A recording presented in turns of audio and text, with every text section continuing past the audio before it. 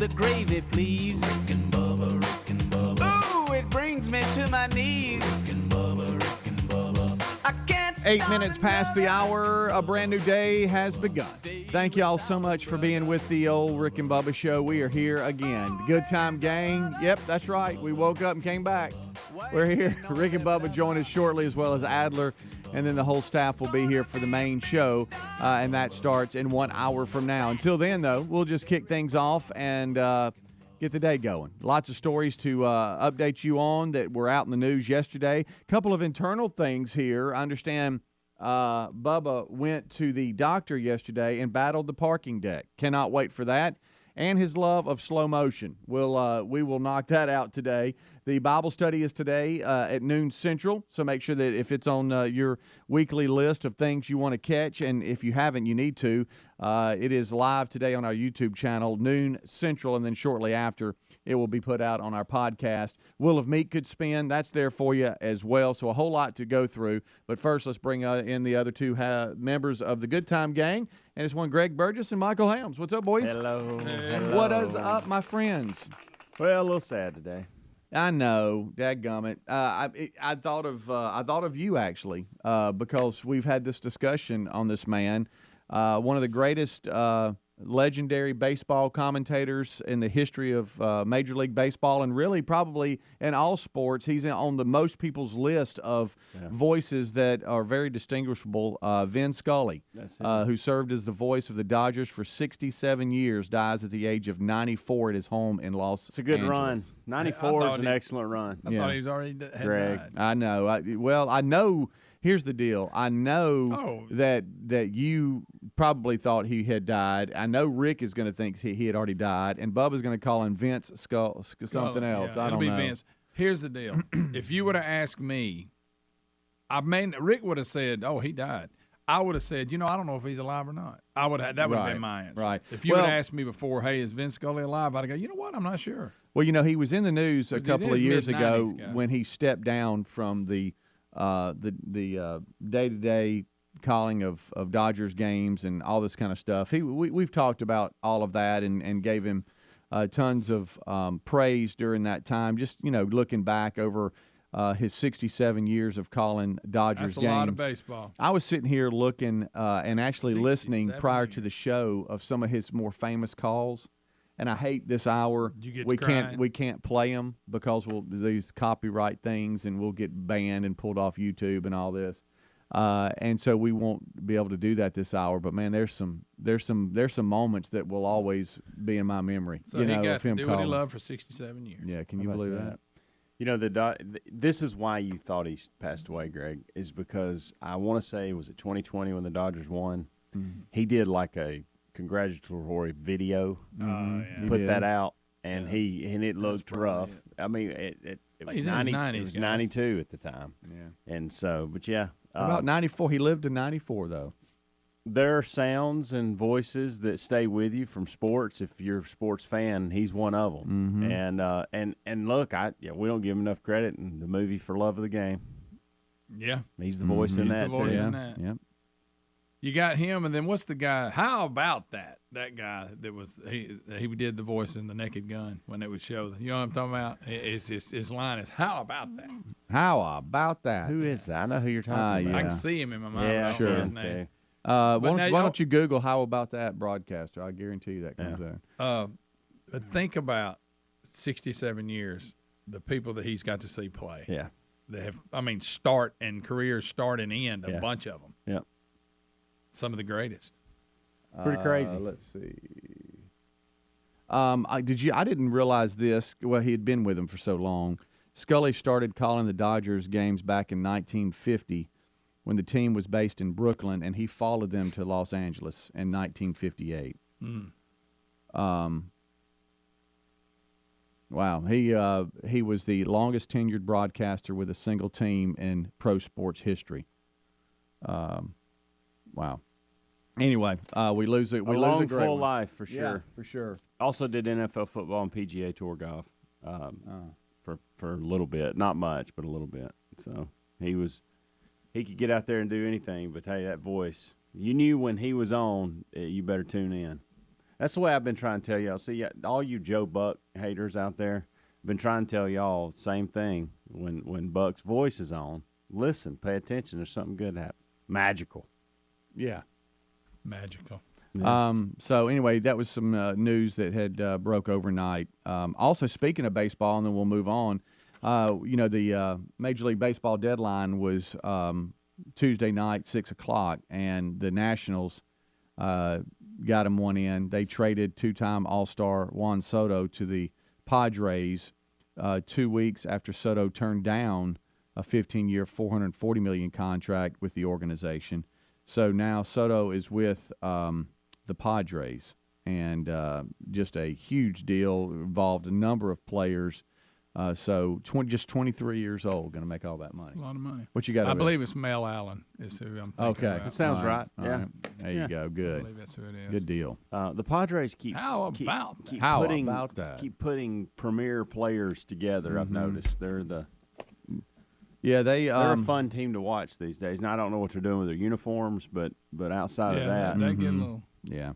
Apparently, a lot of folks are, now that he's over there, we'll see how it all plays out. I don't know. I don't follow Major League Baseball enough. I do know that his name, and I know how good he is, so we'll see how it does. But they say that this piece going to the Padres is going to really help them. So, But here's the deal, and I get it, and that much money makes you get over the pressure. But and you saw Bryce Harper go through it. Now, though, anytime that you're not successful, they're going to tell you about how much you make. Oh, yeah. And they're going to yell it to you. You ain't worth this. Yeah. But I'd get over that. Yeah. So how were they expecting that the expectations are out the roof now, and they're gonna let you know if you don't reach them. Austin Riley, I flipped over and watched the Braves and the Phillies were playing, and Austin Riley came up. I think bases were loaded after he announced he had his deal. What was it? 10 years, $212 million or something like that. Crazy. And everybody starts cheering and going nuts. You could tell, man, I want to come through right now. And I was talking to Terry about that, and she was like, I bet you he's nervous. He really wants to come through. He struck out, but I mean, he's doing extremely well. But you could tell he's like, son of a. And they'll give him a few of those. But then eventually they're going to point out how much he's making. Yeah. So back to Soto. People just love to do that. So the Nationals were not having a good year, but how are the Nationals fans taking this? Because, I mean, if you think back last year, just go Freddie Freeman, for instance. Yeah. Right. I mean, a lot of us weren't very happy with him heading out. Are they happy he's leaving? Did they think he has a handle? He could be at times, by the way. They seemed pretty upset from what I saw yesterday, but who knows? We'll be right back. Rick and Bubba.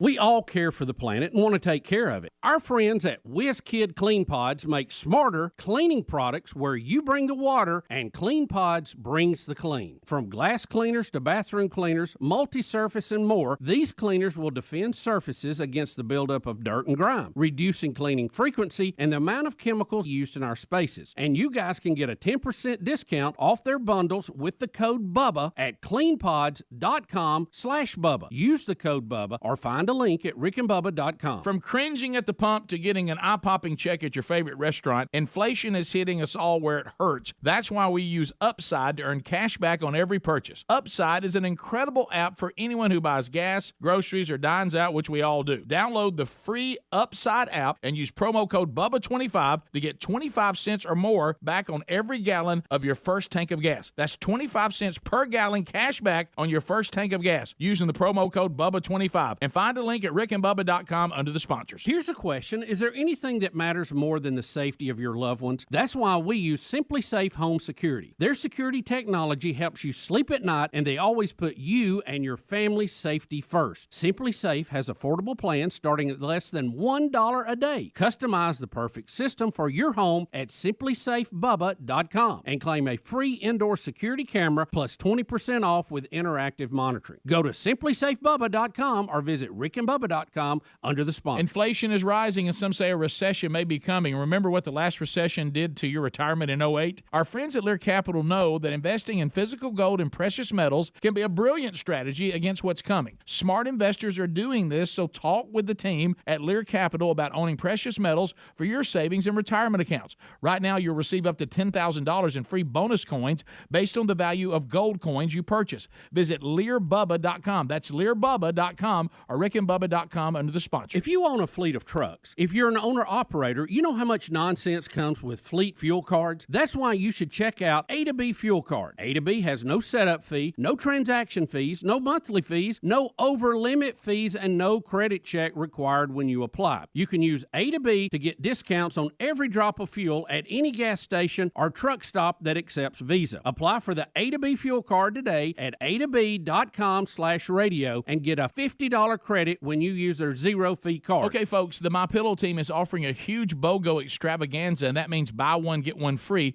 on a bunch of their great products. Now's the time to join millions of Americans who have changed the quality of their sleep with MyPillow and improved their lives with other amazing products. Right now, you get to buy one, get one free pricing on bed sheets, Giza Elegance MyPillows, 6-piece towel sets, a roll and go anywhere MyPillows, and so much more. Go to MyPillow.com/Bubba for our special show savings and discounts, or rickandbubba.com. Oh, look, honey, the ants are back. Wow. We leave one itsy-bitsy speck of food out, and they appear out of nowhere. Yeah, it's pretty hard to believe we used to try to get rid of these guys. Now they're just part of the family. To be honest, I liked our family the way it was before they came. I guess it's time to call Cooks. You don't have to live with pests. Get proven protection from Cook's Pest Control. Call or go online for a free quote. Cook's Pest Control. Have you tried the innovative Helix Sleep mattress yet? Well, we love it. If you need a new mattress, go to helixsleep.com/Bubba. Take the quiz, you order the mattress that you're matched to, and the mattress comes right to your door shipped for free. For a limited time, Helix is offering up to $350 off all mattress orders for our listeners at helixsleep.com/Bubba. That's helixsleep.com/Bubba for $350 off your mattress order. Or you can visit rickandbubba.com. Raycon's everyday earbuds offer quality sound at half the price of other premium audio brands. They have optimized gel tips for the perfect in-ear fit, making them comfortable enough for all-day wear. And with 3 different sound profiles and 32 hours of battery life, you can listen to whatever, whenever. It's no wonder why Raycon's everyday earbuds have over 49,000 5-star reviews. Go to buyraycon.com/Bubba and get 15% off your order. Buyraycon.com/Bubba or rickandbubba.com. Buying furniture can be a hassle, but allform.com/Bubba makes it simple. It's delivered right to your door in days. We're talking high quality, handmade in America armchairs, sofas, sectionals, and love seats. They're premium products at affordable prices. Allform furniture can customize in all types of colors, fabrics, legs, shapes, and sizes. And it comes with a forever warranty. They offer a 100-day trial, delivery is free, and financing is available too. Check them out today at allform.com/Bubba. Save 20%. Allform.com/Bubba. Save 20%. Rick and Bubba's in Ohio. Rick and Bubba. Pass the gravy, please. Rick and Bubba. Ooh, it brings me to my knees. Rick and Bubba. I can't start another. Thank y'all so much for tuning in. 21 minutes past the hour. It's the kickoff hour here on the Rick and Bubba Show. Rick and Bubba join us in about 40 minutes for the main show. A couple of things to be looking for today. Will of Meat Could Spin, Bible study live today, noon Central. Bubba goes to the doctor and battles the parking deck. Hey, we've all been there. Can't wait to hear that. And his love for slow motion. We'll break that down. Couple of things here. Breaking news, Nancy Pelosi has departed Taiwan. So all the rumors that she'd get stuck there because China had it surrounded doing military exercises, she has departed, according to the press, as that bulletin has come through. So she is out of Taiwan. All right, so a couple of other things. How did y'all's day go yesterday? Uneventful? How'd we, anything happening? No? Trying to think. Kinda? Was run and gun Yeah. all day. And, I mean, we got folks at the house doing some stuff, some construction projects. Some home improvement stuff? Painting, Yeah. and new gutters and garage doors and front doors and That's back fun. doors and painting outside the house and just so we had, when you do that, and it's fine, it's just part of it, the process, but you got, you know how our house is. You got the hill and the pullover up top. And yeah.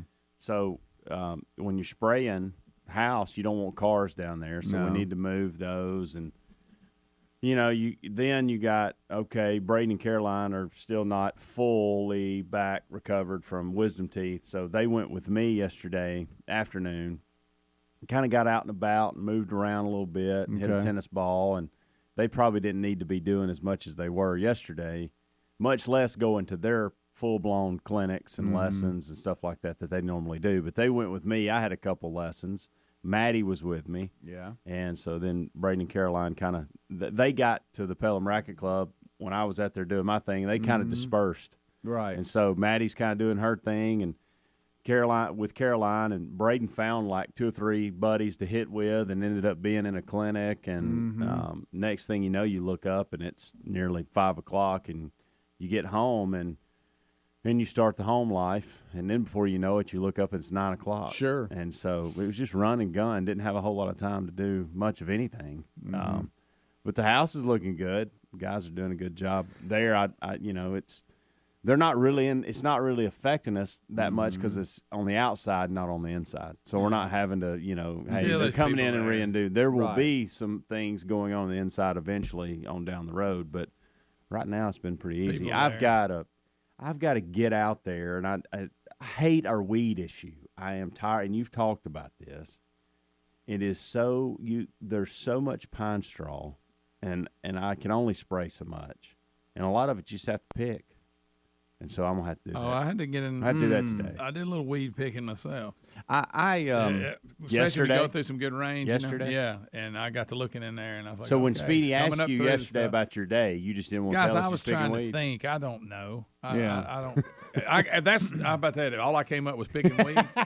You see my point? Oh, I'm sorry, I left that great subject out. I just wanted to answer his question. He wanted to know about my day. I'm sorry I held that back from you. I know that was riveting. Yeah, the whole people are just waiting on the radio to hear how many weeds I picked.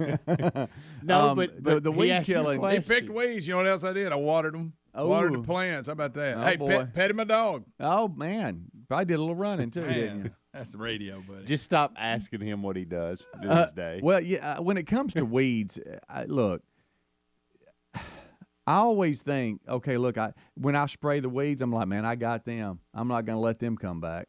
They and just then come back a different spot. And, yeah, they do. They move from there to another spot. You can't. It's like whack-a-mole. What's it really is. Whack-a-mole. You're right. Yeah. That's exactly what it really is. It really is. Good night. Well, Helmsy, that was a great update. I was literally looking more for an update on when you came home. Did you see trash you missed? There in was the dark? not. No, there was. I got it all. How about pieces of trash can broken off? Did it survive it? I don't know that. I had Braden get the garbage cans down yesterday, so I didn't look at them. But no garbage. Right. No garbage. I have. It's amazing that you didn't, in the dark, leave at least one bag laying down. Yeah. Well, as many lights as I had on at that point, and I was determined because I didn't want to deal with it, and I didn't want the contractor and the construction folks to show up and go, "Why is this garbage can and a bunch of trash down all here?" These people, they just throw the trash in the backyard. So they don't care. I've got something here, and I don't even know if I should say it because it just sounds terrible, but it's actually today. Like, you know how I always say, hey, officially today is. It's Watermelon Day, and it's another day too. Watermelon Day. I have to be careful. Watermelon. Yeah, I was going to say he can't participate. I know. I'll be honest with you. I had an allergic in the melon one category, it's my least favorite. It is. I don't seek watermelon. I don't cold. seek it out. I want it real cold. Yeah, and I'll throw a little salt on it. Yeah, boy, it'll bring the flies if you don't throw it away properly. The cleanup is the problem. Yeah. You got to deal with that rind. Now, so you just bring a bowl and you've already cut the rind off, and it's all chopped up in a bowl. Now I'm happy. Yeah. But just cutting that big piece and you're holding that. Right. It's a mess. Right. Also, and this is the official name. I'm not making this up. Joining Watermelon Day, it's Grab Some Nuts Day. Wow. Grab a handful of peanuts. It says. Don't you think they could have called it maybe just Nut Day? Yeah, probably. But it's actually been observing. We've been observing this for quite some time. I think I remember now. Last year we celebrated Grab a Nut Day. Yeah. Other nutty days occur throughout the year. Is better. Okay. Like Almond Day has its own day. Oh, it does. Like it should. It's grab Day, an almond. Pecan Day has its own day. Those two do separate themselves from the other nuts. Yeah. There's also a day for cashews. Not a big cashew grab fan. a cashew. Right. Probably my least favorite. Right. Love cashews, but they're expensive. Yeah. They are, but I don't know what it is. That's my least favorite nut. Macadamia nuts. There's pistachios, chestnuts. There's days, just for them. And I was even wrong because Peanuts has its own day. Well, then today is grab some. So this has some nuts day, like all of those all of those nuts. Just grab a handful. I'm gonna go on record. Whatever here. your favorite one is. I'm gonna go on record here. Since all the other ones have their own day, let's just leave grab. I guess what they're maybe off the calendar. Right. I guess what they're doing is all of those kinds of nut. They're saying throw them all in together, and we're all one team. They say. My favorite. I don't think I like, they said it I that like way. almonds. Yeah, that's a big one. I like that. All varieties. Mm-hmm.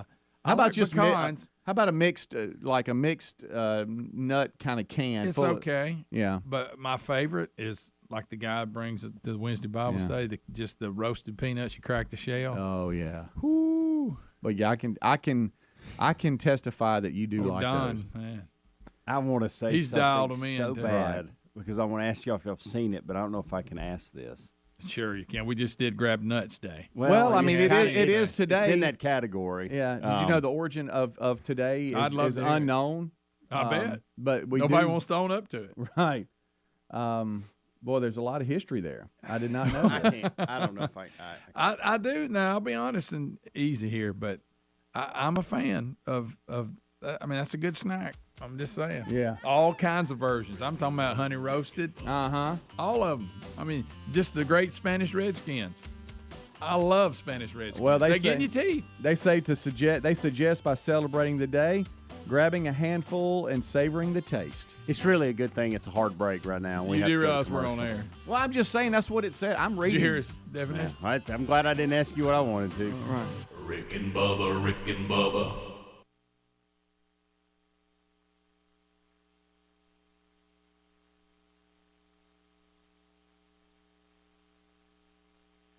The sun might be setting on summer, but HelloFresh helps us savor every last bite of the season with farm-fresh ingredients and chef-crafted recipes delivered to your door. Did you know that the ingredients travel from the farm to your doorstep in less than 7 days?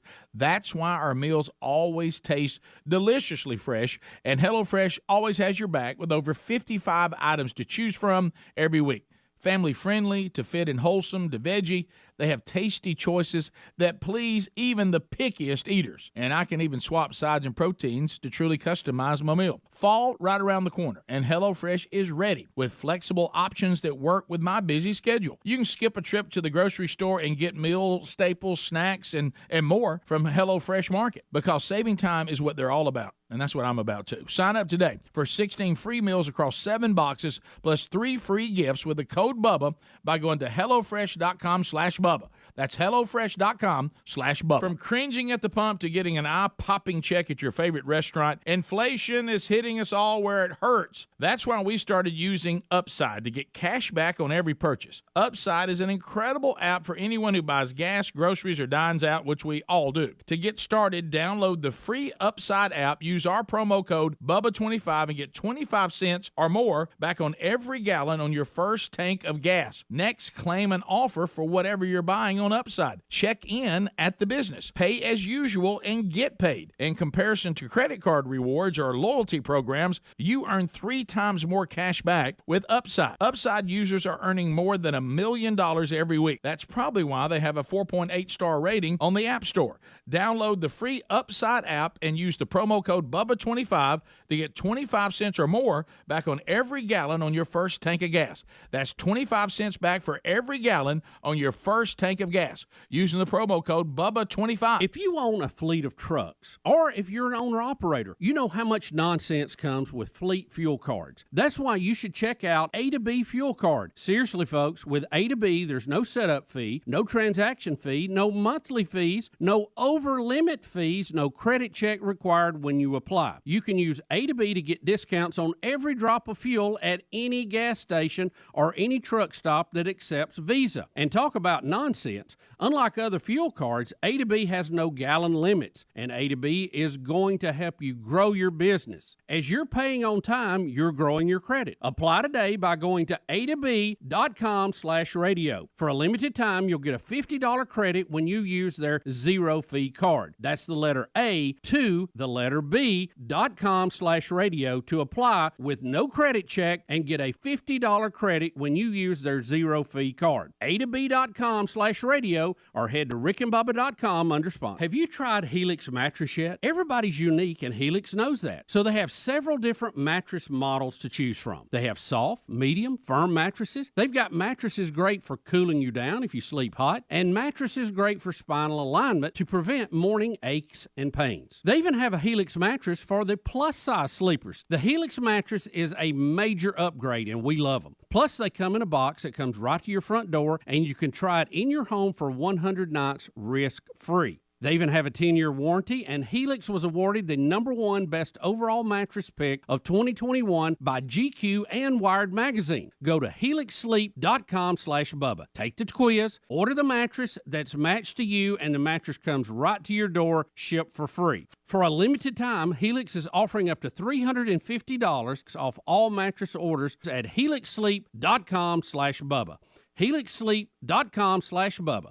Visit rickandbubba.com under the sponsor. Okay, folks, listen up. It's buy one, get one free time at MyPillow. The MyPillow team is offering a huge BOGO extravaganza, and that means buy one, get one free on a bunch of their great products. Now's the time to join millions of Americans who've changed the quality of their sleep with the MyPillow pillows and sheets and improved their lives with other amazing products. Right now, you get buy one, get one free pricing on bed sheets, Giza Elegance MyPillows, 6-piece towel sets, roll and go anywhere MyPillows, and so much more. Great products start with a great company. MyPillow delivers style and comfort with the good old American products from a great American company. And remember, all MyPillow products come with a 60-day money-back guarantee and a warranty. They even have dog beds for your pets. So what are you waiting for? Go today to mypillow.com/Bubba for all of our special show savings and discounts. And don't miss the buy one, get one free specials. Once again,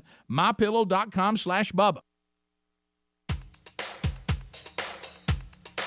Rick and Bubba's in Ohio. Rick and Bubba. Pass the gravy, please. Rick and Bubba. Ooh, it brings me to my knees. Rick and Bubba. I can't start another Rick and Bubba. Day without him, brother. Rick and Bubba. Oh, there is no other Rick and Bubba. 25 minutes until top of the hour. Thank you so much for tuning in to the Rick and Bubba Show.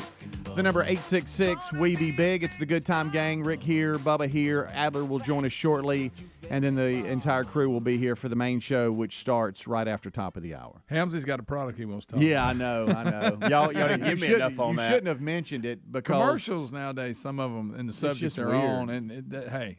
you know it's bad if it's a commercial and you're like, oh, wow, we need to turn the volume down or change the channel, and it's a commercial. There was a time when you were safe on commercials. Yeah, but now we'll talk about anything. How about that one? Yeah. How about that one? It's something else for sure. Good product, probably. It looks Look like a it. good product. Yeah. Well, sometimes I'd endorse it. Sometimes, How about the sack spray? Yeah, it's not good. They got a lot of titles of their products. Yeah. How are Very you guys when it comes to Taco Bell? We've Love talked it. about That's Taco a Bell. Love it. That's Love a good it. fast food. Hadn't been there in a while. But I do remember through college one of my go-tos was the little Mexican pizza. Now, Did y'all ever? Was that a go-to? I'm not a for fan you? because I don't like the beans. But Okay, but it's but not what is the overwhelming. deal? Why do they keep giving it back, taking it back, giving it back? What's the? I heard it was back, and then is it not back again? No, it's returned, and it's Well, I thought it already and it's permanently on the menu. I thought it. It will. This has been going on for years. It says it's going to return as a permanent menu item in September. Well, it should have already done that. Months ago, because Lisa likes them, and I pulled up to get one, and they said they had announced they were back, but they were out. Mm-hmm. High demand, and I thought surely it ain't that. But anyway, I thought then it was officially back. So you're telling me it wasn't? Yeah, well, it came back in May as a limited item, as you said, but they did not purchase nearly enough to meet the demand, and they underestimated how upset everybody was that they were out, and then they were pulling it, this love-hate relationship. I did back in the day. I did. Yeah. I'm just not a refried bean guy, and that's what sticks it together. Mm-hmm, That's just not my. I just don't like them for some reason. Yeah. I found that there was a new Taco Bell relatively close to my house. Okay. That's not where that DMV is in Hoover. Mm-hmm. There's a new one that's opened up over there. Okay. And I love Taco Bell. There's a lot of in what I've been trying to do health wise, and there's actually a lot of options on their menu that falls in that category. And something else I did the other day I've never done before. So they give you, when you ask for, unlike some of these other places, when you ask for 4 to 6 packs of sauce, well, they give you 12. It's almost like they double it. They overdo it, which I love. I love that because some of these you ask for 4 packs, they give you 3. Right. Y'all hate that when they grab them in their hand, drop them on top of your tortilla I chips. don't care. But here's what I did the other day. So I had a just a standard it was a cheese cauliflower pizza that I had made at home. Mm-hmm. But I wanted to do something with it, like is there any sauce I can dip it in or whatever? And I found some fire and hot Taco Bell sauce and sprinkled it on it, and I had me a little Mexican pizza there. Well, how about that? Look at you. It's fired up about it too. It's And back it at tastes your really house, good. too. Yeah. We have minus the beans. Speaking of sauces, you made me think of something. We have a little compartment in the refrigerator that has been the landing place for I guess sauces? extra sauce that we have that we didn't use. Have you ever mixed? You just did, but have you ever mixed sauces from like fast food joints, like comeback sauce from Jack's? And you got some Zaxby's, and you're like, man, I need some more sauce. And have you ever mixed it a little bit? I've never have, but I wouldn't be against it. You need to try it. Make your head tingle a little bit. Say, oh, wow. Yeah. Is it good to make your head tingle? Yeah. Or It's like a little tornado. like Chick-fil-A sauce. You got a little extra, and throw it on something that's not from there. I'm that guy that throws everything away that I don't use. Yeah. I probably should keep some. I don't give Polynesian sauce enough, but that's the go-to for everybody in the family except me. Where you get that? It's Chick-fil-A. a Chick-fil-A too. Yeah, I don't. I mean, just well, that's what I think about it. I don't like it. There's certain They things tear it like up. you can dip a Chick-fil-A fry in it. It's good. Yeah, I can say that because Yeah. They're made for their nuggets and stuff like that. Yeah, Right. Yeah, I have not gone there yet, but boy, I tell you what, the kids love it. Yeah, I say it's the a- kids; they're it's not a- kids anymore. It's a buddy. good flavor. Yeah, but I mean that's just a go-to. But anyway, that made me think of it. But that was creative on your part. But the Mexican pizza, yes, gonna back get in the one day, I haven't had one since. Well, I've been out of school for a while. That's just what I think about college when I think about Mexican pizza, or that 20-something age. I growing up, we had Del Taco instead of Taco Bell. Okay. All right. And I hear they're opening back up in Alabama. They went out of the state, but I saw an article. There's some locations, but then all of a sudden, all of them turned into Taco Bells. There was a Del Taco in Oxford. There was one in Jacksonville, and that was our go-to. And it would stay open. It was one of the first ones that would stay open like to midnight. If y'all could start your own franchise of something, but like create a restaurant, and I know we tried Rick and Bubba's. I know that. What would y'all specialize in? Like if it was Helmsy, you could go back to your hometown and open up a restaurant. Greg, you the same. Me the same. What would y'all do? Would it be would it be a chicken finger burger place, or would it be? That'd be the easiest in my mind because I like all that. Mm-hmm. Or would you step out and try to do a steakhouse? Oh, it's hard to wrap my mind around that because I don't want any part of the food business. Not one part of it. Like it's so hard. That's a tough business. Oh yeah, no, it's hard. It's hard, and we're dreaming business. right now. I know we are. We're dreaming. It's going to make it. If you tell me that it's absolutely the most popular place in town, and everybody just flock to it every day. Okay. Well, they seem to make it, don't they? Let me ask you this: people love pizza. pizza. Can it be a coffee shop with food? Whatever you want, That's buddy. where I'm going then. All right. I'm gonna go coffee shop with a Okay. little breakfast items and maybe some lunch. And you're known for your coffee? Yes. Okay. Yeah. And a breakfast sandwich that'll make your head tingle. Right. You're as like you called. Lisa. Lisa always says she wants to have a coffee shop. I'm like, why want a coffee shop? Yeah. Come on, let's get some meat and potatoes. I want people when they come in, they either want to hang out or they mean business. Like, hey, I got some things to do, and I have picked this place to get it done. Yeah. Okay. But Helena, where I live. Thank you, Greg. Or you could have a cauliflower pizza. Right Yeah. Yeah. For those of you around the country, Helena is a city in the Birmingham metro, and that's where I call home. Also known as Helena. We have a little place, and Greg, you went and ate there on the. I call water. it landlocked. Yes. Yeah. It's one place in and one place out. Really, well, two. Let me tell you but, something. And well, that's yeah, they're widening better. everything. It's They getting need better. to I'll hurry give up you with that. Yeah. But Old Town Helena is a cool little place. You got a little amphitheater. You got businesses and stuff. And I'm always rooting for people. but to like, oh man, I hope you make it. There was a seafood place that was really good, and it didn't make it because unfortunately for them, timing is everything. Ooh, and COVID, they were one of the victims of COVID. But there's a new place called the Steakhouse, and it's just a steakhouse. The Steakhouse, and boy, it's good. And I am so pulling for that, because when you thought about you said, what about just a steakhouse? That made me think of that. I like good steak. Pulling for it. Come on now. I like a good old ribeye. Yeah, it's hard to keep those in business. It is. Oh, it is. A lot of people. You want to know why? A lot of people have to go there. Yeah. Yeah. That's tough, especially during all these times. A lot of strategic ordering on the food. Mm-hmm. A lot of overhead. Yeah. But it does. Speedy could have a sandwich shop. Sandwich. I do think though the pizza places seem to stand the test of time. Most of them. Americans love pizza. Yeah, I do. There's a Papa Murphy's that opened up in Helena. How about old Papa Murphy's? Old Kevin and the crew. You dang right. Looking good in there that's too. That's a good deal. So I think would it be Greg's Pizza Joint? What's the name of it? Yeah, something like that. No, I don't know. I'd probably come up with something creative. Right. I'll tell you off air. Okay. No, I'm just kidding. I had one, but I'm gonna let it go. I figured we all did.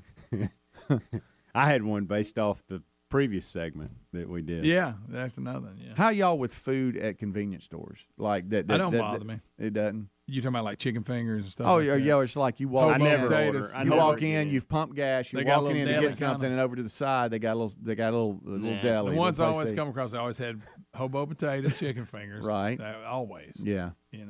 And they put it in a little sack for you. Sure. Or Sneaky Pete's or something like that. Oh yeah. Yeah, they got those. Hey, there's a couple of places now that are good. Yeah. Oh yeah. Now you talking about the ones that are merged with, like you got them now with legit restaurants. Yeah, legit. And then but you have I'm some talking that about are those that just have the little deli section. It has what's Hunt crispy Brothers. chicken. Uh-huh. That brand. Yeah. And potatoes. You got the Hunt Brothers. Hunt's Brothers pizza. I like. Yeah. There's a convenience store not too far from my house, and they have started their own little, like, to your point, like little meat and three over there. Oh yeah. And every time I go there, there's a line, so it must be really good. Oh yeah, we'll eat it at a gas station in a second. Huh? I haven't done that. And it comes in a little styrofoam white bill, and I like a hobo potato. What we call them, I don't know what they're really called. Yeah. Right. All right, well, we're just streaming is all we're doing. Starving. I know. I can't tell you how hungry I am. All right, we'll take a break. We'll come back 15 minutes until top of the hour. Smoothie for dinner just doesn't fill you up. You're really hungry the next day. We'll take a break. We'll be right back. There you go, Speedy's Smoothies. I'll do that. Like that. There it is. Rick and Bubba.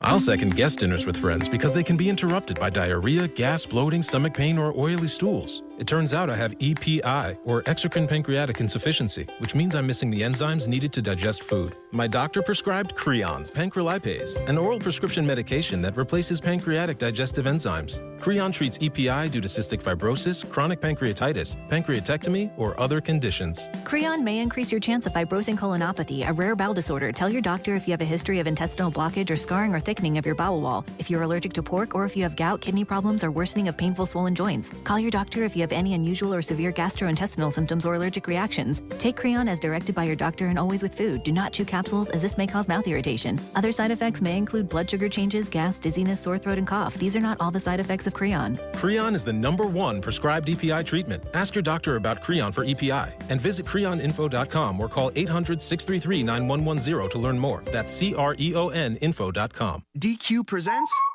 Picture this. Picture the burger of your dreams. It's on the new DQ Signature Stack Burgers menu. A lineup of 5 premium burgers like the Flamethrower Signature Stack Burger and Loaded A1 Signature Stack Burger with 100% seasoned real beef patties, melty cheese, and a combo of top-notch toppings and sauces galore. This dream burger is calling your name. But it isn't a dream. You're ordering at the DQ drive-thru. The DQ Signature Stack Burgers lineup. Try it today. DQ. Happy tastes good. The biannual blowout is just a week away, and we've got a lot of work to do. Keenan's Rug Emporium is rolling out a Labor Day bonanza. We have that flatweed shipment coming in. He needs 10 new sales associates as the crowds loom large. Someone run a stock check on all the Moroccan 8x10s? Indeed can help him hire great people fast. I need Indeed. Indeed you do. We instantly connect you with quality candidates whose resumes on Indeed match your job description. Visit Indeed.com/credit and get $75 towards your first sponsored job. Terms and conditions apply. Cashback is not available on gas in New Jersey and Wisconsin. This is Matt Crowder, live at the gas station on 41st Street, reporting on those skyrocketing gas prices. Excuse me, miss, are you buying less gas now because of the high prices? Oh, I never pay full price for gas anymore. I just use the free Upside app that pays you cash back for every gallon of gas you buy. Wait a minute, are you saying you actually get paid cash when you buy gas with the Upside app? Yes, I get real cash back every time I buy gas. Well, does that actually add up to anything? I've made around $200. Wow. Well, there you have it. Stop paying full price for gas. Download the free Upside app and get real cash back every time you buy gas. This is Matt Crowder Radio News Network. Download the free Upside app now to earn real cash back every time you buy gas. Use promo code LOT for a $5 bonus on your first tank. You can cash out anytime right to your bank, to PayPal, or an e-gift card for Amazon and other brands. Just download the free Upside app and use promo code LOT for a $5 bonus on your first tank. That's code LOT. The sun might be setting on summer, but HelloFresh helps us savor every last bite of the season with farm-fresh ingredients and chef-crafted recipes delivered to your door. Did you know that the ingredients travel from the farm to your doorstep in less than 7 days? That's why our meals always taste deliciously fresh, and HelloFresh always has your back with over 55 items to choose from every week. Family-friendly to fit and wholesome to veggie, they have tasty choices that please even the pickiest eaters. And I can even swap sides and proteins to truly customize my meal. Fall right around the corner, and HelloFresh is ready with flexible options that work with my busy schedule. You can skip a trip to the grocery store and get meal staples, snacks, and more from HelloFresh Market, because saving time is what they're all about. And that's what I'm about too. Sign up today for 16 free meals across 7 boxes plus 3 free gifts with the code BUBBA by going to HelloFresh.com/Bubba. That's HelloFresh.com/Bubba. Folks, a big welcome to our new friends at WizKid Clean Pods. You're going to love these cleaning products. First, they've developed formulas that defend surfaces against the buildup of dirt and grime in between cleanings, reducing cleaning frequency, saving you time. And of course, this reduces the amount of chemicals used in our spaces. You bring the water, Clean Pods bring the clean. These are concentrated cleaning products in water-soluble pods. And you're getting your homes clean with a smarter, cleaner system, which means less plastics in our oceans, rivers, and landfills. These are high-quality spray bottles with high-quality cleaning pods that get the job done. So get yourself some WizKid Clean Pods and embrace the smarter clean philosophy. And you can get 10% off their bundles with code BUBBA at cleanpods.com/Bubba. That's cleanpods.com/Bubba. Use the code BUBBA or find a link at rickandbubba.com. Rick and Bubba's in Ohio! Rick and Bubba. Pass the gravy, please. Rick and Bubba. Ooh, it brings me to my knees. Rick and Bubba. I can't start another Rick and Bubba day without 'em, brother. Rick and Bubba.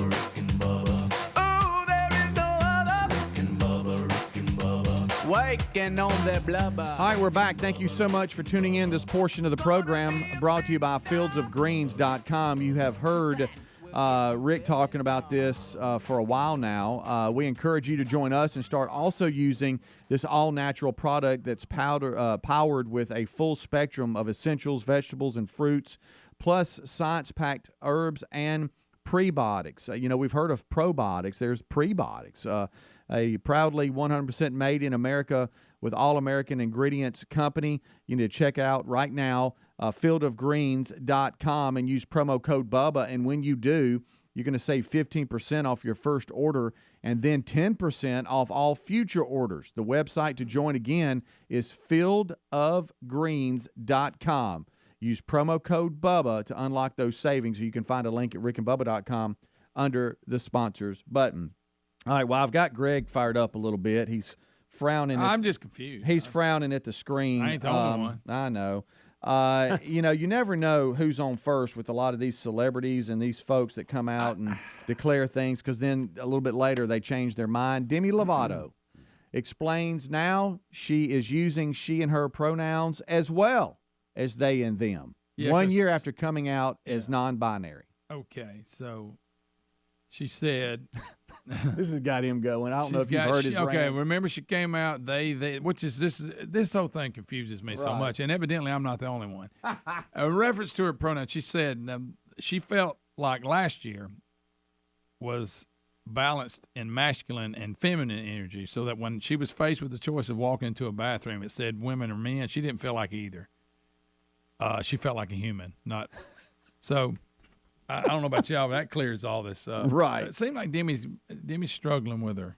Yeah, well, she's opened up with all the I about don't, readopting the pronouns, Greg. Okay, first of all, the fact that we're having an announcement and we're the way we are about celebrities and announcing, this is the most confusing thing.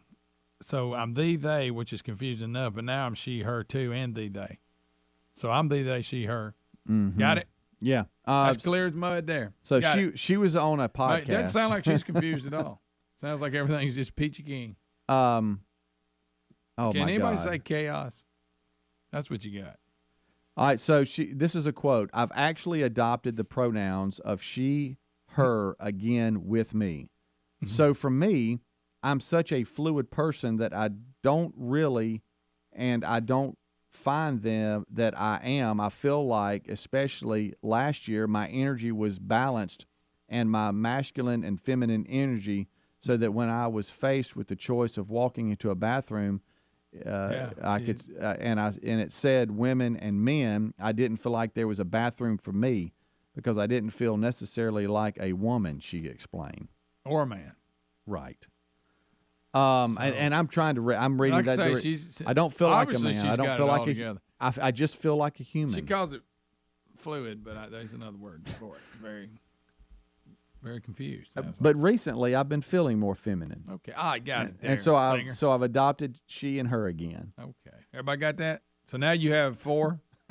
Well, 2 as you go by the group. You got he, Right. she, they, them for her if you want. He, she, they, them. No, she, her. Him and them are not on the list. Got it? Everybody cleared up? This is easy, guys. I mean, this is nothing. This is just natural. just I mean, there's change your nothing mind. confusing about this at all. However you feel, go with who it. can't understand that logic? You seen the name of her new album? Yeah, I have. Wow. I know. Go ahead. Turns out Yeah. she can't spell either. I know. In this case, that's a good thing. That's a good thing in this case. Yeah, for Couldn't real. decide on that either. I don't know if I'll use a V or a U. Oh, all Can't right. decide. I went with the V. But you get it. You know Sure. what I'm saying. I want to know how you pronounce it with the V in it. I don't know. So anyway, this sit back and take a look at celebrities is fun. Yeah, it really is. It really It is. is. We talk about people watching. Oh, they're the ultimate because they got means to show you all their craziness. Have you ever gone to the bathroom and saw men and women's and not known what to do Never. because of how you felt? Never. I've accidentally went in the women's and saw all those stalls Yeah, and realized I right. went in the wrong one. And you know what I did? I left because you know why? Because I'm a man. I don't need to be in the women's bathroom. No. Yeah, there was that time. That's the kind of the natural feeling I get. How about I was If there's really no urinals, I don't need to be in there. I was deep into the women's bathroom before I realized it one time at the gym, and we've talked about it. Oh, I remember. I mean, I was so far in there, I remember that. and just praise the good Lord, there Because was not it had one a little woman in locker there. area that Yeah. so you really didn't know which Right. bathroom it was because you weren't to the commodes yet. No, it all looks the same, and just Boy, that thank could've goodness there was no one in there. I was so embarrassed. I couldn't get out there quick enough. I wish You know? I'd heard her scream. But I mean, I guess. But if I'm that like ever you. happens, I've feel never like a woman. stared at the 2 bathrooms and went, I don't feel like either. What do I do? What do I do? I Help guess me. I'll pee in the trash Somebody can out help here. me. Help me. Let me give you a heads Can I up. move on to Your something method of using the bathroom pretty much decides which one you go in. Right. Just gonna say. There you go. If you sit, you go in one. If you stand, you go in the other. Yep, the peep test. So This there is we awful go. local, and I got to get us off this. It's before we- awful local. Yeah, this is awful local, but it's impacting a lot of people. Do y'all realize there's a kangaroo on the loose in Tuscaloosa County? Who had a Oh, kangaroo boy. in Tuscaloosa Well, County? I'm just telling you, animal control and a local zoo are working together Hey, to they'll search kick. for Oh, is it? kangaroo. Did it escape from the zoo? I think it's some farm of exotics or Oh something. yeah. But I mean, just imagine Hope it's that. declawed. If you're in Tuscaloosa For County real. today, They'll you get you with that feet. could possibly run into a kangaroo. What if you were sitting there driving down the road, you look beside you, I know. Just bouncing. Bouncing How's it do? around. Hold on. you got little Don't get out and start boxing it because they can box. You know? Yeah. There it goes. They'll take a poke at you. I wonder if Dickie has seen it today. Maybe we need to ask him. Wow. They're concerned because of how hot it's been. Well, they don't want the heat to get it. Well, and it's most likely terrified. They're saying scared to death. So scared of what? Death. Scared to death. They want to warn everybody. Hey, don't approach they're not him. Cute little fuzzies like you think they are. They'll take that foot and disembowel you. They can hurt you. Is it a little bit like owning a monkey, and then when the monkey gets older, it turns on you? I guess that's really any exotic animal that could do that. Once they get to mature level, they're not tiny anymore. They get old and ornery. But it would be kind of cool to have a kangaroo. Oh, I've always wanted a kangaroo. Yeah. Imagine going to the grocery store with a kangaroo. What's up? Hey, and then it's just kind of on going a leash. Yeah. I just wish I had him out in front of my house hopping around. What would Mr. Buddy do? Oh, he'd be chasing. Picture you running your driveway after afternoon with your little kangaroo. Yeah. Walk to the mailbox and back. So we have a kangaroo loose in Tuscaloosa County. As of last night. You don't hear that a lot. Home of Alabama. That's why I for those brought of it you up. that don't You know do that. not. It's awful rare. Yeah, Australia, sure. We've seen videos of the golf course, and they're all over it. Yeah. Remember that? They were a nuisance. Oh, boy. You don't go up to Tuscaloosa, them. you don't hear that a lot. Golly. If you're driving today, I think we've helped somebody out. Somebody's going to be driving, listening to the podcast later on. Sure. And they're going to come across, and they're going to think, man, that was a deer. Well, that looked like a kangaroo. Man, I could have swore I saw that was a kangaroo. But I know it was a deer because we have deer. We have plenty of deer here in Tuscaloosa County. We don't have kangaroos. We don't have roos. There's no way. No way. No way, mate. Hey, mate. All right, so that's your little PSA for y'all. If you're out running, Be careful, around. kangaroo. Watch out, a kangaroo. Kangaroo on the loose. Call us Look and out. tell us if you see it. Animals on the loose, and if they don't hurt anybody or something else. Oh yeah, that's kind of a fun little adventure, and I don't think the kangaroo's going to go attack anybody, but like I say, if you mess with it, yeah, call authorities. Don't do that. Rick and Bubba, Rick and Bubba.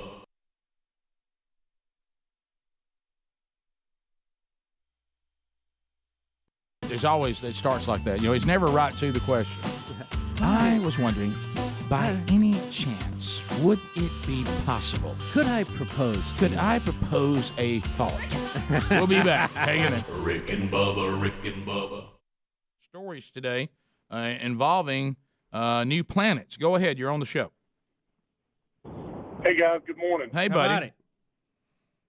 I was looking at this yesterday, and I've been on the road this morning, so I haven't had a chance to look it back up and get the numbers right. But I think they missed the years a little bit on how long it would take to get to the planet. They said, I think, 180 years or 185 years. Short window. Actually, if I remember the article right, it was 185,000 years to get there with the current technology. Okay, so this was, I guess, I know it was mentioned in the kickoff hour, and I know they threw out 180 years. And are you saying the story is wrong, or that we just said that wrong, but you think it's more like 185,000 years?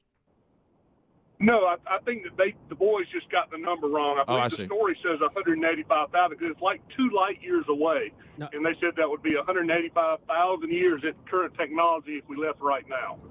Well, here's a story I've got today, and of course, when you start mixing your light years, you can get all balled up. This one says 40 light years away. Yeah, the story I saw yesterday and the one I'm looking at this morning says 40 light years away, or 235 trillion miles. Now, I don't know how long. Well, it would take 40 years if you're traveling at the speed of light, and we're nowhere close to that. Right. So, I don't see it being reachable in a lifetime. Here is the problem, and is that me? Mm-hmm. It's interesting science to see this, and we've always seen stars. We just recently have got so we can see planets, and now they have found 7 planets that are fairly Earth-size. And I think 4 of them, they said, are in the zone where it's far enough from their sun, but not too far that it could be inhabited by man-like creatures, if you would. It would be a livable environment for men or man if we could get there. We really don't know about the makeup of the atmosphere, if it has one, all that kind of stuff.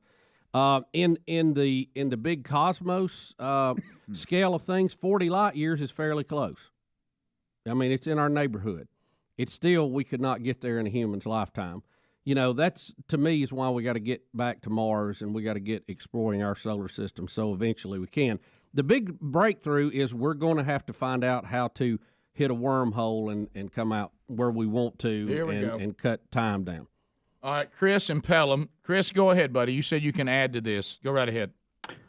Yeah, I actually watched the press conference from NASA last night. It was right, 40 light years away, and with current technology, it would actually take 44 million years to get there. Yeah, that's a little more than 180. I know what the guy said on Coast to Coast this morning. Greg's quoting Coast to Coast. He did. He said 180 years. That's what he said. I don't know. To me, I think it's a bunch of crap anyway, because how can you dispute it? It's so far away. Nobody. I can tell you there's all kinds of things happening out there, and you can't tell me different. Because first of all, I got the big giant telescope. Yeah. And second of all, we can't never get there to check, see if I'm right. So I could say there's a family of rhinoceroses on one of them, and there's nothing you can do about it. Think about it. How you gonna prove me wrong? Right. You can't. Wait, I love it. Greg wrong. said, "Hey, I got the big telescope." Yeah. Here you is gonna say, "Oh, Greg, you're wrong." In 4,000 years from now, we're going to prove you were wrong. Well, okay. 40, I can say anything. 40 light years is a long time. So the light we're seeing from it left 40 years ago.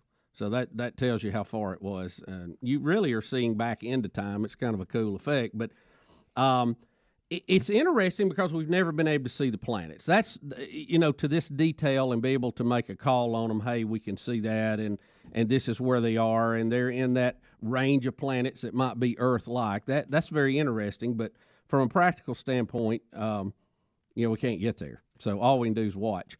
And we know if we're getting light from this solar system, we could hear them if they were broadcasting in radio waves that we could receive, and we haven't heard anything. So we can make an assumption that it is uninhabited, or it's if there is life there, it's one lower on the scale than we are.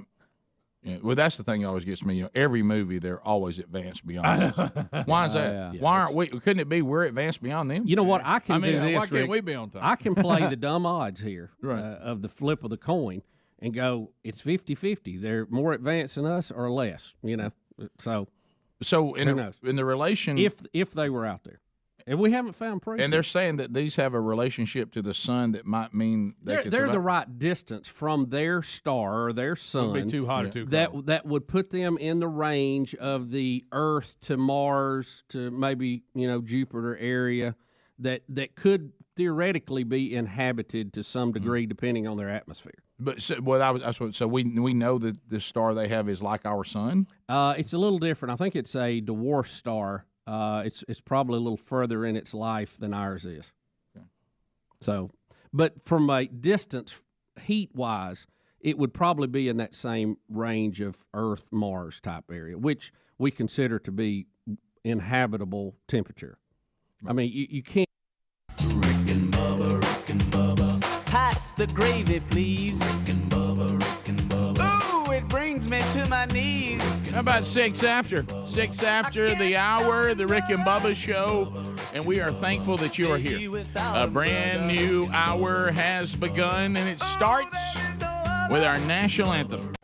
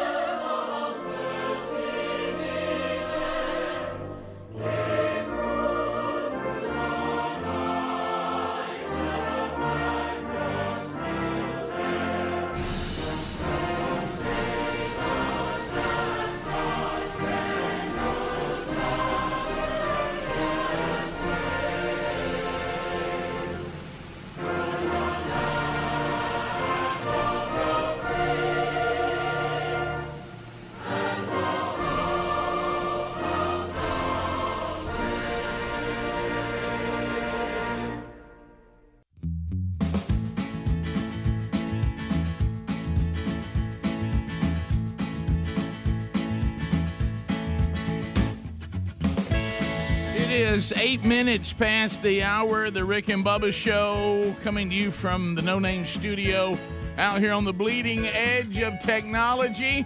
And we are thankful that you are here. Another day together. And hopefully you've enjoyed the kickoff hour on all the Rick and Bubba platforms. If you can't get it, then try another platform. It's there. It's available to you. Speedy, the real Greg Burgess, Helmsy, they've already knocked that out for you. And here comes Eddie Van Adler. He settles in to his booth there, and he's got cameras and robots and you name it, he's got it. And he's ready to give you a YouTube experience that is second to no one. He's also grabbing archive material and content that he spreads out, throws it out like he's out there planting.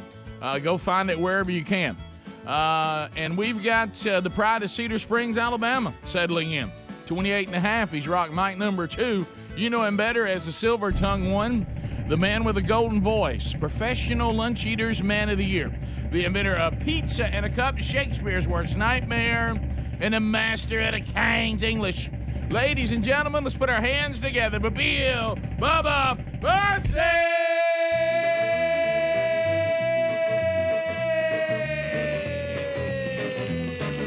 Howdy, Bubba. How about it, Rick Burgess? Friends, neighbors, associates everywhere, welcome into the little party we call Rick and Bubba. Come on in and stay a while. You and me.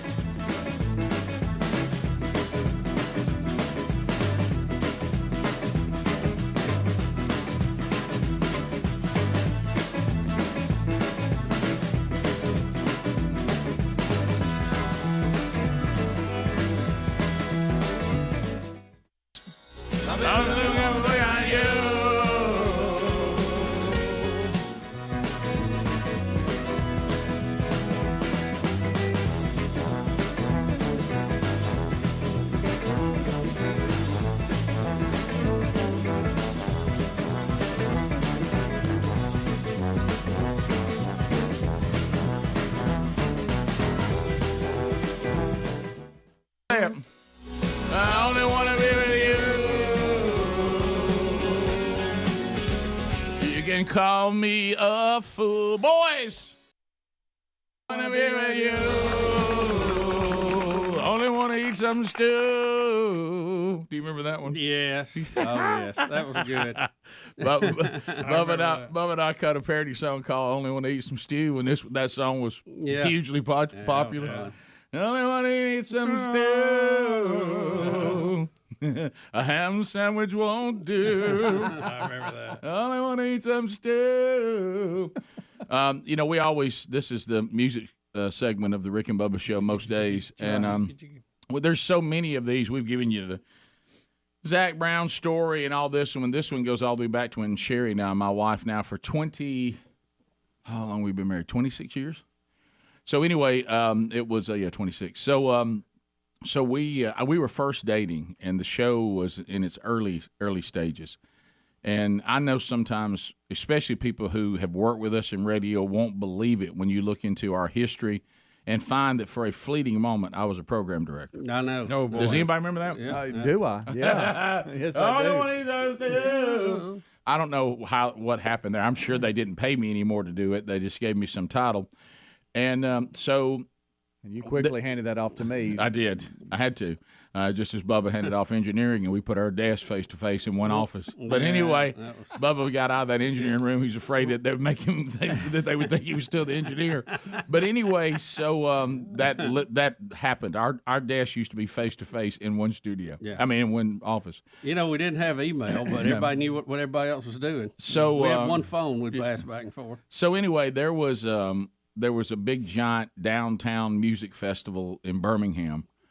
And they these music people would call you and tell you they want you to play see if you can get the music director to play the music. And it was such a different time. Yep. And so Sherry and I was like, hey, you want to go to that music thing as part of our little weekend together or whatever, and our little date day. And she was like, yeah, sure. So we're down there, and and it's kind of wrapping up. And I said, well, I got to go to some stage here. I got to go see some band.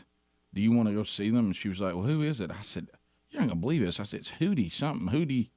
Hootie Fish? And she said, what? I said, let me look. And I said, Hootie and the Blowfish. She goes, we're not going to see Hootie and the what kind of weirdo? And we left. Didn't even go see him. A month later, they were huge. Yeah, I was like, no, I don't even know who this is.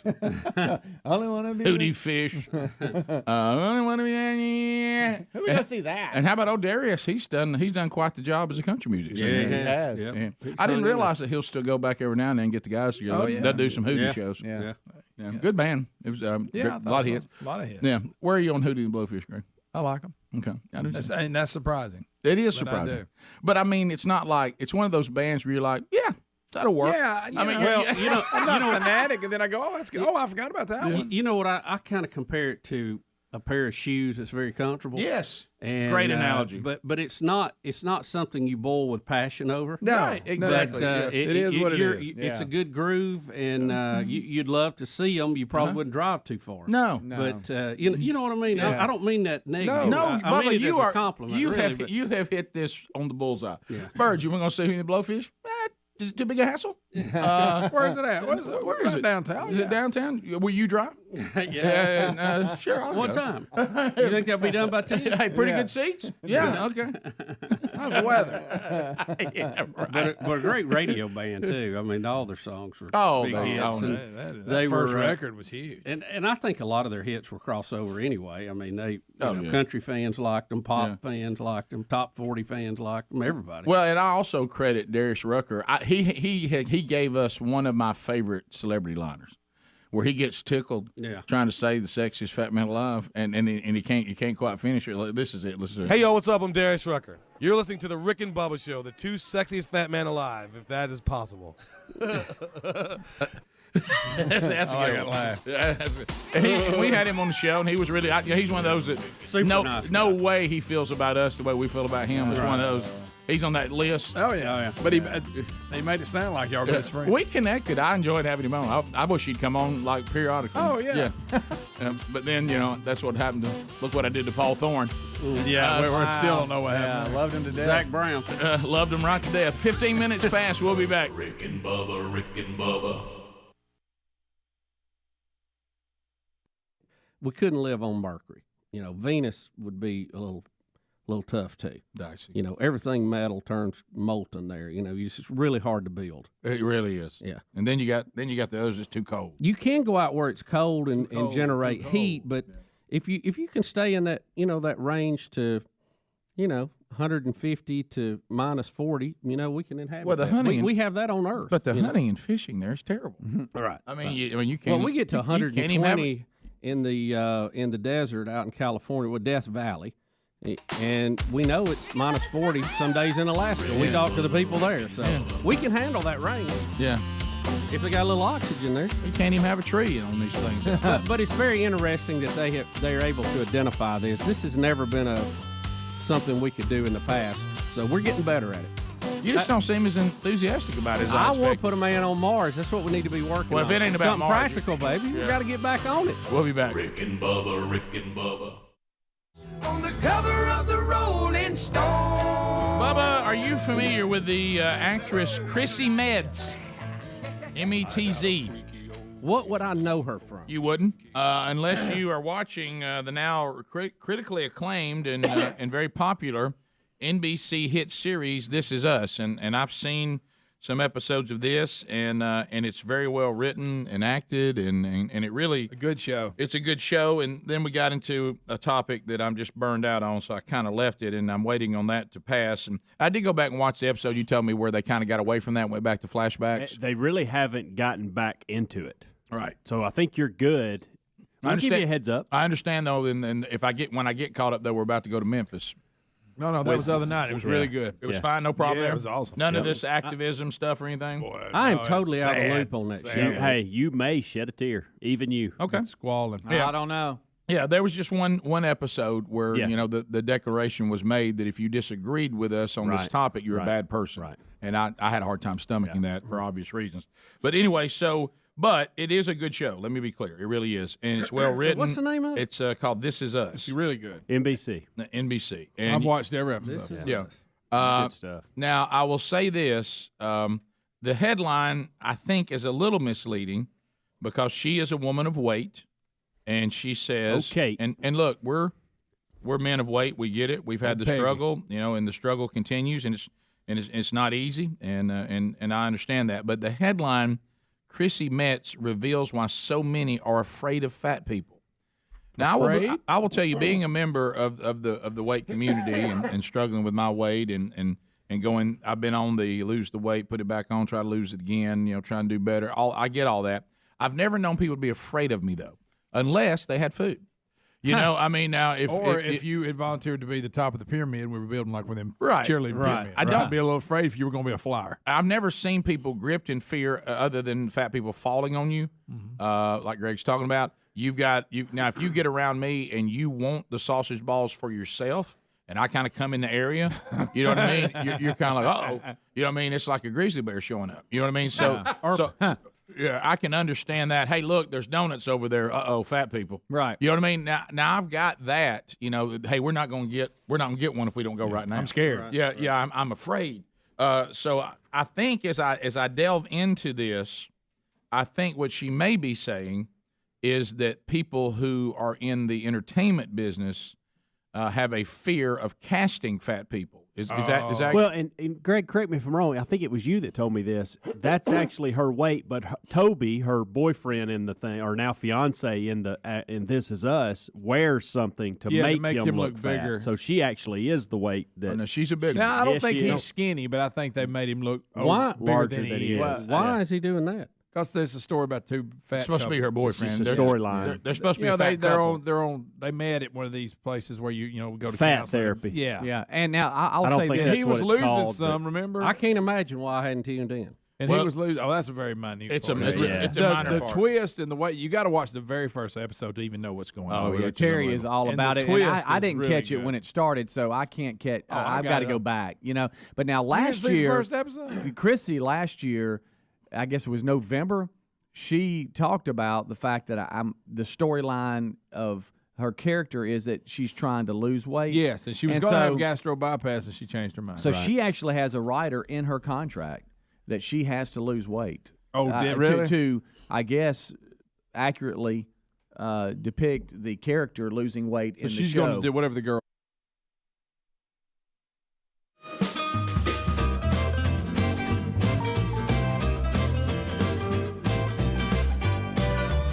$20 minutes past the hour. Rick and Bubba. Gang's all here. Speedy, the real Greg Burgess, Helmsy, Adler. Rockin' Mike number 2, Bill Bubba Bussy. Buss, do you want to update? Is Pelosi still in Taiwan? Nancy Pelosi has left Taiwan. Okay, she's out. Not without much dismay by the Chi-Coms, who were very unhappy with the trip. Mm-hmm. It looks like they have surrounded the island, by the way, and was going to enforce some type of blockade, but Nancy got out ahead of that. But they still are around the island, and we'll see how all that plays out. The U.S. is now taking part in a 5,000-soldier drill with joint military groups from several Indonesian countries, and that could grow to more, they say. So it's been a real little hot spot. The Chi-Coms didn't want it to happen. They threatened all kind of stuff. It happened. They didn't do anything. So I feel like they probably have lost face on this a little bit, Rick. They were threatening to shoot the plane down. They were going to do all this. And so what is their move? I mean, there was fears they were going to blockade the island and make her stay there for a few days as a show of some kind of force, but that didn't materialize. We also have a couple of battle groups in the area. So we got a lot of folks with guns drawn, but nobody shooting. Well, can I tell you also what looks very confusing is that the Biden administration seems to have a divide within the administration, because Kirby is saying that we do not, we're not for, trying to Taiwan being independent and their independence and da-da-da-da-da. And now Pelosi's saying, look, we're out protecting democracy all over the world. It's like they're not on the same page. Well, China has this theory they call one China, right, where they're wanting Taiwan to be part of China, but they offered them a deal to let them rule themselves somewhat independent for a period of time. And Taiwan said, no, we're independent now. Why would we want to sign on to that? And so this has been an ongoing thing, really, for, if you want to go back, Rick, hundreds of years, but at least since World War II, it's been a real catch point. The Japanese actually took it over in World War II. So it's just you follow this, and it's complicated, as we've said. But here is the thing: Taiwan is a booming democracy. 60% of the world's chips come off of that island, and any type of military engagement there, even the head of the company there said, you can't run this plant by force. Right.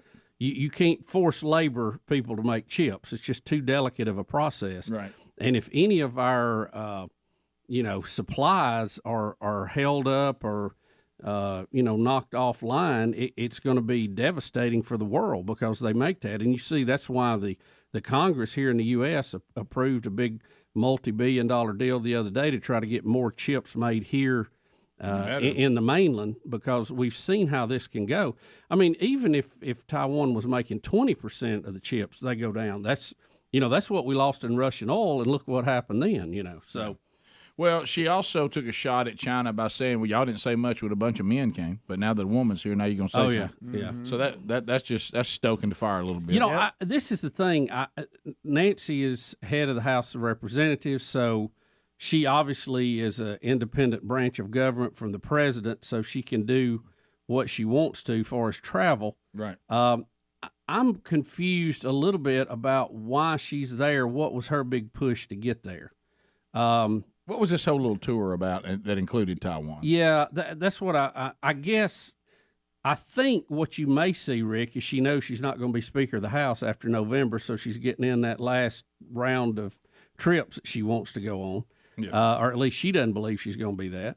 So I don't know what it is. I don't know what the big push is. Why now are we going to Taiwan when it's been 25 years since we had a Speaker of the House go by there? Yeah, and if you're a far leftist, meaning that you embrace China and want us to be communist as well, because that is some sort of you're a socialist, which is what China is, and so why would you be wanting to go against them? I think you would be wanting to be more like China, right? So so I would say, in my opinion, you would do this trip to try to win over some moderates who see this as us telling China that we're not afraid of them and they're not going to tell us what to do. So you kind of dig that. So that makes this administration look a little better to you. But can't you also but you're not going to alienate the far left. They're going to vote for you just out of disdain for the right. Right. Is there anything? They got nowhere else to go. There's nothing the Biden administration can do that the far left, their home base, they're going to vote for them no matter what, right? Yeah. Well, the AOCs of the world are going to they're going to stomp and protest the Bernie Sanders gang, who are really communist wannabes. But they're still going to vote for. Yeah. They have nowhere else to go. Where are you going to land? You're gonna mysteriously come over and vote MAGA? I don't think so. So do you think it's you're going to be a Ron DeSantis guy? I don't think so. The View's already said that you can't have him. Yeah. So I can see to where if there's some people that they still are afraid that Trump might be mean that at the midterm elections that they would go, well, look at there. That was kind of a stand against China. I like that. And maybe to win a little bit of that middle ground. Here's the problem: if you're a socialist wannabe commie, and China ought to be something you look toward. They've been one of them. They've been one of the more successful communist regimes we've ever had, and we know why, because they have had a lot of free market economics mixed in with that. Yes, they have. And that's what's driving them now. Yeah. So if you see that, you go, well, yeah, we want to be more like that. Yeah. But then you have Nancy there thumbing her nose at them, so you don't know what to do with that. And you go, yeah, man, they made people get that COVID shot. They welded them in their apartments. Yeah, that's what we need to do to stop the spread, man. Pandemic. Right. Come on, pass man. the J. Yeah. But see, China's not big on drug use. China's not big on your gay agendas. They certainly are not into the LGBTQ FDIC group. No. They're not big on minorities.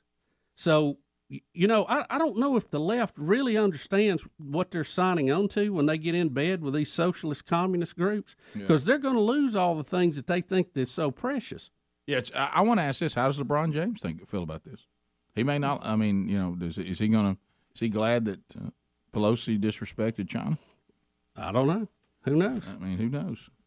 I mean, I don't hear anything. It's awful quiet. Yeah, sure it is.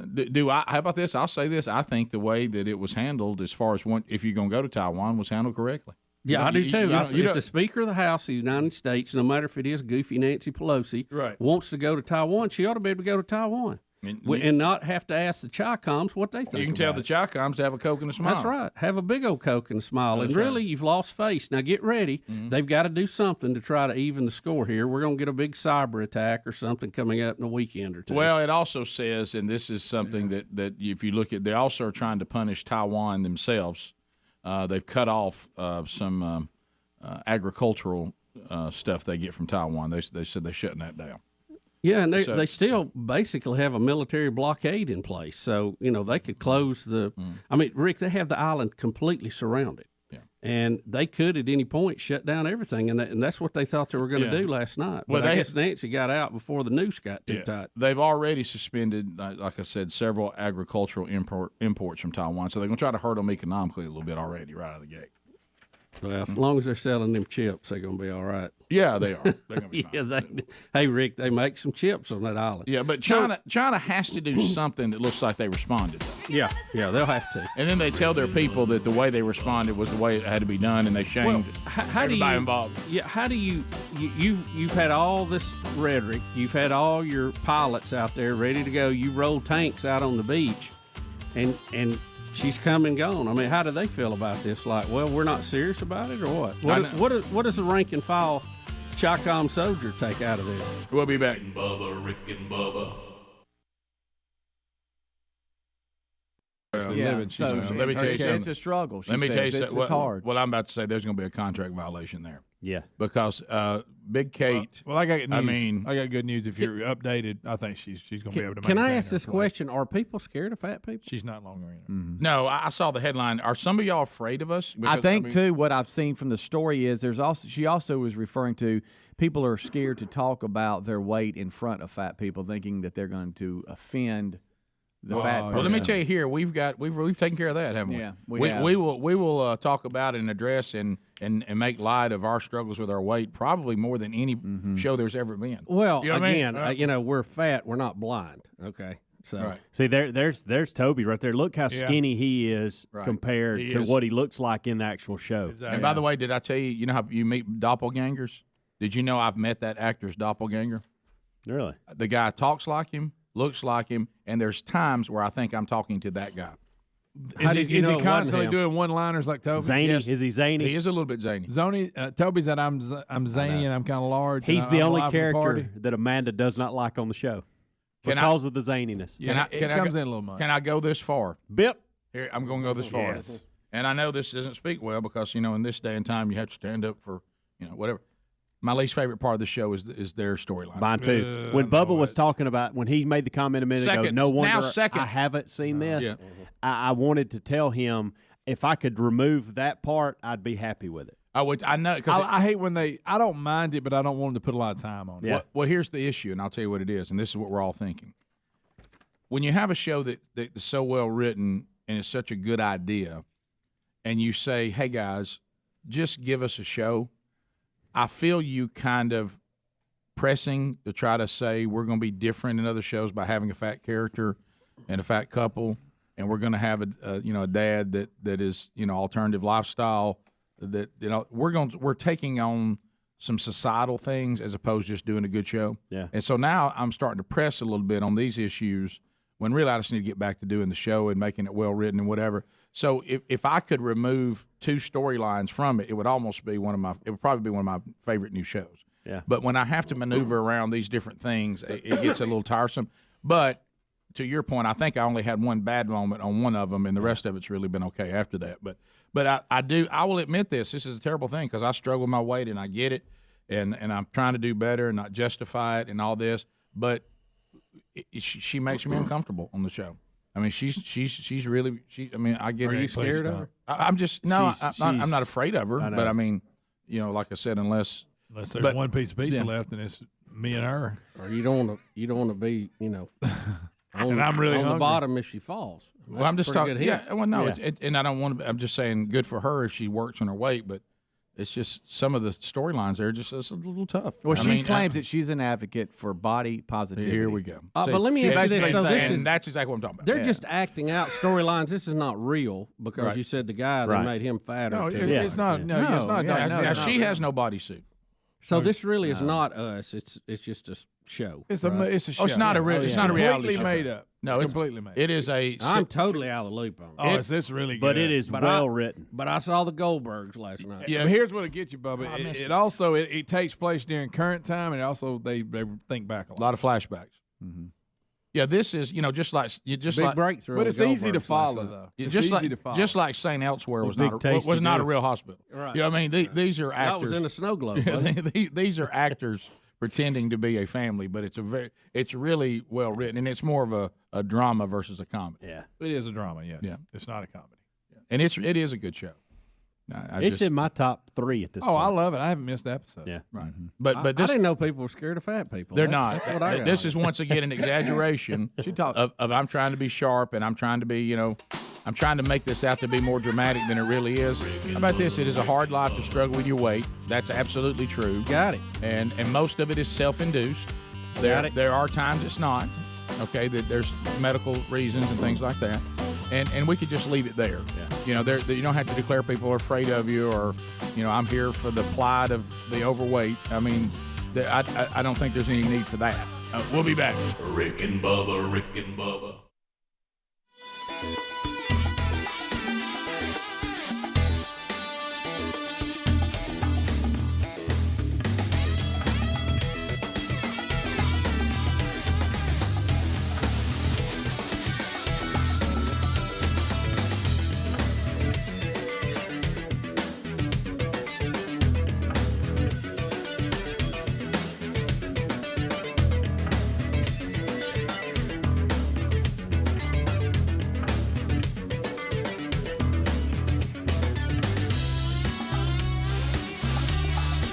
$35 minutes past the hour.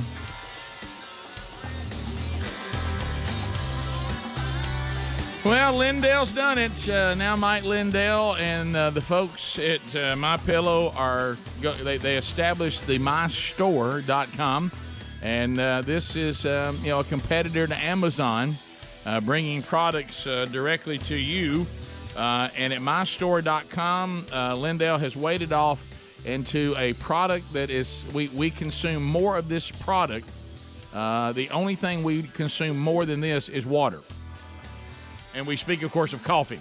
My Coffee is now here. And you look, those of you that catch what we do live, many, many days we are sent pictures of you drinking coffee and listening to the show or watching this show. And you know how much we love coffee, and we've talked with coffee, and we have even part of our fundraising for the Bronner Burgess Memorial Fund. We do coffee. Look, My Coffee needs to be in your coffee arsenal because the commitment to excellence that we've educated you about here on the program. It's the top grade Arabica coffee, and you've heard us talking about MyPillow for years, and the sister company is now offering My Coffee. That sister company, of course, being mystore.com. If you go to mystore.com, use the code Bubba, we will save you 25%. When you are ordering this coffee. That means you'll be drinking the top 2% of Arabica beans available in the world. It's organic. It's certified non-GMO. Plus, it features low acidity. If you're having heartburn drinking coffee, it's because you're drinking low-grade coffee.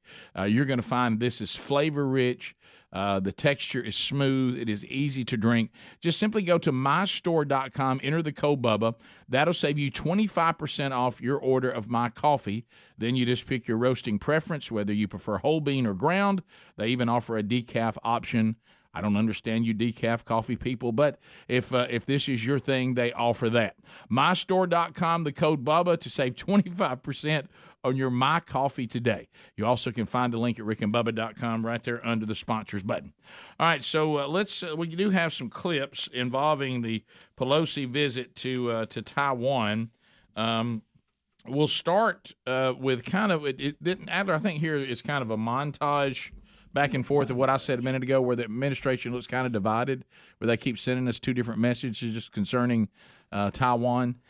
So this is going to show us a little bit of that, and it does get a little confusing. It's almost like they're not on the same page. So it's all in the verbiage. You know, when you're dealing with the left, the words are all powerful. Oh, buddy, go. Admiral, one on Taiwan, if you would, and one on the Middle East very quickly. You keep telling us that U.S. policy hasn't changed and that the United States does not support an independent Taiwan. And yet, if we look at what Speaker Pelosi tweeted from the ground in Taiwan, her post actually states, quote, America stands with Taiwan. We all know that Taiwan harbors ambitions toward independence. When the Speaker of the House says, we stand with Taiwan, America stands with Taiwan, how can the Chinese construe that as anything else but that you're supporting independence? I'll let the Speaker speak for herself. All I can tell you, James, is what I told you yesterday, and I'm happy to repeat it. Nothing has changed about our adherence to the one China policy. Nothing has changed about our stance on Taiwan independence, which is that we do not support Taiwan independence. And nothing has changed, James, about our commitments and how seriously we take those commitments under the Taiwan Relations Act. Everything is consistent, James. I can't say that any more clearly.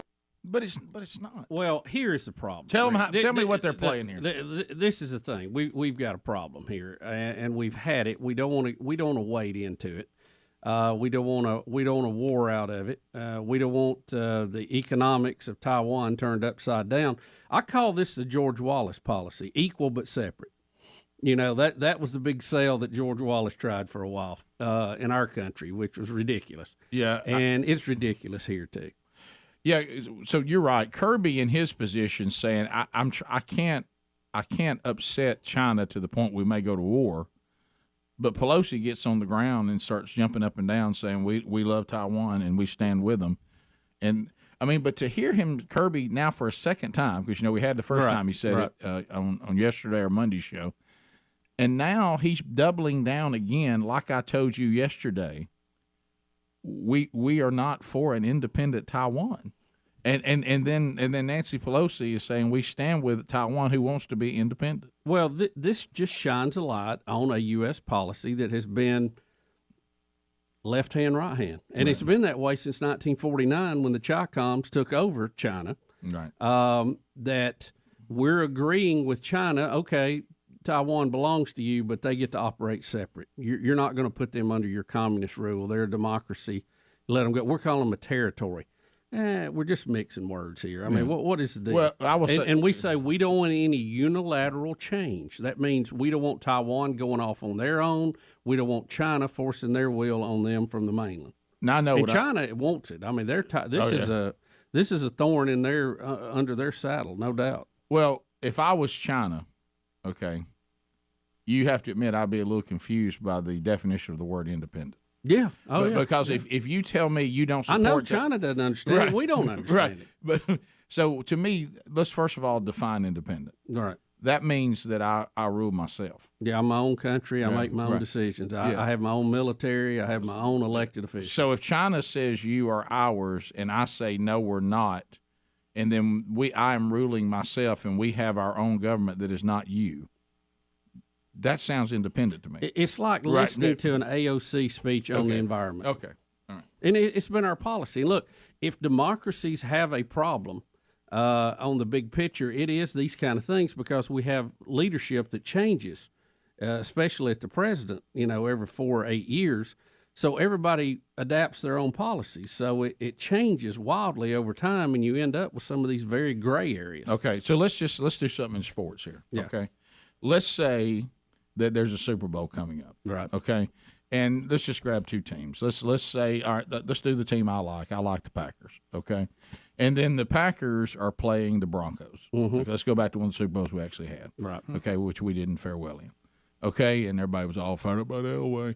But anyway, so to me, it was just a loss. Okay. And all of a sudden, somebody says, well, Bussy, do you care who wins this game? And you're like, no, I do not care who wins this. Mm-hmm. I'm not taking sides in this, but I'm with Burgess. Mm-hmm. And everybody go, well, he's for the Packers. I mean, what wouldn't everybody go? Well, now he's for the Packers. Here's the thing. I stand with Burgess. We support. Well, he's for the Packers. Yeah, but I don't care.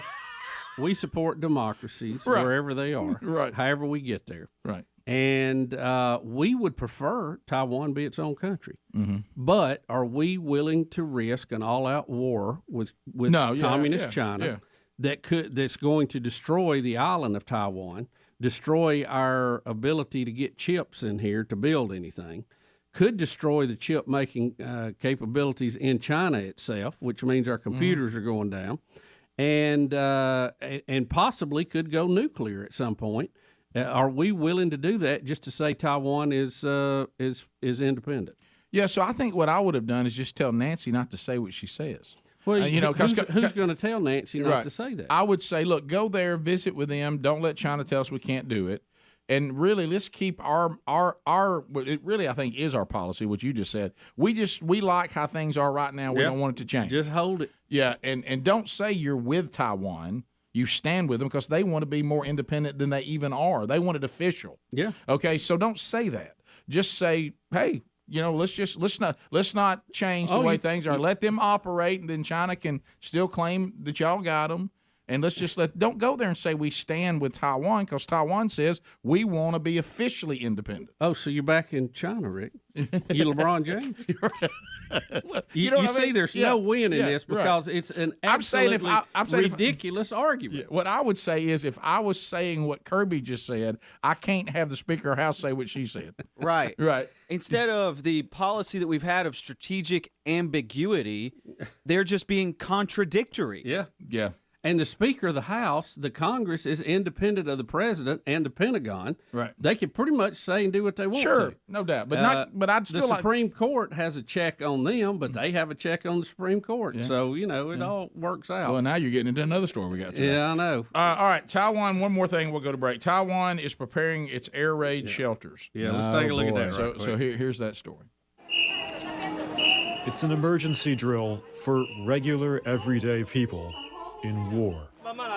These are civilians in Taiwan. Russia's invasion of Ukraine and Taiwan's own ongoing and worsening hostilities with China are raising new fears of the possibility of a Chinese attack on the democracy. And so, Taiwanese authorities are also pushing another precaution, prepping their air raid shelters. Not purpose-built bunkers, but safe places in subways, underground shopping malls, underground parking lots, and so on.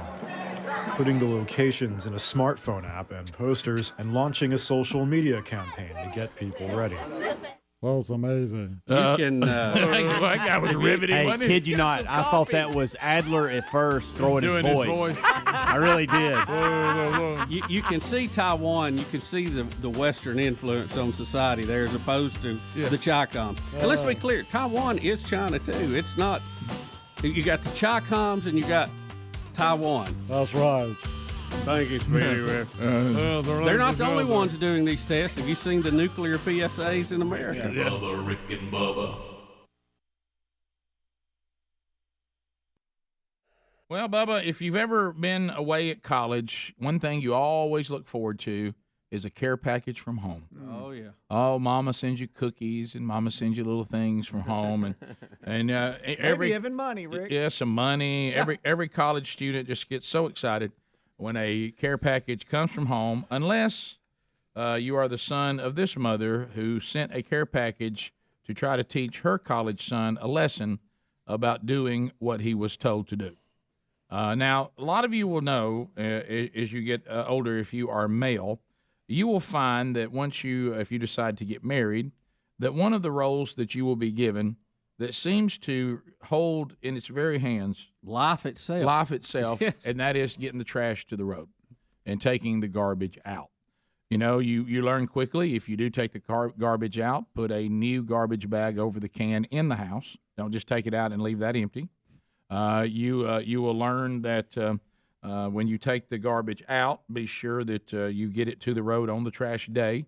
This is one of the things you'll find out will be most important on your list of things to do as your role as a husband.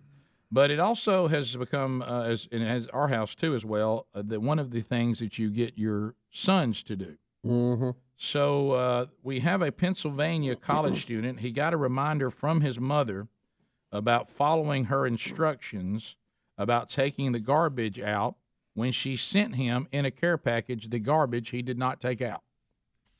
So he thought he was getting some goodies. Instead, it was a box of trash. Yeah, he received the garbage that he neglected to take out after his mom told him to take it out. Oh. How about them apples? Well, I will tell you this. Or apple cores in this case. Do you think when he goes back home the next time that he will empty out the trash? I bet he will. I think he will. I bet he will. Here's the story. All right, here we go. Westminster College is a comfortable oasis of learning in the gentle hills of New Wilmington. But for many, it's far from home. Care packages are always welcome. It's nice to have something from home knowing everybody's thinking of me. I don't get them often, but when I do, I'm pretty excited. I'm pretty excited. It's free stuff from my parents. I don't have to pay for it, being a college student. Money's always great. Freshman football player Connor Cox looks forward to home deliveries. It's like Christmas. I'm 6 hours away. I can't really go home and get food or go to the grocery store because I don't have a car up here, so it's a really good feeling. Connor was surprised to receive a care package from home so soon after returning from winter break. And then when he opened it, he was really surprised. I received a box like this, and I was expecting a bunch of food, chips, all stuff like that. And then I opened it up and saw a bunch of trash and called my mom, and we talked about it. I asked her if she sent me the wrong box because that's how confused I was. But she said it was the right box and that I needed to be held responsible for what I didn't do. What he didn't do is toss out his trash. I recruited him, so I'm not shocked that it came from his mom. So, and knowing him, I'm not shocked either. Connor shared his learning experience on Twitter. It blew up, and now most of the news channels in the nation are asking for pictures and quotes, and it's pretty awesome. I didn't expect it at all. But then he didn't expect this either.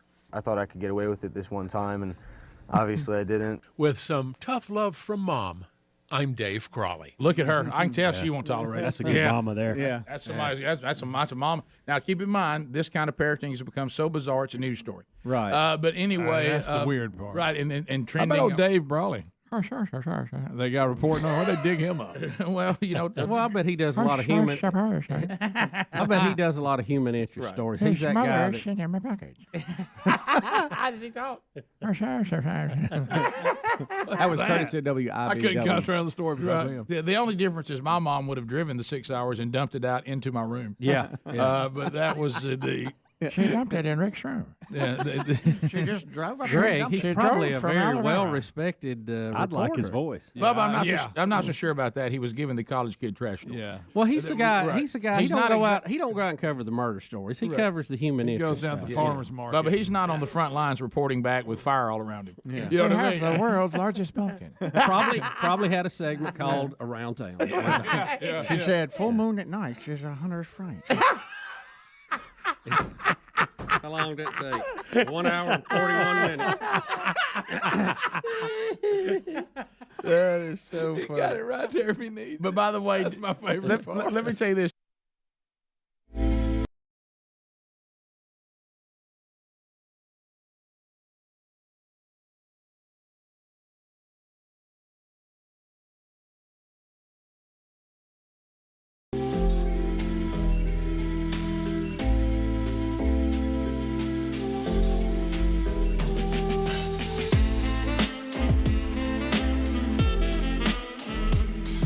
Nine minutes to the top of the hour.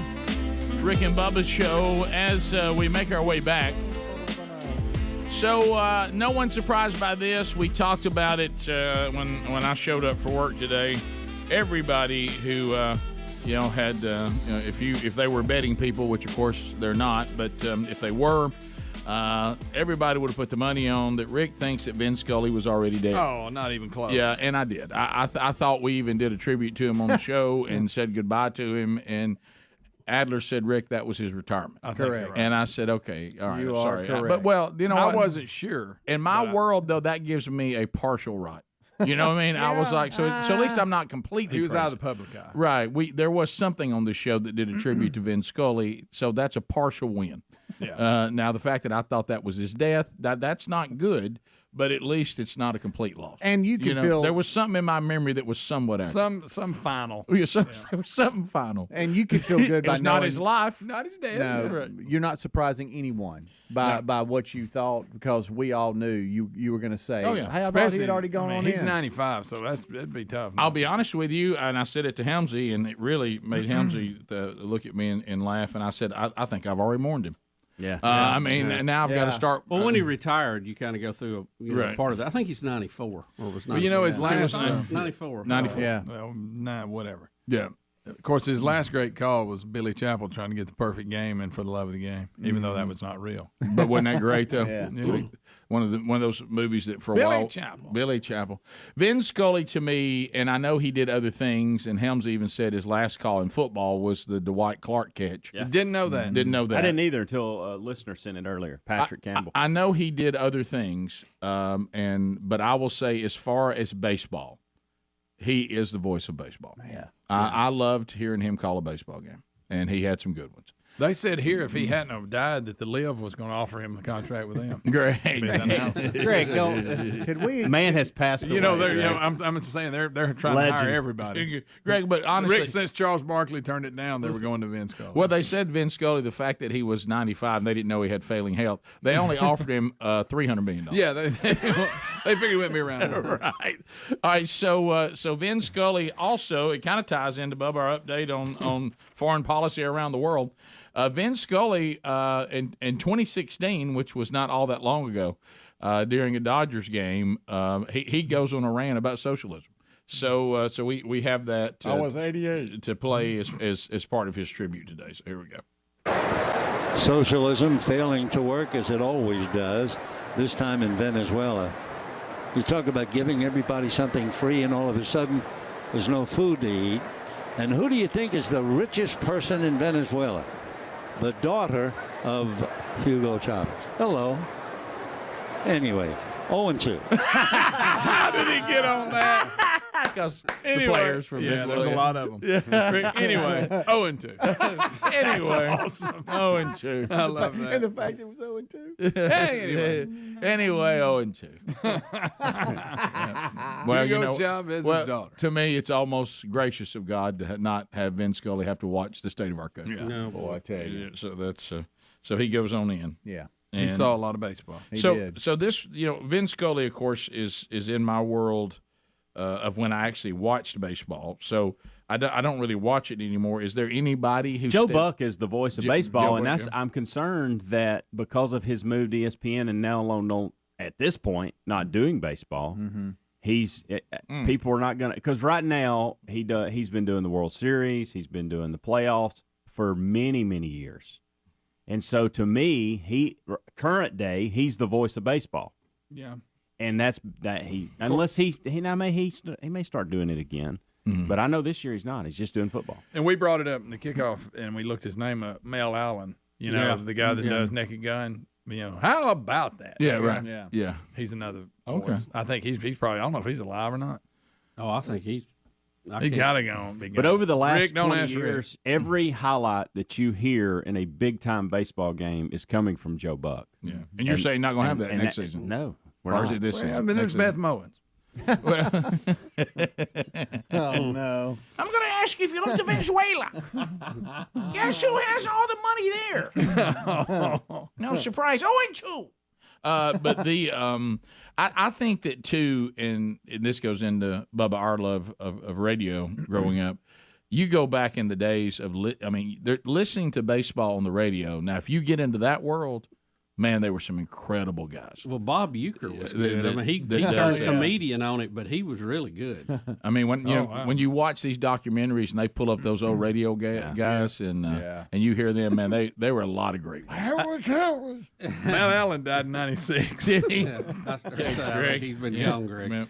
Yeah, but y'all know what I'm talking about. What's wrong with him? Rick, He did. He died in 96. Good night. I mean, Rick, you were way right on that.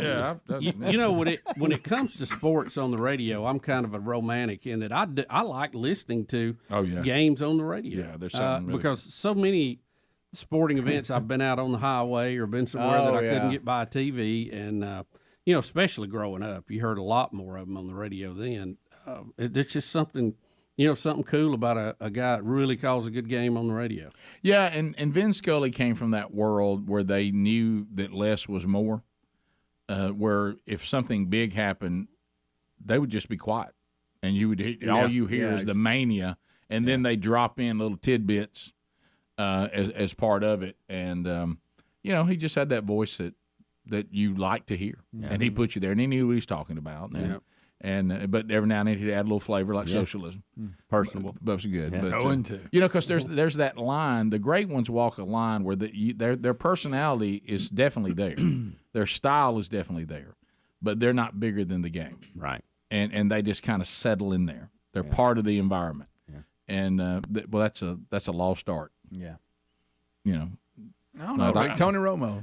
I knew, Greg. I was going. See, that's the I was counting. It's even down. a different. No, you were exactly. It's a different job. When you we refer can't talk to that. about Tony Romo in the same sentence with Vin Scully. That's right. You want to go Keith Jackson?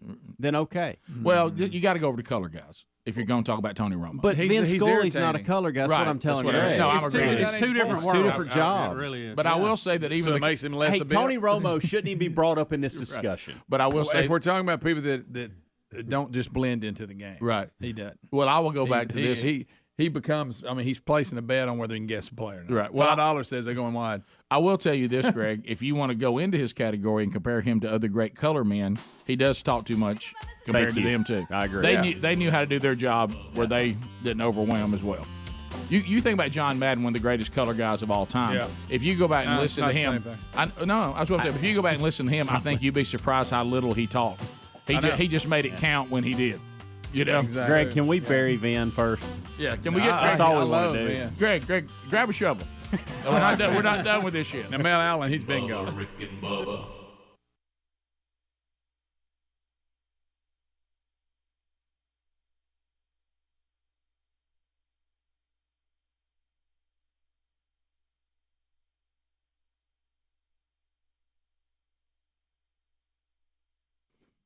Well, you're responding. Let's face it, these Blaze socks are a lot of fun, and a lot of you are responding. Are you a subscriber to Blaze TV? There's an hour of the Rick and Bubba show that's on Blaze TV every day. If you are not a Blaze TV subscriber, you could kind of do a 2-for-1 right now. Get you some of these cool socks, and then go ahead and become a subscriber to Blaze TV using the promo code BlazeSub. If you're already a subscriber, see that you get this promo code, and that's gonna save you on your purchase 20% off your Blaze socks. Now, if you're not a subscriber, your promo code is Bubba Socks, and we can help you there too. But also look into subscribing to Blaze TV and add that to your viewing pleasure. You'll love the programming on Blaze TV, and of course we're part of that. The Blaze team as well. So look at the socks that they have. The Let's Go Brandon were the first ones that they did, and everybody thought they were funny and comfortable and stylish and like I say, worth a laugh. We could all use a laugh right now. But they've come out with more. There's a new line on all kinds of topics that are in the headlines today. So look to get yours right now. They're 100% American made from start to finish. All the materials, all the production, all the packaging, all the men and women that are working on this, all right here in America. They also have some cool drink covers, and you get a discount on those too. Just see how to do that. Christmas just came early. If you want to go ahead and stock up some for the people on your Christmas list, it's time to do it. So go to blazesocks.com, scope out the socks, get a pair. Maybe get them for a gift. Use the promo code BlazeSub if you're a subscriber. That gets you 20% off. If you're not a subscriber to Blaze TV, use the promo code BubbaSocks by going to blazesocks.com.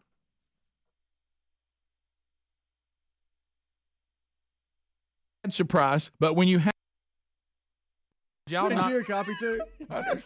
did that mama not look exactly like you knew she would? Yeah, she had that Oh haircut. yeah. Oh yeah, she did. meant business. And yeah, all women with a haircut like that, they don't put up with it. Right, and undoubtedly, Undoubtedly, this is a trend because I know with having teenage boys at home, this cleaning up after themselves is just. You kidding me? I mean, it's. It's part of our biggest. And y'all fights. tell me With it the girl, doesn't get too. any better. The kids, both of them. Y'all tell me it gets worse. No, It does. man. I have one that has finally crossed over to being responsible and cleaning up after himself, and then I have one that's still in the work progress. The thing with bottled water is the thing that I'm like. Oh yeah.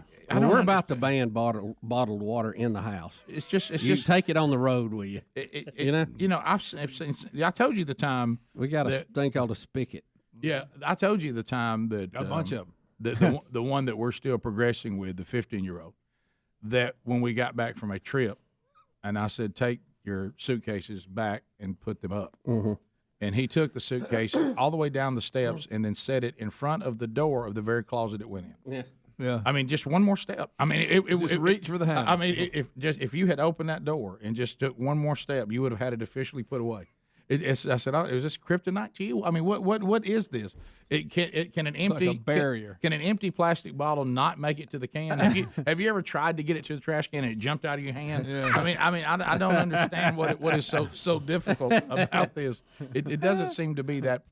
And really, the thing about it, and we all know this, even dealing with offices or whatever.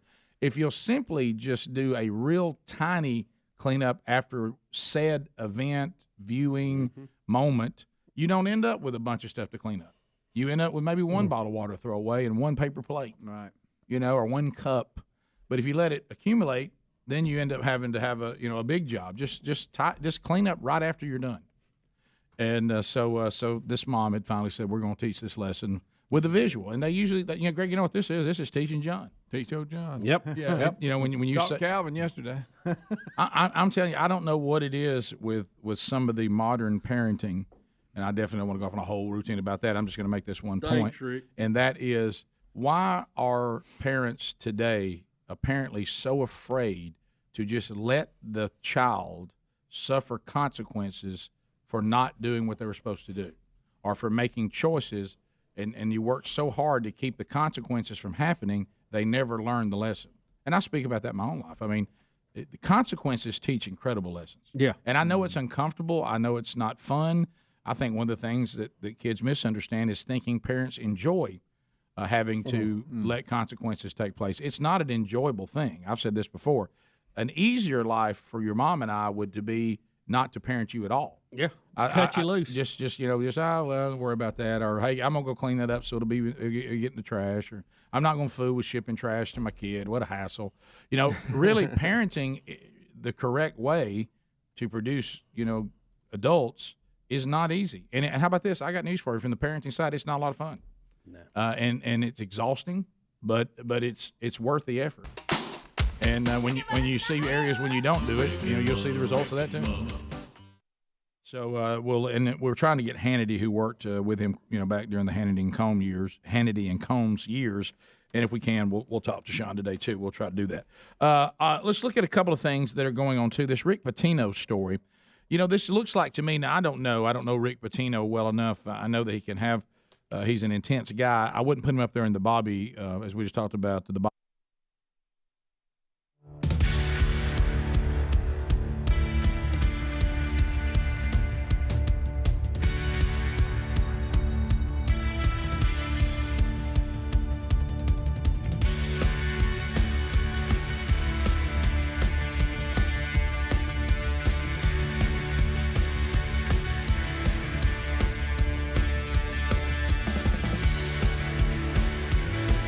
6 minutes past the hour from the No Name Studio on the bleeding edge of technology. It is the Rick and Bubba Show. We thank you for being with us.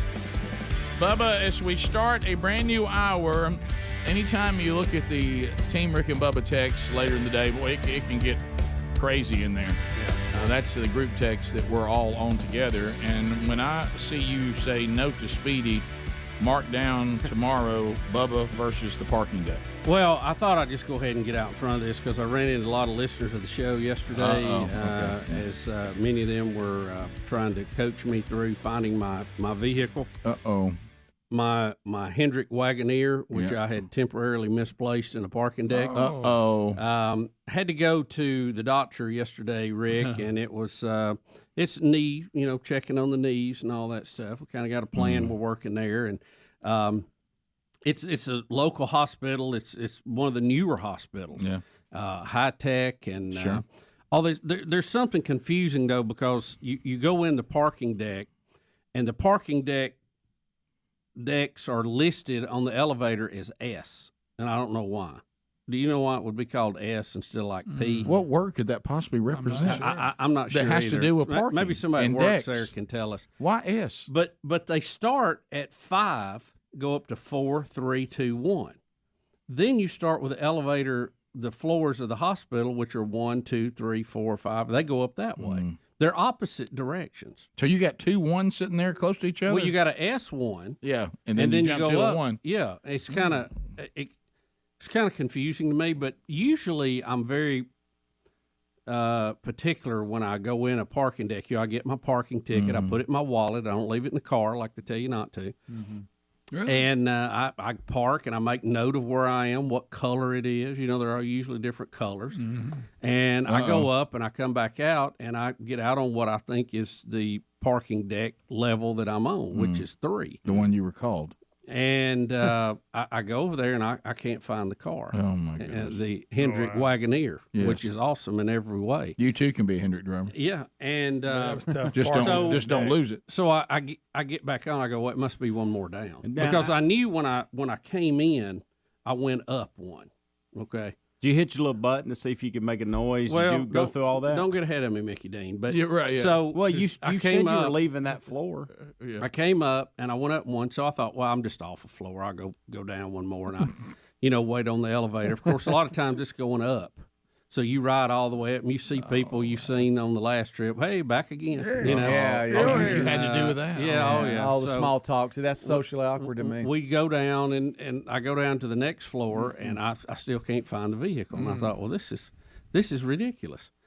Maybe it's up 1. Maybe I was off. Now you're questioning yourself. I'm trying to get back on the elevator to do that. And of course, you get on 1, you ride up and go too far and all that. Knees hurt. And then you're confused. Like, now I was on 3 and I went down. Oh no. So now you're if I went down, I should be on 2, but in the parking deck, I'm on 3. Oh, don't do this. So I need to go up 1 from 3, which would be 2. Oh, no. You start questioning yourself. Oh, my goodness. Wow. And, who am I? Yeah. Oh, yeah. So, hey, Sonny, can you help me? I seem to be lost. After about the 3rd attempt of not being able to find it. Oh, no. 3rd. I go out and I do what Helms was suggesting. I start doing the keys. Well, you got to. That's why I asked, because I thought that'd be the first thing you And did. guess what? I didn't mean to Mickey Dean you. I hear it going, boop, but I don't know where it is. Well, it's not on the floor I'm on. Oh, it's not? Oh, no. So I have to walk all the way over to the edge of the parking lot where Looking there's for the an tail lights opening. lighting There's an up. opening going up and down. Yeah. And I'm going, boop. And I'm going, It's like changing out your fire alarm battery. And Which one's bleeping? I know it's here. I hear it one more time. Boop.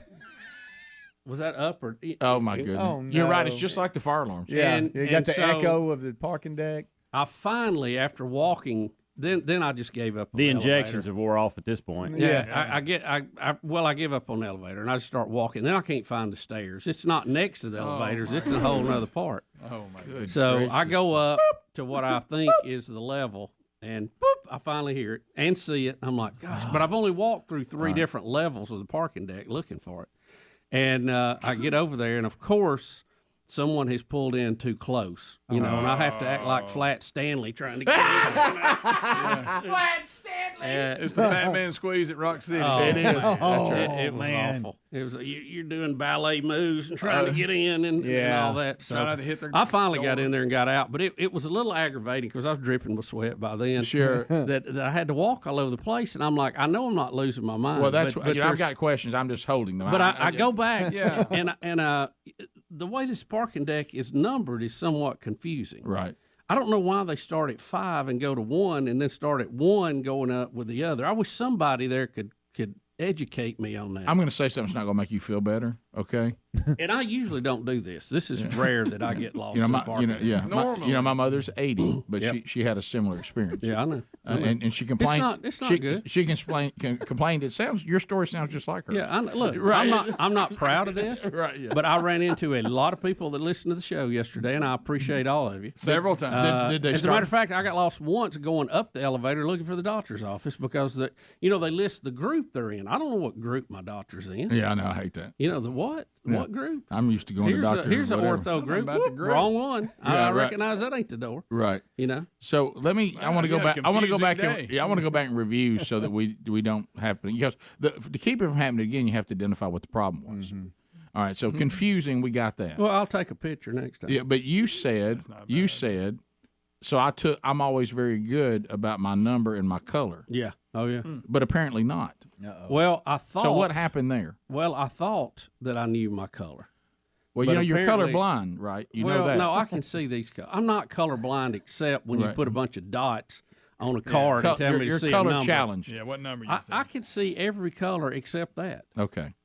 But so you felt That's some confident. I think that's some All right, kind so of I'm game. just going to throw something Yeah, out. it's mind I'm just trick. going to throw something out. I'm not saying I'm just proud of it, No, and it doesn't look good for me. Yeah, I know. But we were going to be inundated with calls today about me riding up and down the So elevator. people saw you. Oh, A yeah, lot of people saw you. Everybody, meet and greet. again. Yeah. Did they try to Very help you? nice Did they folks. try to help you? Oh yeah, everybody tried to help. Are you regretting Like not you- doing valet?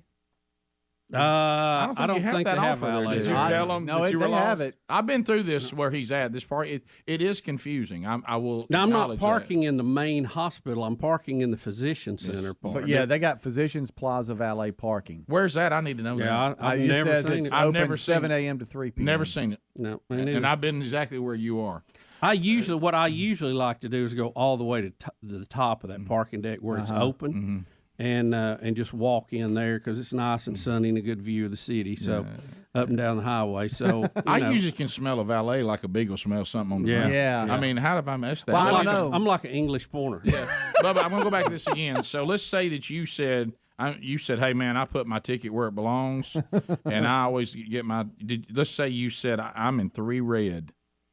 But Yeah, so when you I went think back, it was whatever. 3 purple. Or all right, 3 something. I purple. don't But know. when you went Don't back to, quote me on when that you one. went back to 3 purple, you weren't there. I wasn't there. So what happened?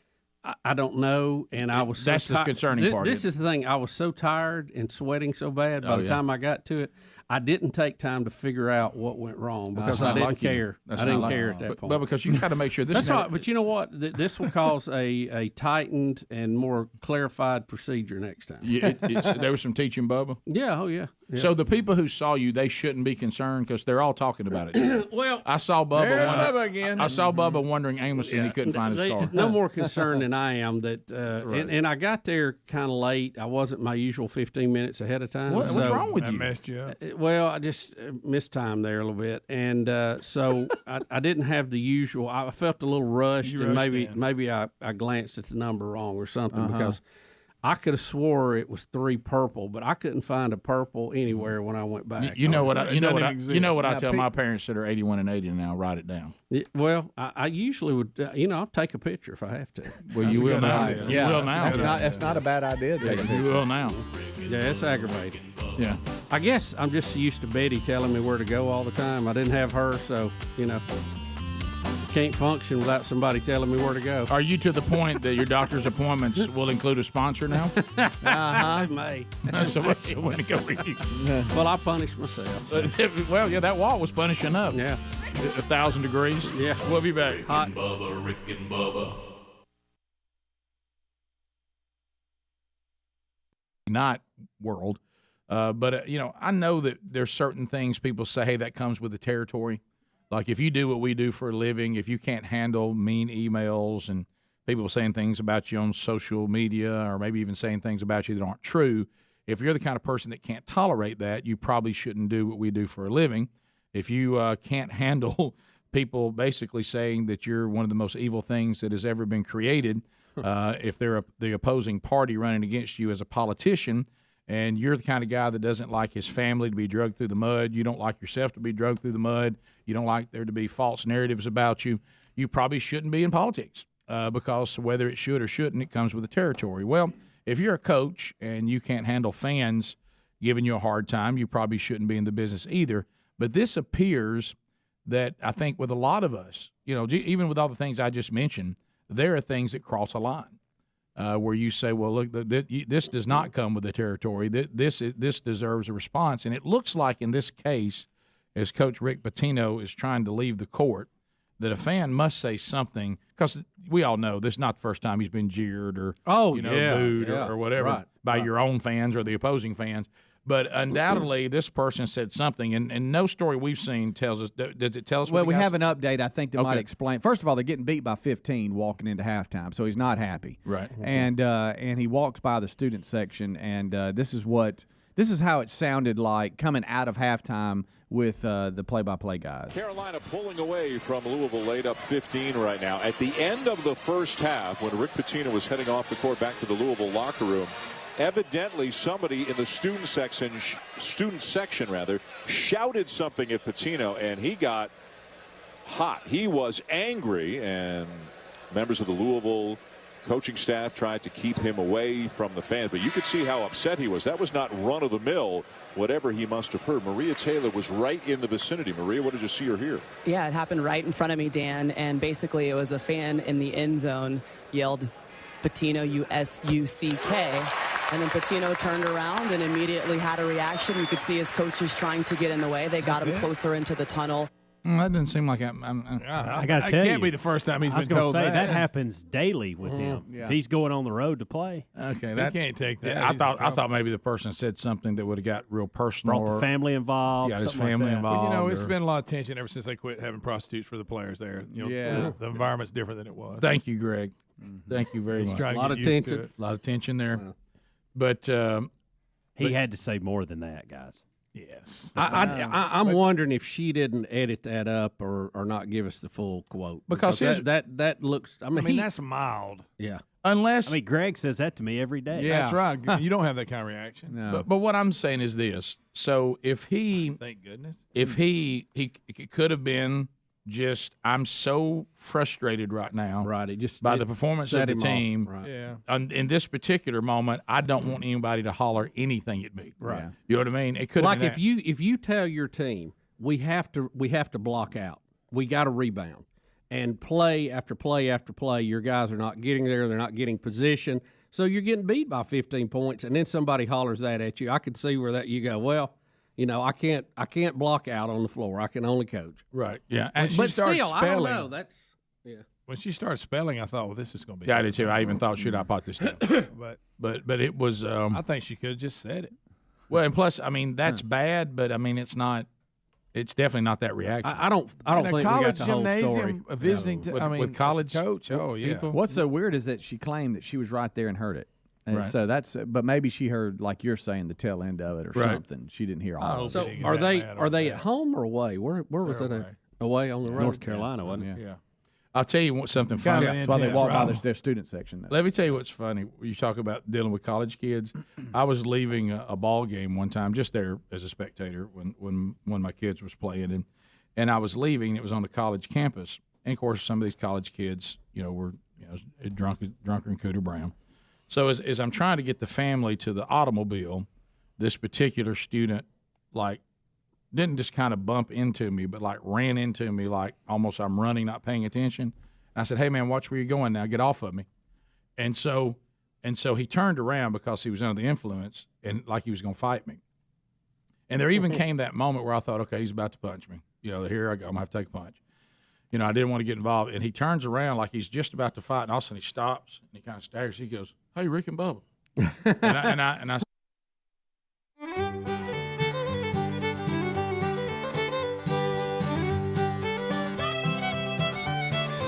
It is 21 minutes now past the hour, the Rick and Bubba Show. 866-WE-BE-BIG. We're opening up the phone lines. You can join us at 866-WE-BE-BIG. Maybe you saw Bubba wandering a parking deck yesterday. Maybe you'd like to make a comment, ask a question. Come on. About the dues you been paying. And we got lines available. 866-WE-BE-BIG. And we look forward to chatting with you and whatever is on your mind. The real Greg Burgess taking phone calls now. Minions, don't bog down talking to Greg. He needs to get you on hold so the whole show can talk to you at 866-WE-BE-BIG. Wheel of Meat has not spun yet this week, so it is still in play. Wednesday Bible study back today. We'll be in Genesis 29 as we walk through the book of Genesis. You can join us live at noon Central Time, 1 o'clock Eastern on the Rick and Bubba YouTube channel, and then it's archived soon after, and you can go back and get it on the YouTube channel or audio-only version on our podcast channel, whichever you prefer, and on your own time. Today, we'll take on the biblical concept, you reap what you sow, and we'll unpack that and see examples of that in Genesis 29 today. Also looking forward to being in Crestview, Florida this Saturday night for Man Church. If you want to find details about that, the only thing you really need to know if you're wanting to eat a steak, you need to let them know you're coming. There is a charge for that. That's at 5. But if you're just coming to the service at 6, no charge for that, and you don't have to worry about that. So let's go to Mike in Alabama. Mike, welcome to the Rick and Bubba Show. How you doing, buddy? What's on your mind? Doing well. I believe it was Vin Scully's last year to be calling Dodger game. They had called up a kid, I guess, from Japan or something. His last name was spelled H-U. And he gets up to bat, he hits a single, and Vin Scully goes, "Ladies and gentlemen, he said, I've waited my whole career to say this. Who is on first?" That is really, really good. To Gage in Alabama. Gage, go ahead. Welcome to Rick and Bubba. Thank you. Turn your radio or TV down, Gage. Listen on the phone. That was my roommate. I apologize. That's all right. Just listen to the phone. What's on your mind? I'm just going to talk about some Alabama football if you guys are up for it. Roll Tide. Mm-hmm. You guys think Bryce Young will get the Heisman again this year? You know, how many times, looking back, how many times has someone won the Heisman, like, multiple seasons? Archie Griffin did it. Yeah, I remember one that. I know. I was about to say Archie did it. You know, I think because the winner of the Heisman is voted on by humans, right? I think there is a little bit of a prejudice against a former winner. Yeah. And that they don't really like giving it to the same guy 2 years in a row. And I'm just basing that off the history of what they've done. So will he have a tougher time winning it this year? If he does, yes. Is he capable? Absolutely. So it'll just depend on how it plays out. And remember, too, a lot of this is regional. And with these shifts in conferences, I think you're going to see some sports writers that's got their heart on their sleeve, too, with some of this. So you just never know. Yeah, the biggest opponent he'll have against him winning it again is himself. Yeah. He'll be playing against himself as well as the others. And I think Bubba hit it right on the head. It's a tough thing to do, but he could still have an incredible season and even be deserving and still not get it. Yeah. So, but is he the type of player that seems to be able to play at a consistent level? Yes. Does he seem to have the work ethic and the character? Yes. And talent, of course. But there's so many factors. Let's go to Earl in Alabama. Earl, welcome to the Rick and Bubba Show. How are you? Good morning, you great speakers of truth. How are y'all today? Good, Earl. Thank you very much. Hey, kind of followed up on the football line here. When Texas gets over here in the SEC, are they going to pitch a fit when everybody gets the little horns down sign like they did out there where they're playing that now? Is that going to be off limits, or are we going? Because they fit to find out they've never seen what they fit to see. Yeah, well, I know that of course it's the some of their rivalries are pretty intense, but they don't. You know, we make Mississippi State behave with their bells and things like that. So it's not like the SEC is an anything goes conference. Right. But they've already said they're not going to outlaw fans doing the horns down because that was ridiculous to begin with. If you can't take that, you need to do something else. You talking about we're babying a college football team with the value and the statue of the University of Texas. Yeah. Well, postseason baseball, they can't take a symbol in the stands upside down of their. Yeah. I mean, there was plenty of horns down in baseball this year when they were getting played. So. They're not going to regulate that, and the commissioner's already made a statement on that. Yeah, we don't do that in the SEC. Yeah, in the SEC, you'll have to persevere through somebody doing your horns down. That's right. You can deface the opponent any way you'd like, as long as it doesn't stop play. Yeah, apparently, though, you can't ring a cowbell the whole time. Well, that stops play. Kyle, welcome to Rick and Bubba. Birmingham, Alabama. Go ahead. Hey, guys. How y'all doing this morning? Doing well. Hey, first of all, today is my wife's 10th anniversary. Well, happy anniversary. And, 1, 2, happy anniversary, baby. I got you on my mind. Thank you. And also, don't the U.S. have a pact with Taiwan about protecting them from China? We have said we would. I don't think we have a written treaty to that. Is it a handshake deal? I think it's just one of those things we've kind of agreed to and handshaked over the years, and it's still in play. It sounds like, according to Speaker Pelosi. Brandon in Birmingham. Brandon, go ahead. Brandon, David. All right. Landon. Kevin in Alabama. Kevin, go ahead. Hey, man. I got a million things I could say, but right now you talking about food this morning? Yep. I was thinking about steakouts. Do you remember when used to have steakouts everywhere? I know. What's happened? And now there's one left in Homewood, huh? That's it? It's steakout? I know. Well, my mom and dad will order steak Is steak out in trouble? I don't know. In Huntsville, it's kicking. Well, I think their big thing at the time, wasn't it their delivery service? Wasn't they one of the original outside the pizza delivery? You would have now with DoorDash, I think that field. Well, they is still leveled deliver, and you can pick up there too. You would have thought they would have thrived in the pandemic because they've been delivering forever. Yeah. David in Alabama, go. Hey. Hey, David. This is about a Bubba finding his car there. Yeah.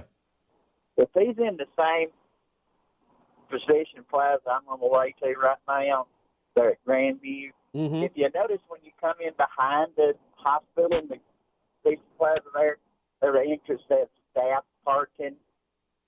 And I think the S is the staff, so it starts on the bottom and works up to where we come in at. But it's not just for staff parking. Yeah. I'm not staff. Our cars, we're just going through there. They have attendants taking up money when you go out. Did you play doctor yesterday? Doctor? No. We've had so many people. Everything that people told us that the S stands for, none of it makes sense. No. It could be a shared staff and public, and the staff has a badge they swipe or an ID they show when they come out. We'll be right back. Rick and Bubba, Rick and Bubba. I said, hey, man. He goes, hey, you know my parents. And I said, you want to tell me how I know them so I can tell them how the condition you're in right now? And he just went, no. And he ducked his head and walked off. Right. Punch saved is a punch earned, baby. But it was so funny. All of a sudden, he was ready to fight. And all he went, hey, Rick and Bubba, you know my parents. That's so good. Yeah. Don't tell them. Yeah. So, college kids hollering at you. No, I don't think it is, by the way. Because you know me, I'm an expert mouth reader. Right. I don't know if you knew that. You think that she's edited it. All right. No. I found out who it is. All right. So we're going to go walk through here. He's walking out. He stops, and he hollers at somebody. Right. Okay. This guy right here. The one that turned his back. He turns his back. Because somebody grabs him by the arm. All right. Now, this gentleman here, who's either with the staff or security, he goes and grabs the guy. Okay. He grabs the guy here, and he pulls him out. Now, he says... He's about to say right here, he goes, kick him out, throw him out of the game. He says, throw him out of the game, and he points back. Patino's right there in his face at this point. It was not a student. It was this guy. Is that guy Look, right there? he looks afraid now. He says, throw him out. He says, throw him out of the game. And then as he's walking by, he's still going at him. You're right. So it was not a student. It was a guy. It was a guy on the front row. Okay. That looked like maybe guy with coat in arm, and he was right in his face. Coat in his arm. Got right up on him as he walked by, and he may not have. Who knows what he said? Mm-hmm. But they threw him out of the game. I don't think you throw a college kid out of the game for saying Pitino. No, right. But they threw that guy out. Yeah. You know how many times I'd have been thrown out of a game in college for saying that? But that's a grown man. The guy looked like he was going down to the concession stand, and here's Pitino. I'll just give him a little business while I'm standing I here. thought he was part of Pitino's detail. Yeah, I did too. But he's not. He is the corporate. Speedy's right. Yep, you're Good right. find, Speed. Coat and arm guy. We'll take your phone calls when we come back. 866 We Be Big. Bubba, Rick and Bubba. And thank you, Patrick, for calling. I appreciate your heart, buddy. I do. Just do all the research. You can look and find, as we said, if you Google it, you find all sorts of different things. So we see a high percentage in the 90s of people who think that we have warmed, and then you start breaking down inside that number. But the ones that believe man is involved, the number goes down. Those that believe the science has proven it, the numbers go down again. But at the end of the day, just look at all the research. You don't ignore those that have been caught with a political agenda. Don't be sure you got the stories of those who changed data when the warming stopped in '98. Then they declared, it started back again. Look at the story when that was rejected. Go to the Georgia Tech story. The professor that said the head of the department. The head of the department left the university because she felt like you could not have an opposing view to man-made global warming without being ostracized. Anytime grants get involved and people get money for a certain conclusion, see, that's not science. Science is not designed for you to have a conclusion and then work your way to the conclusion. Science is for us to just explore and see where it takes us. I'll tell you and we're not at the destination yet. One of the more glaring things, and again, I go back to the inconvenient truth. Look at their predictions for now. Look at their predictions for next year, whatever. We're not on the line that they proposed. But there's our solar system is complicated. We have an out of control nuclear explosion that's only 93 million miles from us. That's 1,000 times bigger than our entire planet. The slightest fluctuation in that causes huge difference on planet Earth. We have only kept weather records 120 years in this country, on this planet. Mm-hmm. The very early thermometers were very primitive. They wasn't calibrated to a standard. We had all kind of different readings. Some of those early numbers, you go, they're just kind of a guess. They're really not good data up until maybe the 20s or 30s. And we had a warming trend in the 30s. This was long before the big industrial revolution brought on by World War II. So what caused that? It had to be something else. And I think it's fair to study that. I think we will find out that the magnetic poles of the Earth, and I won't go into all that again, the fact that it has flipped, and it looks like it is flipping again, changes the shield around the Earth, and it has a lot more influence protecting us from the sun than the minute things going on the surface of the planet. That's just my theory, and I may be wrong too. But I think when you're trying to prove a fact, to go Google it is not the way that you make the case in court. I've never heard an attorney go, "No, Judge, Google it, and you'll see it. My point's right." And be careful. You got to bring your case to court. And be careful listening to anybody other than doing research, including here. Yeah. If we haven't done our homework, but at the end of the day, if you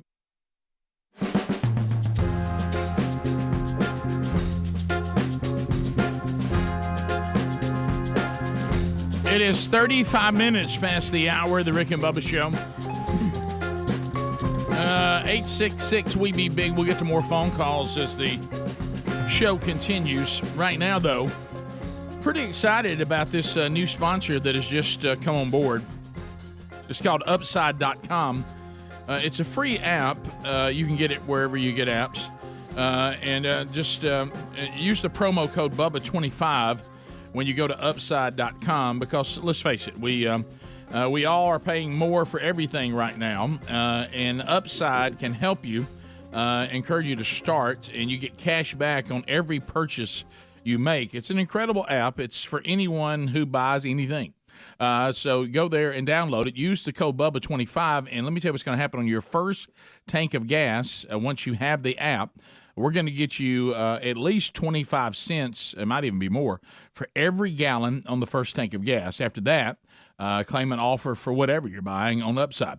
You simply check in at the business pay, and you do that as usual, and then you get paid Think about how simple that is in comparison to like your credit card rewards and things like that, or maybe these loyalty programs. You can earn 3 times more cash back with Upside. So current users, when you look at everybody using Upside, it's about $1 million a week that they're getting back.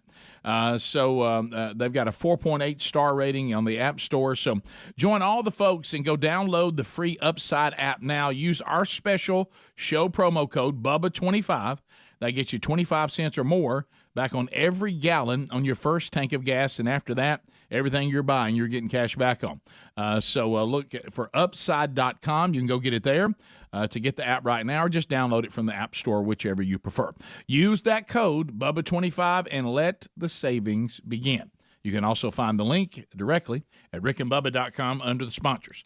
So we talked a little foreign policy. We've talked Taiwan. We've talked Nancy Pelosi is out safely. She was back. The Chinese couldn't box her in. There's a little bit of saber rattling going on with China and all of this. So now we look to another problem that the Biden administration wants us to just forget about. Now, the folks out there that won't forget, Sean Hannity leading the charge, he still gives you an update on how many days it's been since we left people in Afghanistan, when we told them we wouldn't. But when we go back 1 year ago on August the 20th, and it's just a quick hit, listen to what Biden said about Afghanistan. Here we go.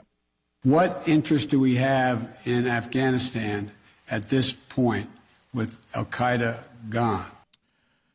Well, as we know, we now have Steve Doocy talking about that Afghanistan is a bunch of people that are on the FBI most wanted list, and we're gonna hear him go back and forth with Kirby, and this has come back to light because of remember they wanted us to move on from Afghanistan. Move on. Look the other way. We need to go on. Nothing here to see. Nothing here to see. Take out of your mind all the people trying to grab the plane, the last one out. No interest in Afghanistan. No. It's only 1 year, and the leader of Afghanistan had set up a family compound there in plain sight. Yep.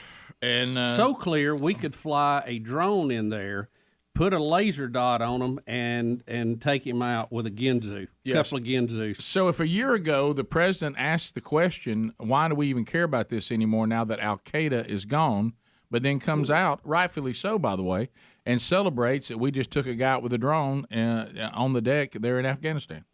I mean, maybe the argument could be made we have the ability to do this, so why have a source there? Sure, But yeah. I will say this. I'm just kind of against this idea. If we're going to go to war and we're going to lose American lives and we're going to spend billions of dollars, we don't just leave a place until there has been a satisfactory amount of stabilization of that area.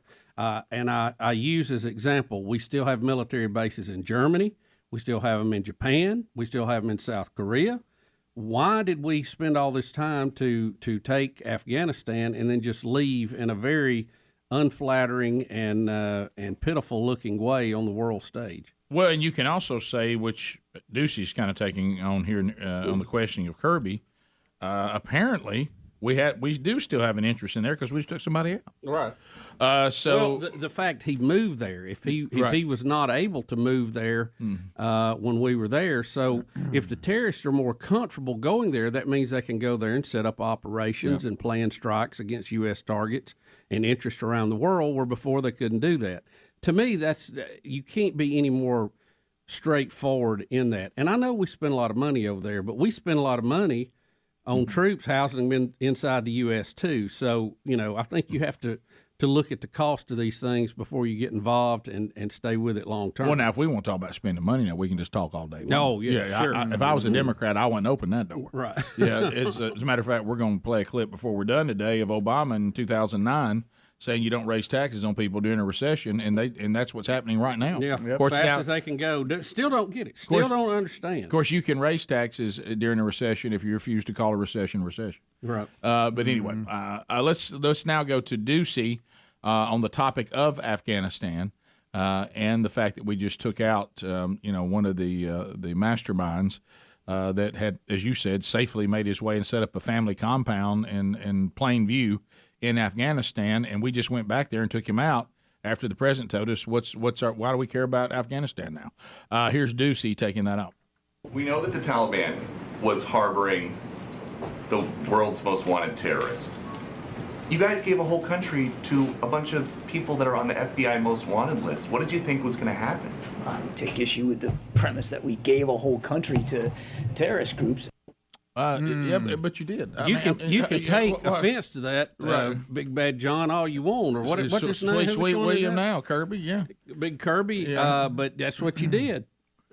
I know you got to go out there and put lipstick on this thing. God bless you. God you know bless what I mean? you. All of you. I like that guy, but he just every time his lips are moving, I feel like I'm being lied to. Yeah, I don't like him. How about the fact the White House has come out and said they cannot confirm that they have the DNA, results from the kill? They're only going off sources.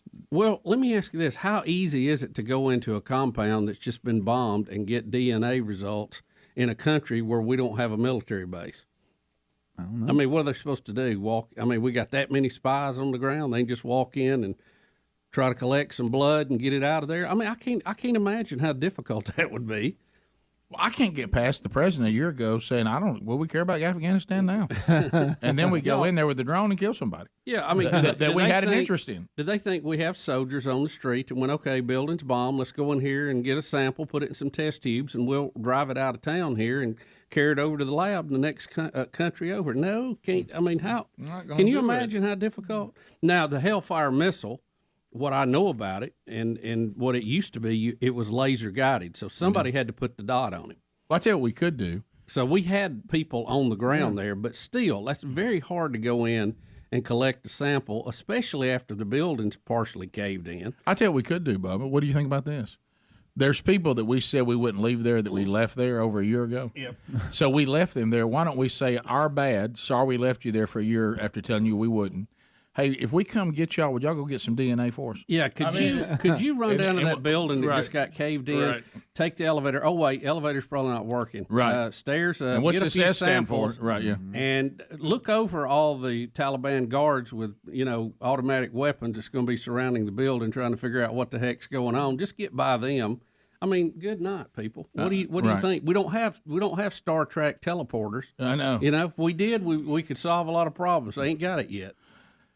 So anyway, that's apparently that we can control. Apparently, we still have an interest there, and it's hard to get DNA out of a place that you've abandoned and turned over to the Taliban. Look, we know the guy set up fort there. We know he had his family there. We know he had a habit of going out and looking over the balcony every morning, which a lot of people do. Beautiful, views in the morning. Mm-hmm. They got eyes on him. He was predictable. Whoever it was got the double Ginzu.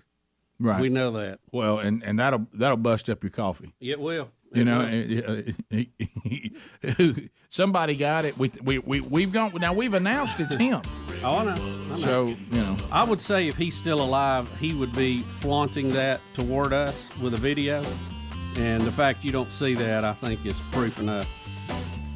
All right, we'll be back. 866-WE-BE-BIG is our number. Apparently, there's a little family drama with the dividing up of the will of Mama Judd. We'll talk about that when we come back. Rick and Bubba, Rick and Bubba. If you want to go into that celebrity world that tries to ostracize anyone who dare say this is not proven, I mean, Ted Danza told us the world was supposed to end if we didn't address this about 15 years ago. Yeah. Look, I'm not an expert, but neither is Ted Danza. Okay, no, right. And I personally feel like I know as much or more than Ted Danza. I think you do. So you know what? I'll put my research and my ideas up against Ted Danza. But I loved him in Cheers. Yeah, Bubba knows Ted more. Danson and Tony Danza. Yeah. Well, right. Hey, you know what? Both of them. Yeah. Ted, you know who I'm talking about. Ted Danza was the you know Cheers who I'm guy, talking right? about. Yes, he was. Tony Danza was the other guy. Yeah, Ted Taxi and I like both of them as actors. Terrible meteorologists. Can climatologists, both of them. Danza's a school teacher now. Is he really? Might have made that up, but I believe I read that. No, which one? I'm pretty sure. Did you Tony or Ted?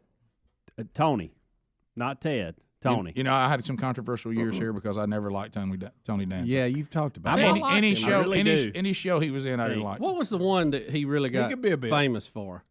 Him and the Who's the older. Boss? Was it Who's Who's the the Boss? Who's the Boss? Who's the Boss? Worst. One of the That was worst. pretty good. One of the worst TV shows ever put on the air. And see, I liked it. I don't know So why. that's one where but we I did. disagree. I used to like that. But show. I throw that over in that trash heap with Mr. Belvedere.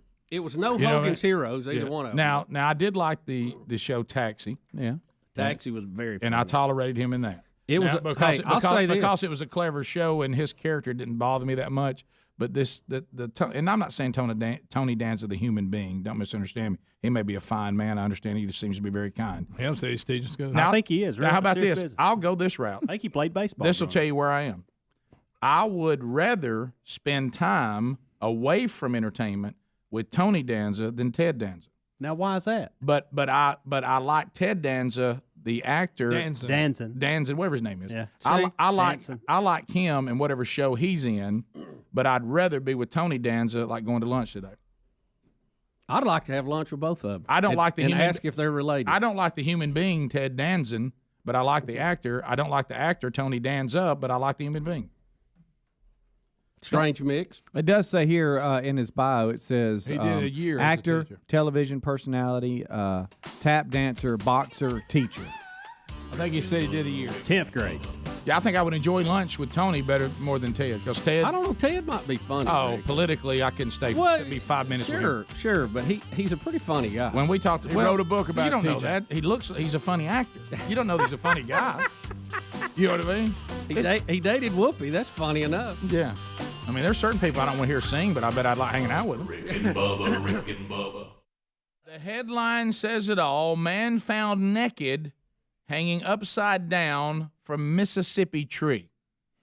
Blue Springs, Mississippi, firefighters have freed a Mississippi man, Bubba, Tuesday night after somehow he wound up hanging upside down naked in a tree.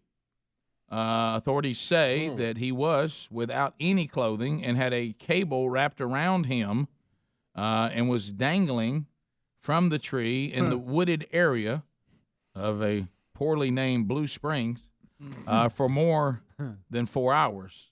His girlfriend, which is another surprising comment in this story, in my opinion, knocked on the doors until she found a resident. Everyone there locally knows him as Jerry Feathers, who agreed to help. And of course, I guess Jerry is now the brother of the one dangling from the tree. Correct. Was he? He says, Yes. I was thinking my brother was in trouble. Yep. he So I was. go out there to help. We got that quote coming up. Does Don't we? he Shall I mean leave that literally his alone? brother, or Yes, is he you- just you trying to should. be? I'll leave that alone. We right. actually Mankind have brother. we actually have Jerry Feathers commenting on it. Now he does explain the man that or people were discussing, and I don't know why we don't just ask the guy, the sheriff Jimmy Edwards.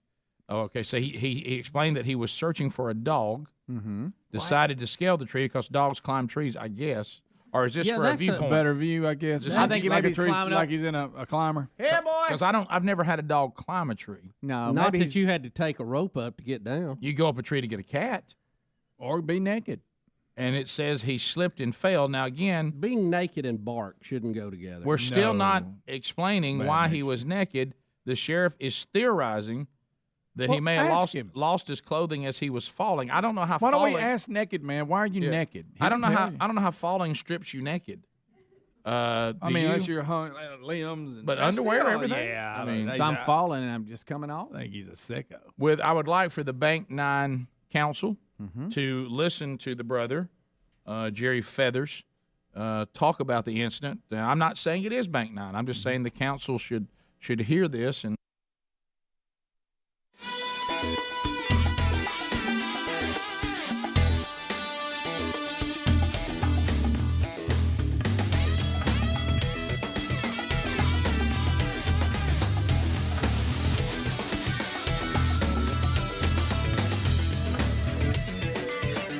it is 10 minutes to the top of the hour.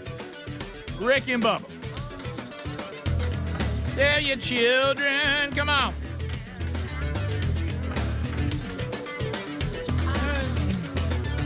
For my anger, come on.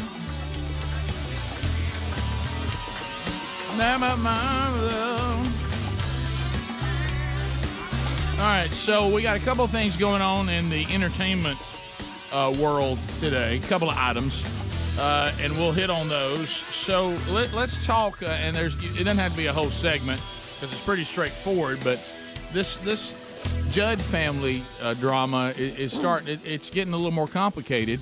So while last we checked in after Naomi Judd went on in, the last we heard from you is her husband that she had at the time of her death was put in charge as the executor of the will, and the girls, which is what I thought, didn't like it.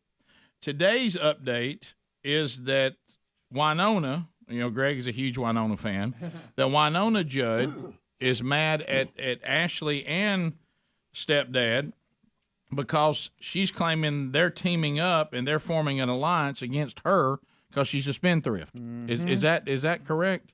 Rick, we have a Judd family split. Yeah. Oh, no. Oh, no. I mean, it's...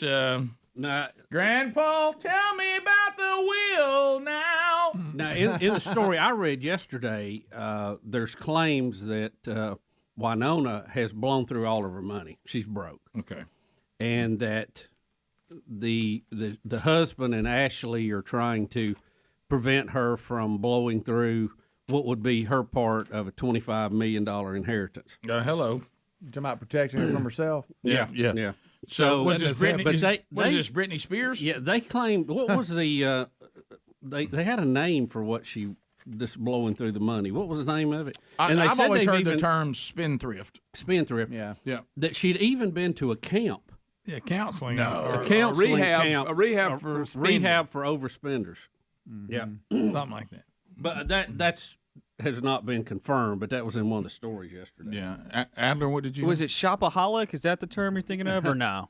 Yeah, well, I have heard that one. I didn't get that camp number. Where's that? That's right. I'm looking. I'm thumbing through here looking for that myself right now. Is it in, if I could get that, because I know we're gonna get a lot of emails about this today. Well, let's put it. Get that in show Let's notes. put it in show notes just to help others.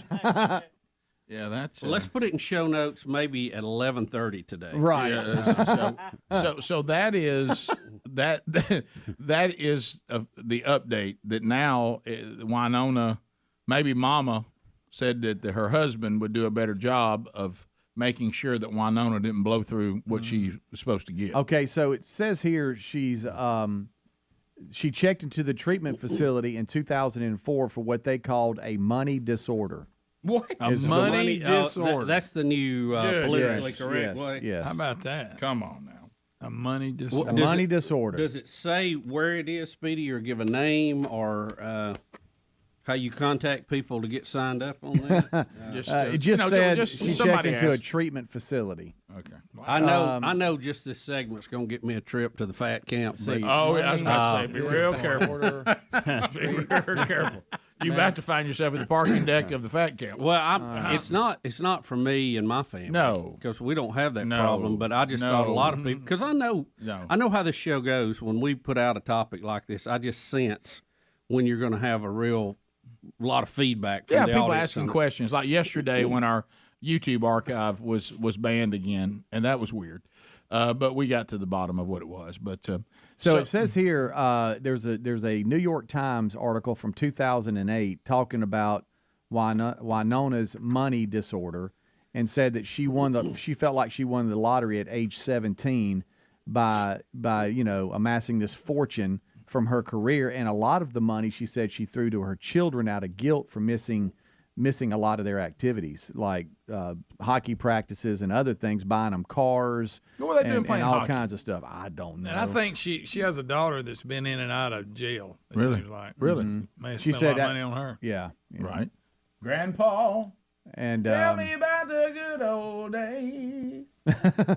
but So, I actually any Googled. idea on where that camp is? I actually Googled money disorder treatment facilities, and there's some that came up. Oh, really? Where are they? Is there a Anything in the- website? There's you can give us actually right one now? local here. Oh, it wow. says. The only problem is it takes money to get them in there. If you have Good some- investment, though, Rick. Yeah, it is. That's a good That's investment. well, maybe That's not wildly spending. Right. That's a good Winona's investment. battle with addiction from ABC. Let's see. Is this it? That You may go- be you go into money is that therapy. spending, or is that eating, or what is it?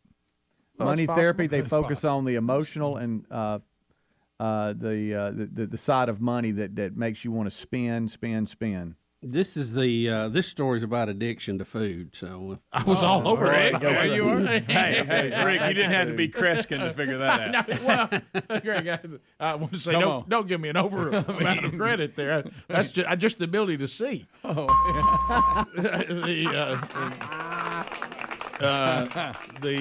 So there you go. Well, I mean, the mom had depression issues, so I mean, the family, absolutely, has a history of this. Absolutely. So anyway, and that story is incredible. I mean, she was a single mom, like really? a nurse, and then absolutely. her daughter started. I mean, they had. If you read the list of their number one hits, I mean, they're huge now. You know how $25 million to divide it between the girls, and imagine from the mom, and they probably made a bad deal like everybody else did. Imagine the money they generated. By the way, I continue to be confused by the country music industry. What is this thing they've got on tonight? There's the CMTs, there's the CMAs. And I thought this was another award show. There's something on tonight. It's just like a showcase. CMA something again. And the reason why I say that is Winona's supposed to perform on it and do a tribute to the judge. Oh, really? Oh, yeah. I wonder if she's going to be mad about it. Probably. Oh, she'll be up there playing angry. CMA Fest, Rick. Yeah, I guess. According to the New York Times, back to the previous topic, the site that she went to was a Nashville-based clinic called On Site. They have a psychiatrist and life coaches there, and they work on spending issues. Yeah. Okay. They work on problematic money behaviors who fall just short of a diagnosable disorder, such as gambling or compulsive buying, which is treated at more traditional rehab centers. Oh, so they handle that area where you're not quite addicted. What they're really saying is you're not clinically addicted, but you got a problem. Let's get some money out of those you that really just lack self-control.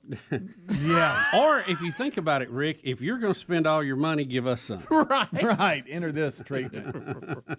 We'll take some. Yeah, that's also you can there at On-Site you can rediscover you according to their webpage. I bet for a certain price that you can find yourself.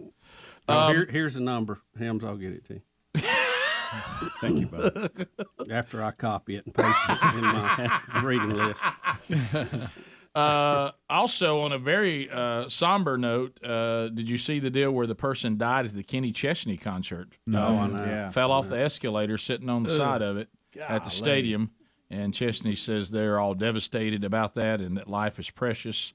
And, of course, they're all, even though it's not, it happened. Yeah, well, it wasn't his fault. Still, it's more of a venue. Well, it was really bad behavior, I think. Yeah, and when you hear that, and he says, we extend our deepest sympathies to the loved ones of the woman who died in the tragic accident. So that was a Kenny Chesney story. Then we had some other stuff that we may get to later, but I emailed that to all of y'all, so Adler, you can quit texting. Did you know one of the disorders, Rick, at these places is also called underspending? And it's when someone, their activities keeps, track of the family, and they don't let the family do anything, and how that affects the family. Well, should we get you in that one? Yeah, I started safe. No.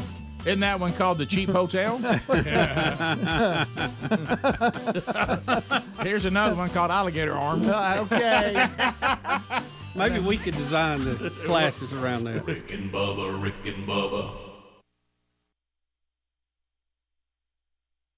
And make some decisions. So here we go. I was out walking my dog, just came home, and a lady comes running down my brother's drive, and I was thinking my brother was in trouble, so I go out there to help, and after about 3 minutes in the woods, I see this man hanging upside down in a tree, butt naked.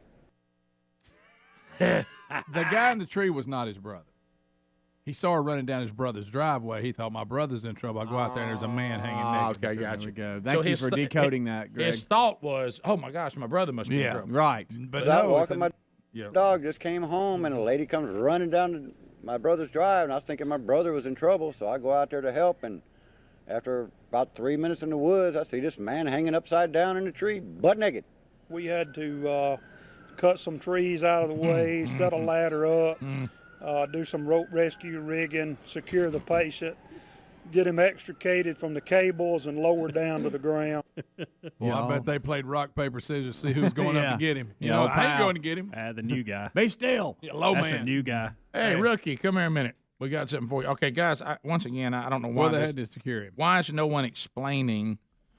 We've only got a theory Ask the man. All you got to do is ask him, why are you upside down naked? How did this happen? They took him to the hospital. I don't know if it was to be evaluated to see if he got hurt or if he had.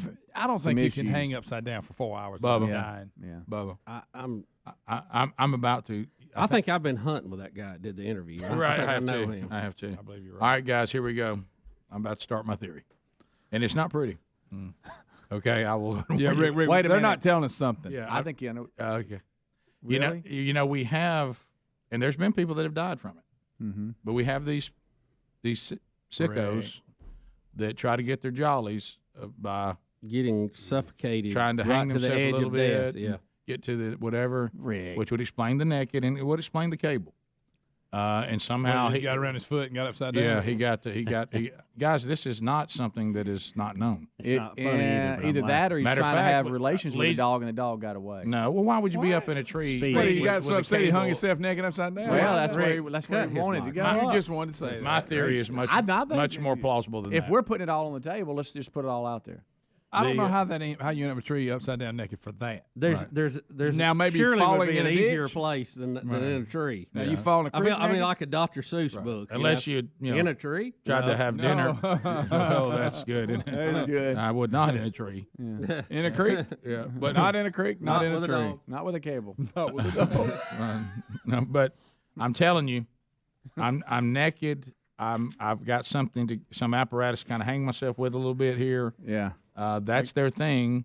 And it's led to people's death before. Yeah, we know. Lead singer of NXS. Remember that? Mm-hmm. Do they know that's the case? Yes, Rick. Greg. I don't know. Rick, I've actually got some audio from the guy in the tree. Let me play this real quick. Where am I? Where's this? Right from? here. Yeah. What was that? 3? Yeah, go ahead. I ran the cable. Okay, all right. Full morning night and a hunter fright. Stuff like that. Just listen. Now this was a You can walk or climb. For some reason, I got him as the coach at the reindeer games. I don't know why. You did. Why did you do it that way? I don't know. Why did you I'm trying to just think what he might sound like. Help me. I don't know. All right, let's listen for Bank 9. I Maybe still don't know why they didn't ask the guy. Yeah, I was walking my dog, just came home, and a lady comes running down my brother's drive, and I was thinking my brother was in trouble, so I go out there to help, and after about 3 minutes in the woods, I see this man hanging upside down in a tree, butt naked. it could be that we just go. Somebody came to get me, and then after 3 minutes of looking, there he is. Yeah, Or just start with after 3 minutes of looking. Just find him in a tree hanging. I was out walking my dog, just came home, and a lady comes running down my brother's drive, and I was thinking my brother was in trouble, so I go out there to help, and after about 3 minutes in the woods, I see this man hanging upside down in a tree, butt naked. We're missing an important clue about this. The woman came running down the driveway. Yeah. And left. She didn't, what she didn't go happened back. to her? Anybody ask her why he was naked? So was she just somebody walking, trespassing at this person's house and saw this and took off running? Or was she involved, and when it went bad, she got out of it? Yeah, because it says it's his girlfriend. His girlfriend. The guy hanging there is girlfriend. So there you go. I'm telling y'all, this is going to go back to kinkness. So but the girlfriend was knocking on doors until she found somebody that could help. But you're right. All right. Was she saying that he was lost and she couldn't find him, or she knew he was hanging there naked? And the story I have here, I think she knew he was hanging it there says Treadway's girlfriend knocked on the doors. So there's until she found somebody. Yeah. Meanwhile, he's naked. So she knows we got an issue here. Meaning I was there when it happened. I'm just telling you. This is bad. It does have a feel to it. I mean, I'm not talking. I mean, the reason why he's not giving you the answer, because here's the deal: if you come and find me hanging upside down naked in a tree, one of the first things I can do when I can get my act together, say, "Let me tell you why I'm naked." Yeah, guys, you know what I mean? I know you're. Yeah, right out of the gate. Right out of the gate. And I got a real good. I mean, I can explain it. I'm telling you when I'm still hanging in the cable. Yeah. Hey guys, look. Thank y'all so much. I fell out of the tree and the cable stripped every bit of clothing I had off on the way down. I know it's hard to believe. Yeah, as impossible as this may seem. Bigfoot stripped me naked and hung me here in this tree. My beagle is at the top of this tree.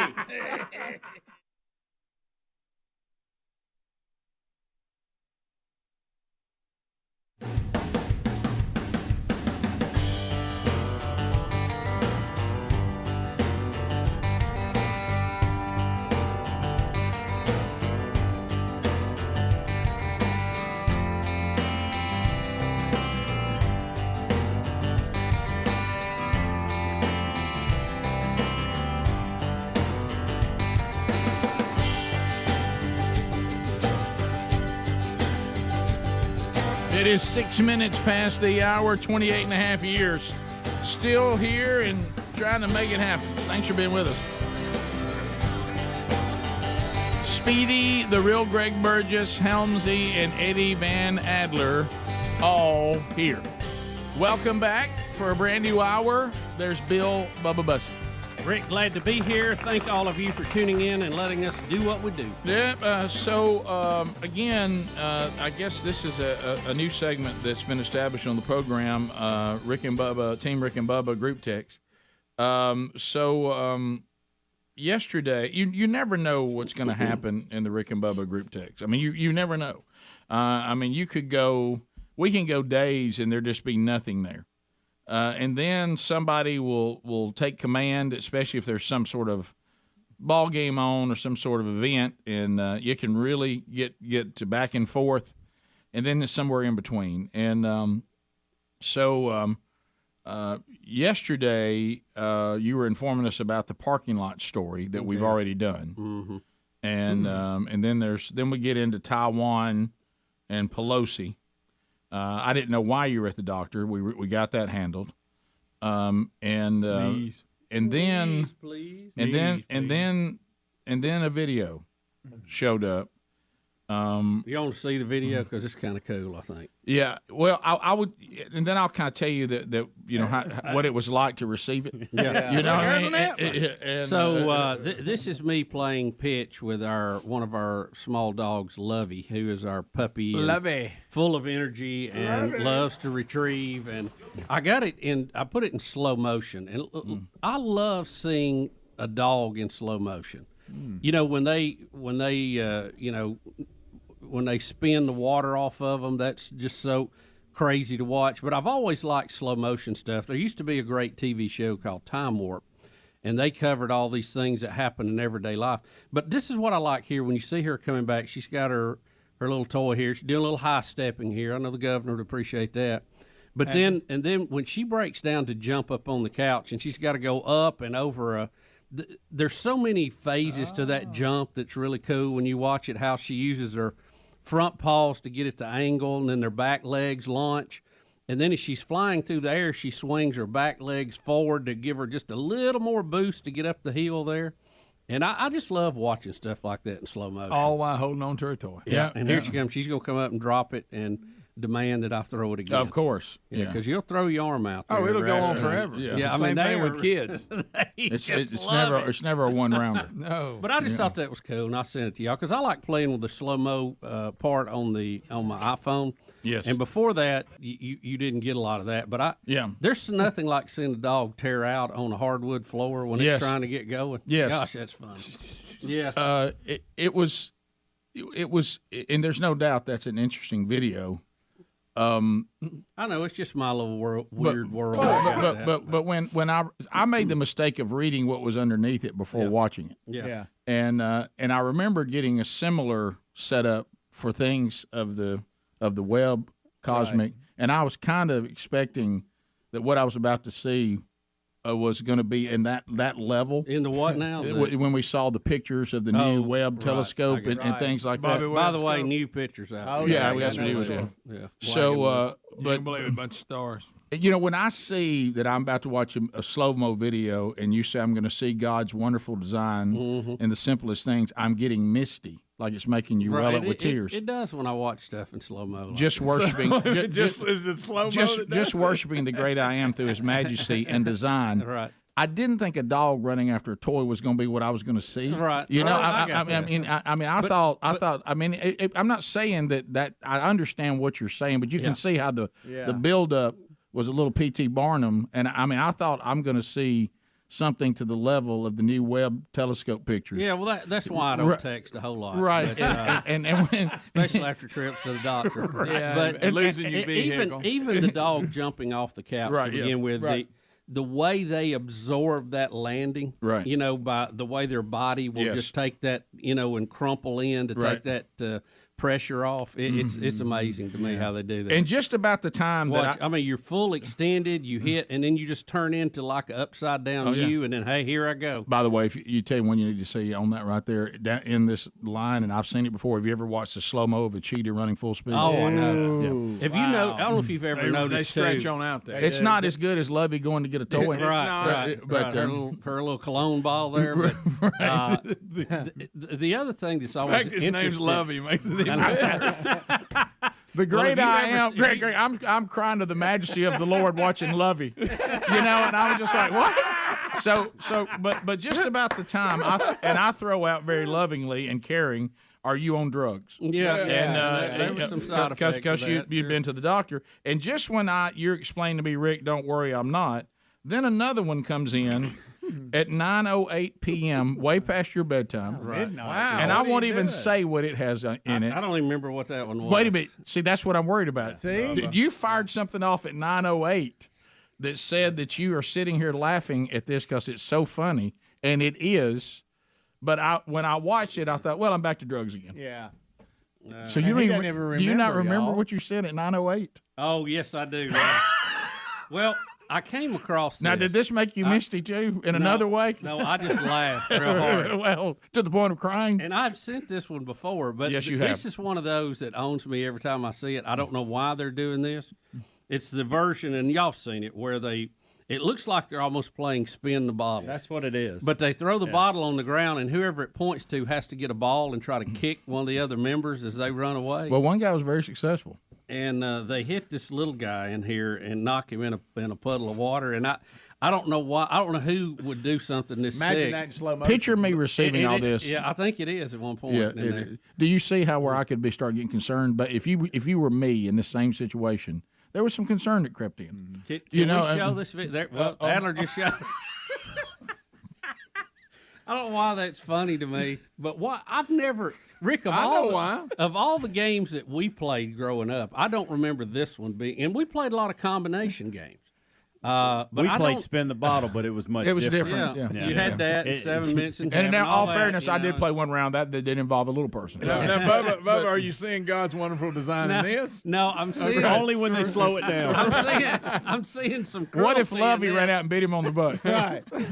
But why? In slow motion. Have y'all ever What seen is wrong this? with you? Have you ever seen this game played? Have you ever seen this game? No, I've never heard of it. Yeah, this Now- was hours later. I was on a different topic. I was trying to figure out your love for slow motion, so I took some slow motion here today.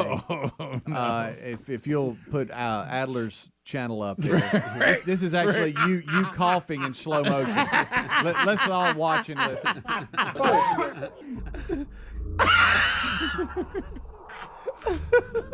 Listen to the sound. Well, you don't get to see as much here. That's real slow. That is very slow. This is so emotional for me. On that. You know, that really was as interesting as I was hoping. It was the. Well, Adler, Adler, have you got any of the time warp video I sent you where, you know, when they shoot things through things, that's always amazing to me. And let me say this. Can I tell you one of the best ones is when they take a cup and they put water in it and somebody runs their finger around the top. And, we hear the tone that it makes, but we can't see that glass vibrating. And in slow motion, you can see it. And you go, wow, that's vibrating, and I had no idea. You're real interested. Yeah, I've lost interest. I'm sorry. Yeah, it was I thought I devoted the proper time to slow motion, and I was moving on. You're right. Well, I'll be honest with you. I'm kind of burned out on government stuff right now. Me too. There's so much. Speaking of idiots slow going on. motion, Me too. Yeah. Well, I know you got Lovey. Let me get you slow motion going to get something to eat here during the break. I'm gonna video you. Let me tell you, Run. I'm gonna bring the secretariat thing up again in the break. We'll be back. Rick and Bubba. If you own a fleet of trucks,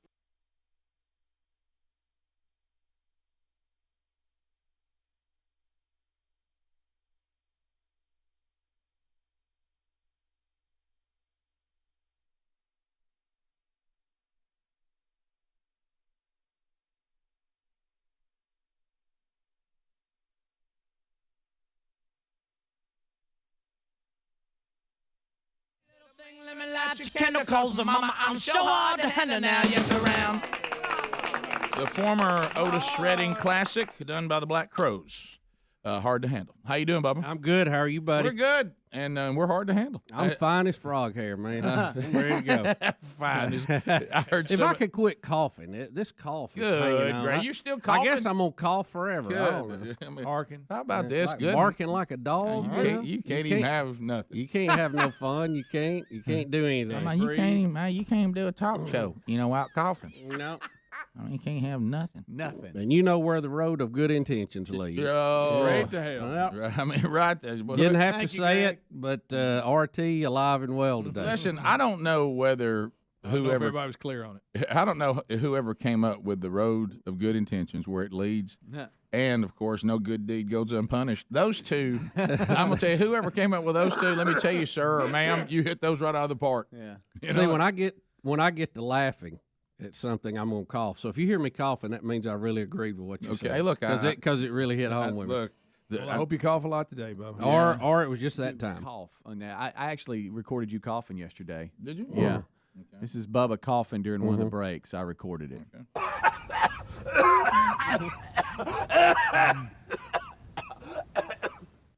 One of the rare situations where you can cough with an echo. A little reverb. Yeah, then I got him on this one. So now that sounds more like it right there. I got him on this one. Full moon at night.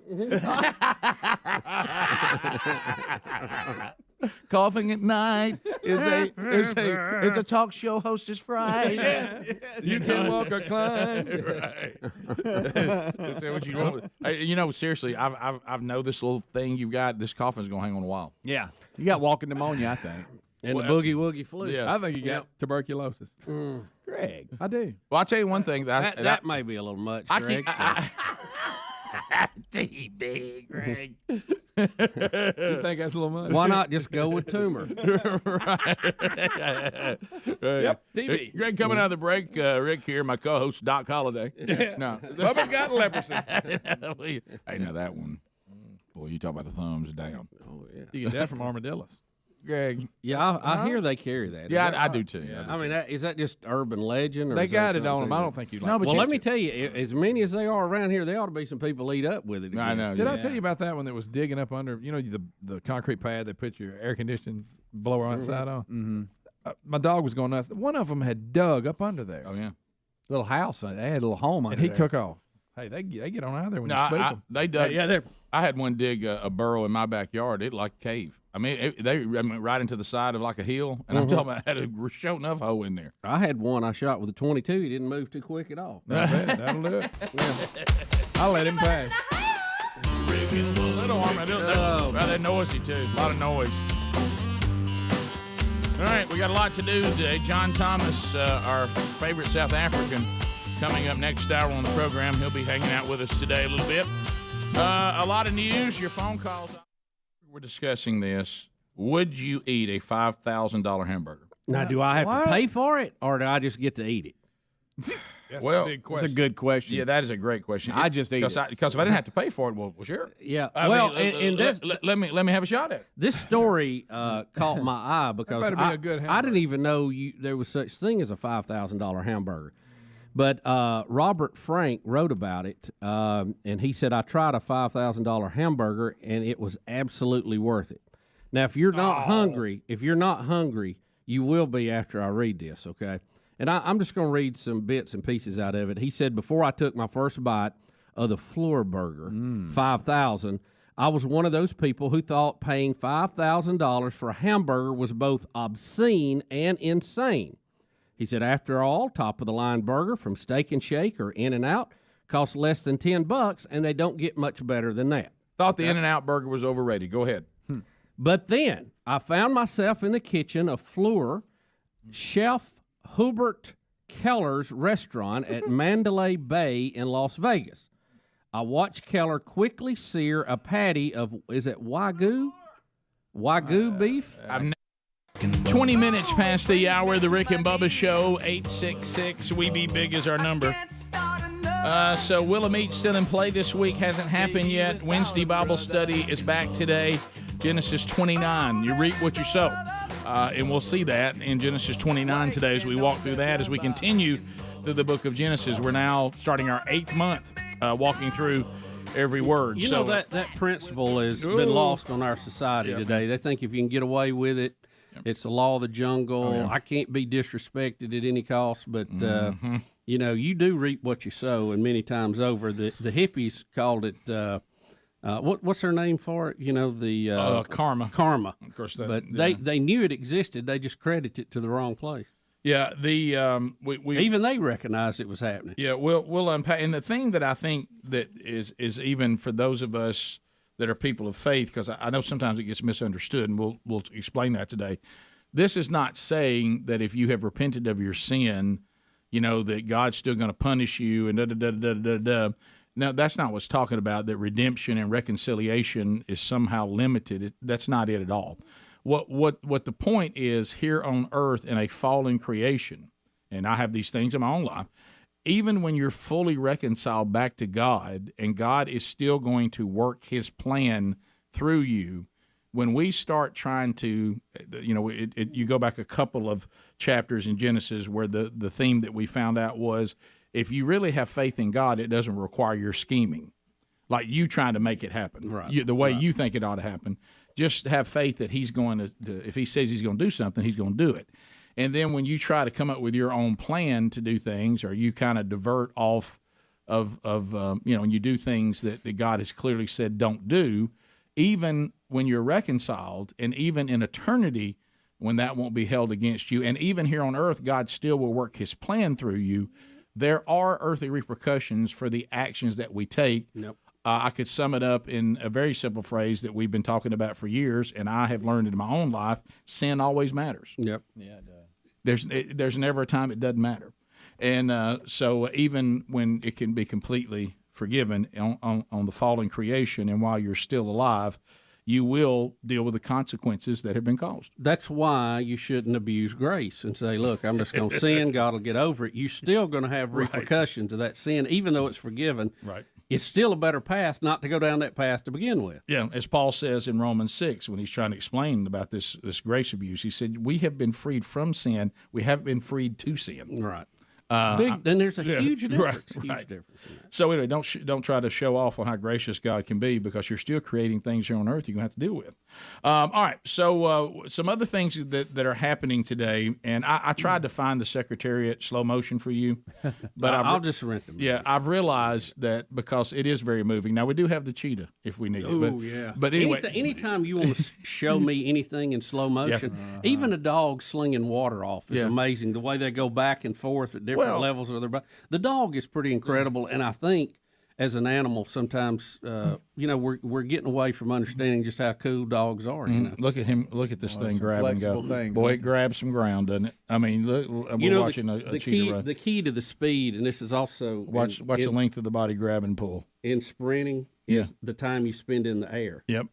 That's when you're making. That's when you're making ground, so to speak. Yeah. When you're in the air. Something my body doesn't do anymore. Right. Don't spend a lot of time in the air anymore. Well, you notice too, it doesn't go vertical in the air; it goes horizontal. Yeah, it's got enough speed to keep moving forward. But think about it, Bubba. Like and how fast are they running? They run up to 60 miles an hour. Good night. Now again, short amount of time, and they have to rest after that. And that's how they lose their prey a lot, because then bigger things come and take it away from them while they're winded. Yep. And that's why they won't spend too long after something. Well, it goes back to physics. You know, you don't have a lot of endurance. Everything is a trade-off. You get speed, but you got time down. You know, endurance, but you can't catch things. But you think about this, okay? Think about that. The first time that NFL films on film, which for some reason makes it better to me, showed us football in slow motion. Yeah. Oh, it's a game and we could see the mouthpiece hit. I mean, see the hits, sweat coming off. How when the helmets hit, how it vibrates down the whole body. The ball's rotation in the air. And think about every movie you see now. Every one of them has got a slow motion scene. Yeah. Well, it's just even if it's just somebody walking out of a building to their car, if that's a important moment, it's going to go slow motion. Why? Because it has an effect on us. We like it. We see life around us at a certain speed. And there are things that happen much slower than us and things that happen much faster than us. And when you can veer into those worlds and see that, it's just amazing. Did you know a cheetah can get to 60 miles an hour within 3 seconds? I did know that, wow. yes. I mean, that's Tesla speed right there. That's like me asking you, do you know sometimes people pick up lunch? One's been clocked at 70, Rick. I know. Wow. All right, so. That's a good line. And he was chasing an emu that had discounts on car insurance. All right. Yeah. That's good. All right, so Gordon Ramsay's in trouble. Let's face it. If we all talked about where food comes from, it can be an unpleasant deal. It can. But Gordon Ramsay has forgotten the ridiculous society in which we now live. He's going to get in trouble, or he is in trouble, for posting on TikTok him picking out a lamb that he's going to prepare to eat and prepare. No. And I bet he can. I bet he can prepare some lamb. Sure. So here he is. So look, he's going to pick out the one he's going to use, and he starts saying "yummy," and people are mad at him. I'm going to eat you. Is that what he said? Yeah. Yummy, yum, yum, yum, yum, yum. Yummy, yum, yum, yum, yum, yum, yum. Which one's going in the oven first? You. Which one's going in the oven first? I feel like I'm on an episode of Hansel and Gretel. Look, now he's got. Oh, my goodness. So, and of course, oh, my, how can he do something so mean? How can he do something so mean? And now these will be the same people, by the way, that want you to be able to get rid of your human baby at any point during the pregnancy, even if it's accidentally born. Yeah. Right. And now suddenly we're losing our minds over a lamb. But that's grossly inconsistent. Now, if you say, why do I not feel the same way about a lamb as I do about a baby, I can explain that one to you. Because there's a hierarchy and it's extremely clear. Yeah, I think the lamb was put here for a lot of that, by the way. Yeah, but how are you on lamb? I am not historically a big lamb eater per se. Yeah. But I wouldn't have a problem with it. Yeah. Sherry, my wife, loves lamb prepared veal. well. Isn't that what veal? No, veal's a baby cow. Lamb. What's lamb called? That's a baby sheep. But don't they call it Lamb something chops. else? It's called lamb chop. Oh, really? No, that's interesting though. I thought veal was lamb. Veal's cow. I thought they called that steak. Well, not a young one. Veal was I thought they called that tender steak. Well, you. How about this? I prefer to call it. I don't eat a lot of places. I guess they serve enough lamb that I would know. Yeah. Well, I hardly make it above the steakhouse level. But are you sure that's what it's called? I always thought that was. No, I think that you are asking an interesting question, though. I'm out of my league on this right here. But what I'm saying is, Bubba, listen, you make a good point. We won't tell you you're eating a baby cow, but we have no problem telling you you're eating a lamb. We'll just call lamb, but we won't call veal baby cow. And we won't call it calf. Isn't that interesting? I mean, you really stumbled across a pretty interesting point. Yeah, I mean, I just thought it was a tender steak. But I will tell you this: I've never eaten veal. I don't think I've ever even had it. I don't really care. I think I tried it one time. Yeah, I've never really eaten it. I don't know why I wouldn't, but what's a full grown cow? Steak. Do we have another name for it though? Not that I know of. What's heifer? It's all the same. Yeah. That's another name for a female cow. Yeah, heifer is a female cow. Yeah, that is what I thought. But no one ever says, "Would you like heifer or would you like a castrated bull?" Would you like to order a veal or a heifer? But we're losing. Think about all the things. I'll have the heifer steak. Think about all the things that we don't get upset about, but we're mad at a world-renowned chef for picking out the lamb he's going to prepare in lamb chops. Rick, we all love sausage. I don't recommend going to the sausage plant. You know, no. But if somebody went there and said yummy to the pigs, it wouldn't bother me. No, it's not. Matter of fact, I say yummy when I see a pig, usually. Bottom of the hour, your phone calls are next. 866-WE-BE-BIG.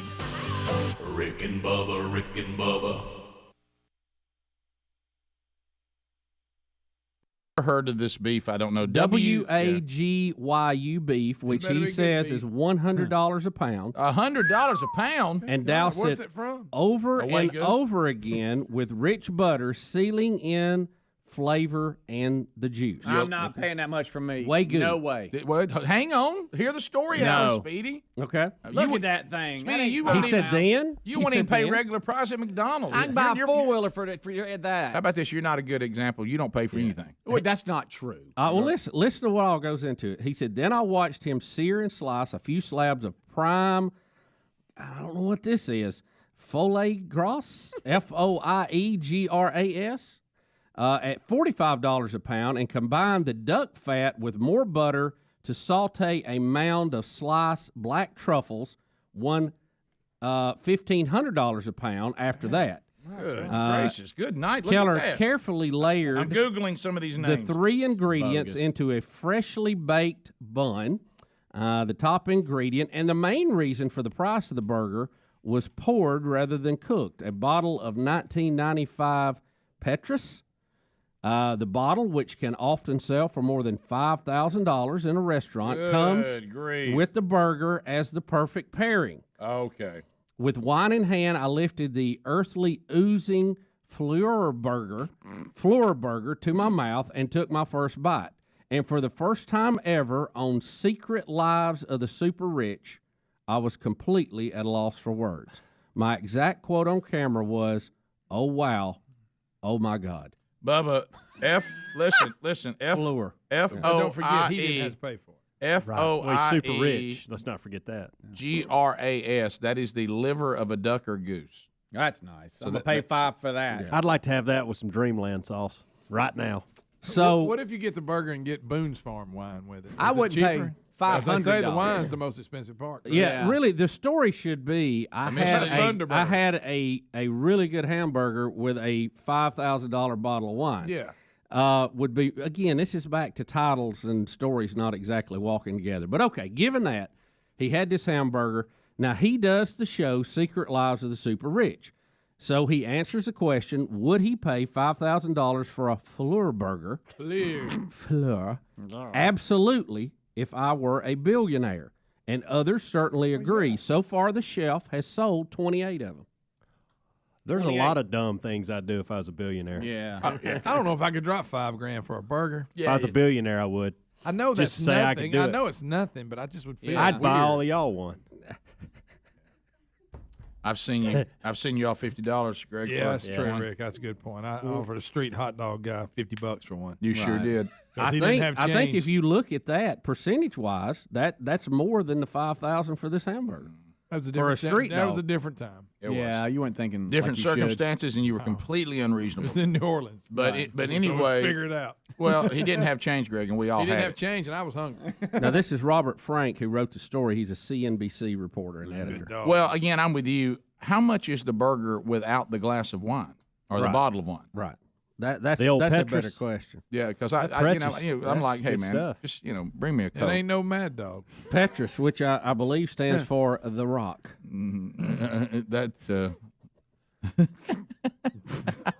You're probably right. Petra does for sure. Got to But- be close. Yeah, but anyway, Or it might be the juice of the rock. right. So, guys, do we want duck? We want duck and goose liver on our hamburger. I don't. No.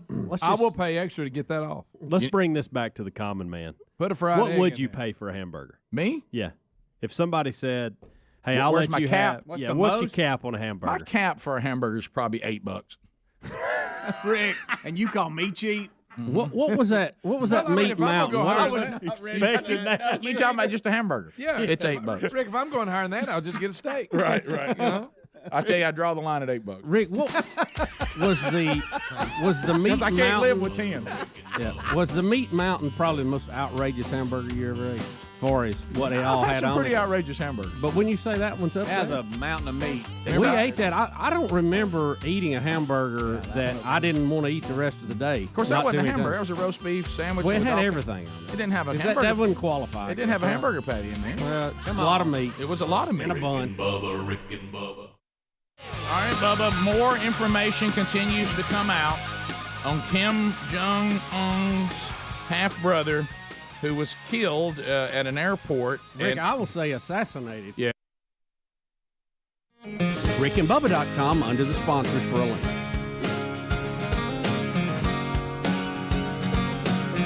"35 minutes past the hour of the Rick and Bubba Show.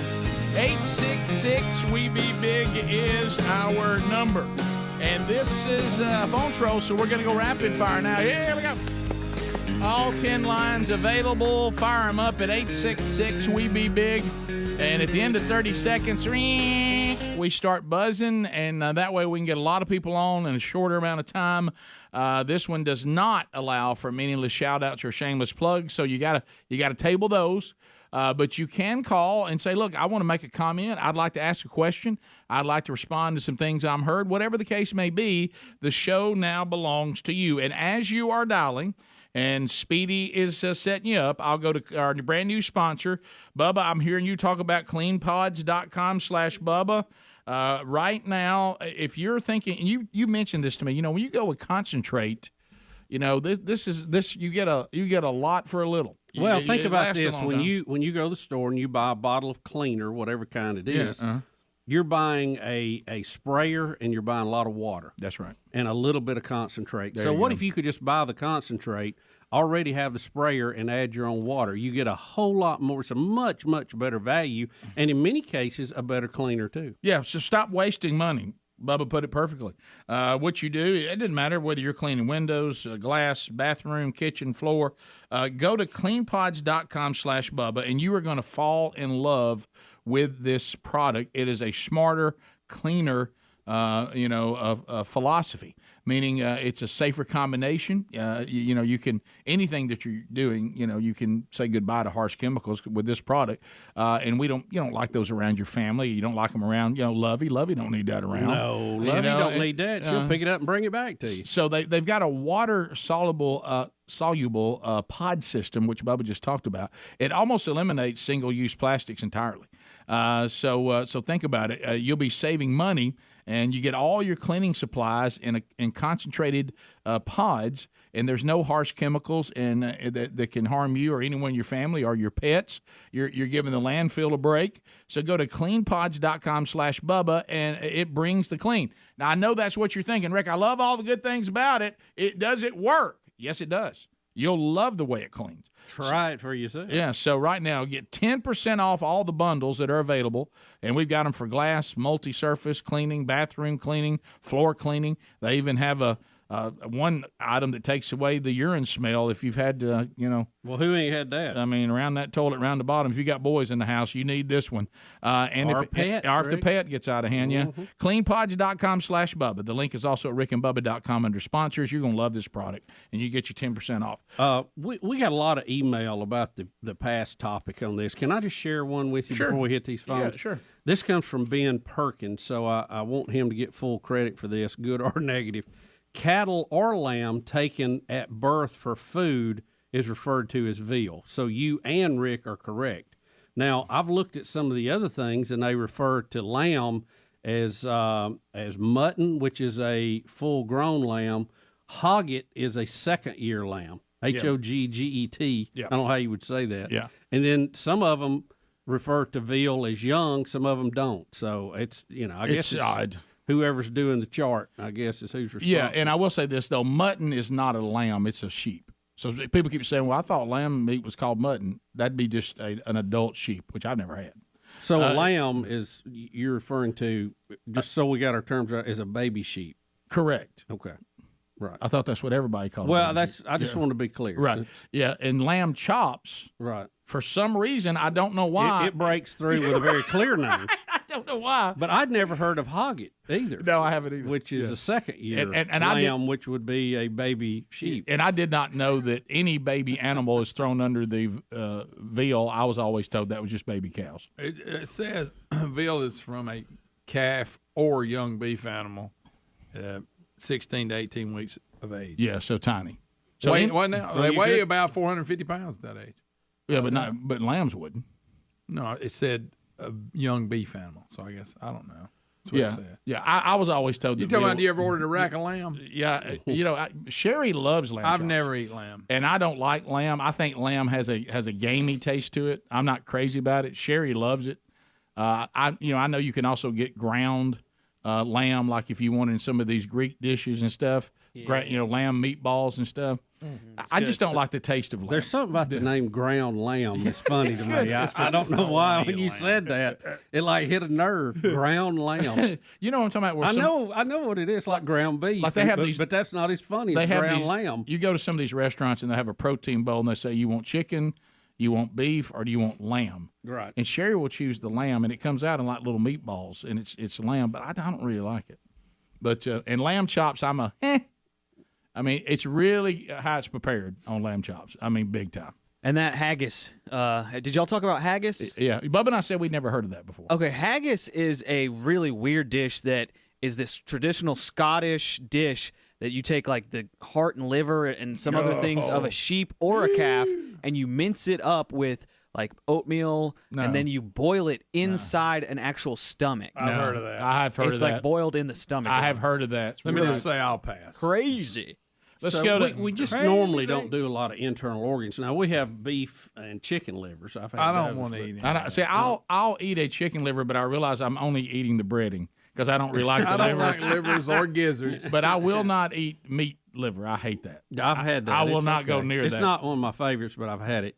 Chicken livers I love now. I love. I have a hard time with internal organs. Gizzards, I've only eaten them because. What about hearts? Have you ever done? I don't hearts? eat hearts, I man. don't either.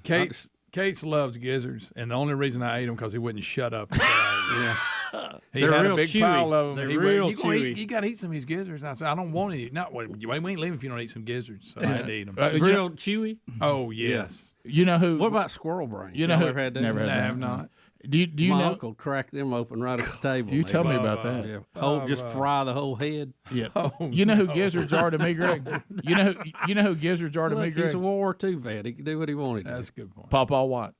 Oh yeah. Our Pawpaw White They eat like gizzards in the drop of a hat. Oh yes. To the phones we go. Columbus, Mississippi. Laser 96.1. Eric standing by. Eric, 30 seconds. Go. Hey guys, how y'all doing? Good. All right, hypothetically speaking, let's say Greg, that he has a problem spending too much money, and you had to send him to one of these money spending camps. What would Coach Burgess say about that? He may be running the camp. Yeah, I was about to say I don't. He would say he's done what, and he'd do that. Can look on his face and squint his eyes. First of all, you did what? He would give us a speech on that there actually is a camp for that. Right. You know, he would be like, he would give a speech on you got to have a camp, and then he would say something like this: I don't know why he has to spend any money. Everything he's ever borrowed from me, he never brought back. Yeah, that's true. He's always accused me of that. And I play to that all the time. Oh, I know. If he asks for anything, yes, I tell him you got it. Yeah, I know. And you know what? You're probably right. Let's go to Tim in Alabama. Tim, go ahead. 30 seconds. Tim? Jim? Hey, Jimmy Tim. Alabama want to talk about Biden and midterms. I can't do it The anymore. quality of the phones Can't today, do it anymore. it's been worse today than most days. I'm not talking about the people. I'm talking about the Probably quality that, of the probably of the that big connection. solar flare. The technology, yeah. Don't we have a solar flare going on? I think We I may think have we your do. Bubba. I think you're right. 6 Jeff in meters will Huntsville. be open. I would never question you on a comment like that. Jeff in Huntsville, 100.3 The River. Go ahead. Hey, Bubba. Hey. Hey, a heifer is a cow that hasn't had a baby yet. Well, we were just going over all of our terms here just for clarification. Thank you, buddy, for clarifying. Craig in Virginia. Craig, go ahead. 30 seconds. I've heard Hey guys, I have some questions about this Winona rehab thing. Yeah. You know how AA teaches alcoholics to replace their dangerous addictions with something safe? Yes. Do they give her Monopoly money while she's in treatment? That's funny. Just go spend it. Does she have an RFID detector in her car so like if she's got her credit cards on her, it won't start? You like the DUI? This is good. That's Yeah, good. yeah, like a breathalyzer. She lives in Nashville. How come Dave Ramsey hasn't just slapped that Starsky and Hutch rotating red light on the roof of his car and gone over and had an intervention? You know, Oh yeah. you know Absolutely. that is one of the real quandaries of this. You have Dave Ramsey's headquarters mere miles away. Oh, yeah. South of Nashville, Oh, yeah. and Winona could go over there and get hands-on training. You know, Dave could go to her house and freeze her credit cards right on the side. You know, and I'm not kicking people while they're down, but he was mentioning some of the technology. If you got such a drinking problem, and we have to put on your car a breathalyzer before you can crank it, you might want to take a look. That's got to be a wake up call. That's got to be. That's got to be a wake I can't get in that car unless I breathe into it and pass. And you know, there's for me to roll out of this parking lot, I got to put a mouthpiece in. and breathe. those same people that have that are on YouTube right now looking for a way to bypass it. Oh, You're absolutely. Right. Bubba, speaking of Dave Ramsey, Babylon B. Dave Ramsey suffers heart attack after learning how much one family spends on DoorDash every month. I love Dave humor. Listen, I love DoorDash, but I know that when you Double use D? it, the restaurants jack the price up on the carry-out stuff. And then DoorDash hits you, and you want to be must good. really want it if you want to. I've been You there. need to be good to tip to your driver. Yeah. And but yeah, Rick, there's some point I go, yeah, that's, I've been there. I don't care. I know. just gotta Listen, have it. Bubba, Gotta I have it. know everything you're saying, and every bit of it's 100% right. But some days, You know what you say it's worth it. Yeah, I say it's worth Rick, it. I have detailed instructions on how to park at my house, how to turn around, how to get out, what door to go, everything. They know. And, there's some days you come in and you're hot and you're like, I ain't getting back out. I ain't in getting that. back And out. You think, I could have that right here. When I normally DoorDash, I could have some mutton right here on my front porch. And, here's when you'll find me in the DoorDash attic area. heifer steak. And that's when Sherry and I usually communicate throughout the day. Yeah, I guess we all do with our wives what's going on. And some days, if the communication breaks down, and I assume that she's cooking, and I didn't know she's got some deal she's going to, or whatever, and we didn't check in. And Bubba, you hit on it. I've come all the way in the house. Doors are shut. I'm sweating profusely because I usually in this situation I would have done a little better before I came home. And all of a sudden I hear, hey, I forgot to tell you you're on your own for dinner tonight. That's a DoorDash day. DoorDash City. Ain't no way I'm going back out. It's that, or it's a call to the local ham guys. Or I go in and start looking for loaves of bread. Something. But there's no way I'm going back out. No. I done got my shoes off. Ain't no way. Once my shoes are off, I'm not going back out. All right, we'll be back. 866-WE-BE-BIG is the number. More Rick and Bubba coming up right after this. Rick and Bubba, Rick and Bubba. So I think that's more and more becoming apparent. Yeah, he is the half brother of the two-bit dictator there in North Korea. He was killed, they say, in this story by a weapon of mass destruction. Now, police captured the two North Korean assassins who used a deadly banned nerve agent in an airport murder. Now, one of the women, one is from Indonesia, one is from Vietnam, and they are in custody. They believed at this point that they used a classified agent that is classified as a weapon of mass destruction, VX nerve gas, that they wiped on his face was the weapon of choice. So now we're getting to it, meaning that Kim Jong has access to nerve agents and will use them and used them on his own half-brother. Mm-hmm. Have you seen the picture they got now where he's dead in his chair at the airport? It's awful. Yeah. Kim Jong-nam is his name, 45. Now, of course, North Korea is declining and saying they had nothing to do with it, denying it. Of course not. Now, we have to believe them because they're always so honest. Damn. What is odd about this and what people are questioning, if they used a VX nerve agent, how were the assassins not affected by it, and could have anybody else in the airport been contaminated with it? Yeah, if assassins come into an airport full of people and wipe nerve agents on somebody's face and kills them, you really didn't want to be in that area.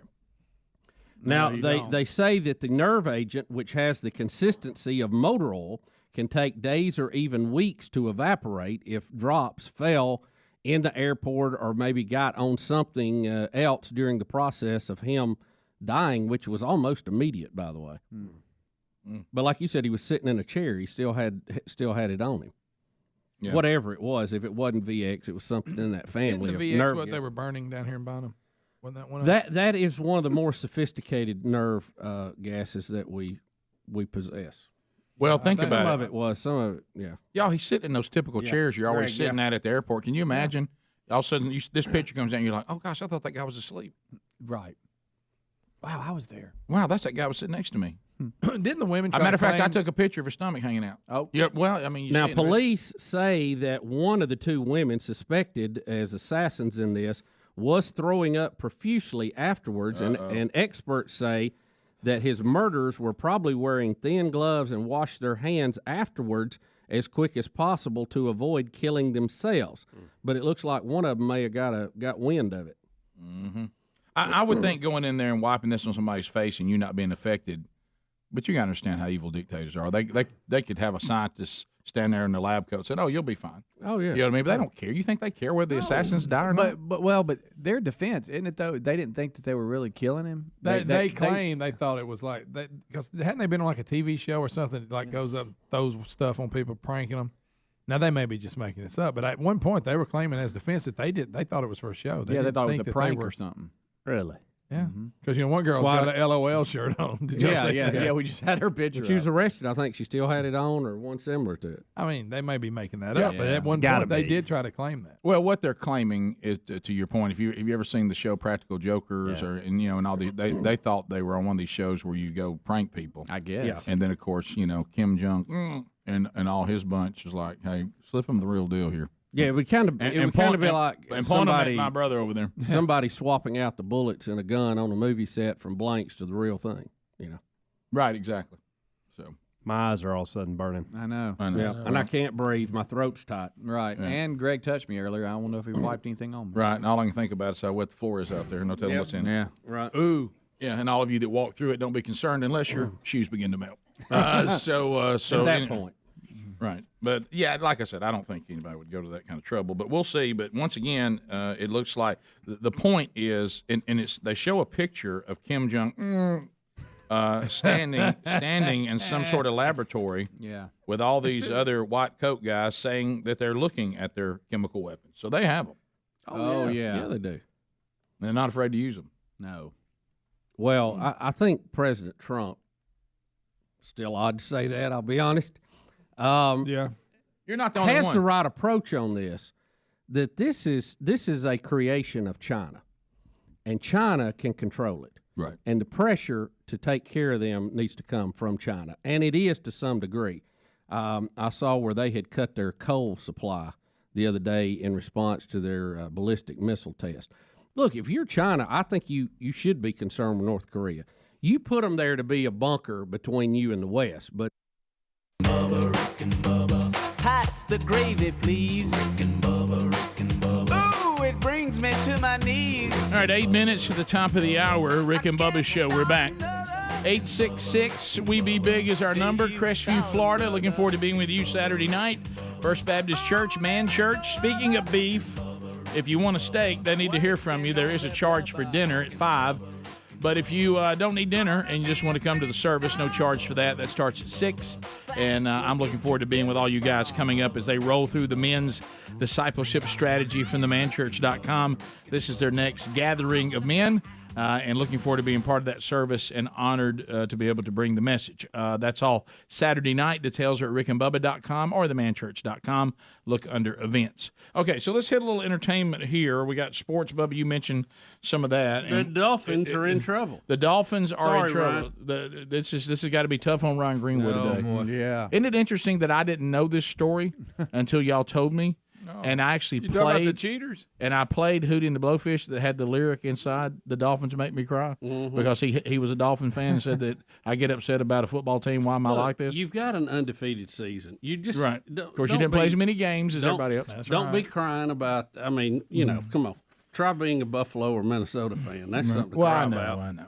That's something sad. But does it bother you that really the Patriots did win more games in a row than they did without getting beat? You know, the Patriots lost, and that was really one of the stranger sports things of all time. I mean, you play that out, they probably should have won that game. I mean, just in sport, you think, well, greatest team ever. And they did win more than the Dolphins, but lost the Super Bowl. Right. It's strange. So if you're a Dolphin, So who do you count the greatest team of all time? I think the Patriots team that year was better. But they lost the Super Bowl. They can't be the greatest team. Well, but they won. They weren't even the greatest but team that season. But they won more games in a free agency era without losing. But they lost the Super Bowl. Yeah, They're but not world well, you champions. asked me, do I think they're the better team? And Right. I do think they're the better team. But see, that gives you the irony of the whole thing. Yeah, it does. Because you say they won more games than any other team, but they didn't. They weren't even the champions. Now, keep of in the mind, league that hard for me to say that because I loathe the Patriots. Right, I know, okay, I know. But I'm just being real as a sports fan with the and I Patriots. don't care about the Dolphins other than Ryan. I don't either. If Ryan didn't like them, I wouldn't care. Yeah, at I don't all. really like the Dolphins either. No, because they beat the Vikings. Yeah, but what I'm saying is, if you ask me, do I think? And I know Ryan's gonna get mad at me, and it's a tough day on him today. But do I think it was a greater feat to win? How many did they win in a row? The Dolphins. No, the Patriots. How many did they win in a row? 16. I think, or was it 15? Because when the Dolphins won it all, didn't they go? I don't know the number. 14 and 0, 15 Somebody and 0, find that something for like us that. real quick. Compare the two. I believe that the Patriots not losing a game to the Super Bowl in an era of free agency Yeah, so the was a bigger feat than the Dolphins going undefeated in 72. I think we're a little bit tainted too because the Patriots had such a great run over 10 years. It's hard to beat. But remember, before they started that, they were pitiful. They got beat by the '85 Bears, and you remember the running joke: "Hey, the Patriots got a drug problem. They got drug all over the field." Right. And then they went on one of the greatest tears in modern sport. 2007 Patriots won 16 in a row, with finishing the regular season 16-0 that year. Well, what was their total for the whole season though? Because they won 2 playoff games, didn't they? Yeah, then they ended up losing the Super Bowl. But I mean, does that 16 include their playoff win? No, just 16. It says they finished the regular season 16-0. So their final record was 17-1. Yeah, 18-1. See, I don't know how They'd many. win 2 playoff games. Would you? I just did. I did. You win a the regular playoff season. game and then the championship game. You just skip the wild card. You don't go straight to the NFL. 72. The Dolphins were 14-0. Right.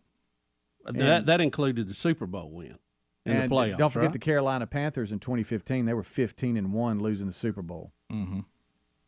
But the Patriots won more games in a row without losing than anybody's ever done. I think that's a greater feat in free agency era. I mean, it's just my opinion. It doesn't mean anything. They had you can say this, they had the longest winning streak. Correct. That's for sure. Without losing. So in a regular season, I know some people try to spill them over into the next year. I don't do that. Okay, you don't do that. Each year stands alone. Okay, because if you can do a spillover from 03 to 04, the Patriots won 21 games in a row. Unbelievable.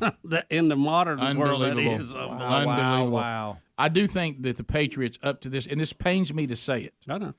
Up to this point in football history, they are the greatest franchise that we've had. I agree, but then. And again, I it remember when they started how pitiful they were. Yeah, and but that's been a long time ago. Yeah, I mean, but it shows it can be done. Oh yeah, and I think it gives hope to all Minnesota fans. It always goes back to that. Doesn't yeah, it? It really does. It really does. So why are the Dolphins in trouble? What'd they do? Well, the current apparently Dolphins. The Dolphins have been informed by the NFL that they would be stripped of their 2023 first-round pick, among other disciplinary measures, for violating the league policy relating to the integrity of the game.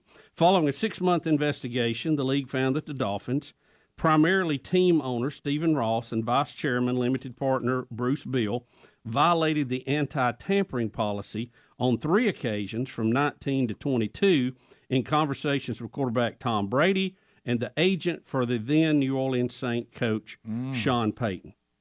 However, they found no evidence that the team intentionally tanked games during the 2019 season in an effort to get the first-round pick. This was after the former coach, Brian Flores, said in his lawsuit alleging racism in the league's hiring that Ross attempted to incentivize him to tank or purposely lose games shortly after he was hired in 2019. He said that Flores offered him $100K, there's that pop, it's still here, for every loss that season. So they were trying to move up to get the first-round pick, and they were trying to tank, according to him. But the league says they found no proof of that. So I'm gonna have fun. So they basically said, Brian Flores, you're just lying. There was another pop there. Yes. Another when you have silence, that one almost took my hearing from me. Right. I think I've just become accustomed to the popping. It's still there. It just has to get louder for me to notice it now. Right. Yeah. Well, there's different times of the day. It appears to be worse. There's another one. We're on a roll right now. I just sent to Ryan, wow, the Dolphins are cheaters. Did you really? I need to quit meddling in everybody's business. So I've been looking back at the Patriots a little bit on 2007. You asked the question. Yep. Past regular season, they won the division championship, the conference championship, making them 18-0 before losing the Super Bowl. But they won 18 games in a row without losing at the highest level of football during the free agency area, and you have to rebuild the team every year. I know, but you just don't see them in that line as being Super Bowl champions that year. It's the irony there is just terrible. You asked me, Rick, do you think the Patriots were better than the Dolphins in 72? And I say yes. Well, I mean, comparing leagues and eras, then that's hard. They've turned into a handle for you too, right? Because when he starts shooting missiles off and doing nuclear tests, it's affecting you now. So I imagine they got a bit of a handle on their end too. Well, you were talking about the thing about President Trump. I literally heard a reporter, and I don't think you're alone. We're all doing this, and they were going, well, now Donald Trump, and they stopped and said, I mean President Trump, and look, they turned around and said, I just I know. When I talk about Trump, I just say Donald Trump. It's going to take a little time. Yeah. So well, it is. I mean, it's It's not something that we're accustomed to because he's never been in politics before, so we've never had to call him congressman, or governor, senator. Yeah, none of that stuff. And he's a celebrity. And it's a strange deal on a lot of fronts. Yeah. Bubba, we were talking also. We got golden ticket seats and guests here today, and one of our sponsors of the Rick and Bubba Show. You usually see him here, usually around Christmas time. Cord buddy Travis Perry. Travis, one of the things we're going to ask him about. He brought his daughter by to watch the show today. Is he actually appeared on Shark Tank, and I love this show. Yeah. Mm-hmm. Oh yeah. Do y'all love? Do you love that show? Oh, yeah. I love it. I have a lot of questions about it, and. Yeah. So, when Travis came by today, I said, well, gosh, there's nobody better to ask than somebody who was on there. So, yeah, we got a text yesterday that he was going to bring his daughter by, and I told him, we got a lot of folks in here. By the way, we did have another group coming out of Georgia that sadly, one of the people in the group has this stomach virus that's going around. Oh, yeah. So Travis and his daughter were rolling through, headed to Nashville, I think, right, Trav? Yeah. And so we got to talking about, because I watch this show all the time, and when you were on, tell us the panel when you were on. It was let's see, it was Mark Cuban sitting on the left. This is seared into my brain, so I just shut my eyes and I'll reconstruct it for you. Mark Cuban, Damon Johns from FUBU. That's right. Kevin O'Leary, he's the difficult one. Oh, he's a jackwad. Yeah. Really? Yeah. You don't like him? Well, he's just me and him don't G-haul. I got the people you don't G-haul with. Yeah, he's one. Yeah, right.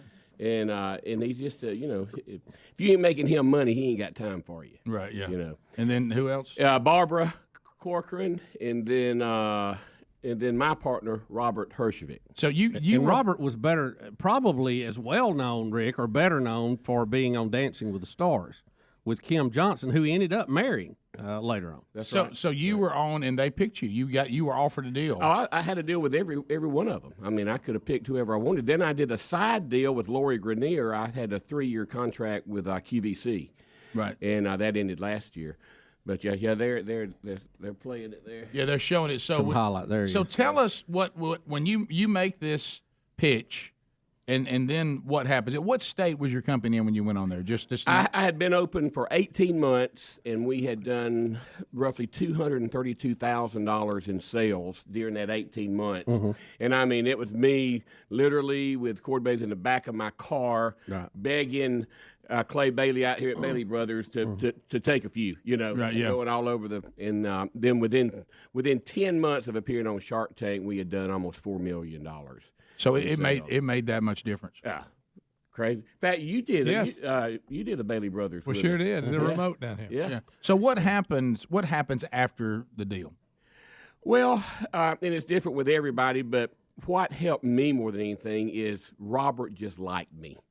I was the good old boy from Alabama that taught him how to play guitar and taught his kids how to play guitar. Let me ask you He this. always wanted to be a rock star like everybody. Before you get into that, so I mean, it was on TV. What kind of deal did you make with him on TV? What was the deal? Yeah, and it's good you say that because the deals always change. Yeah, They're never yeah. what you see.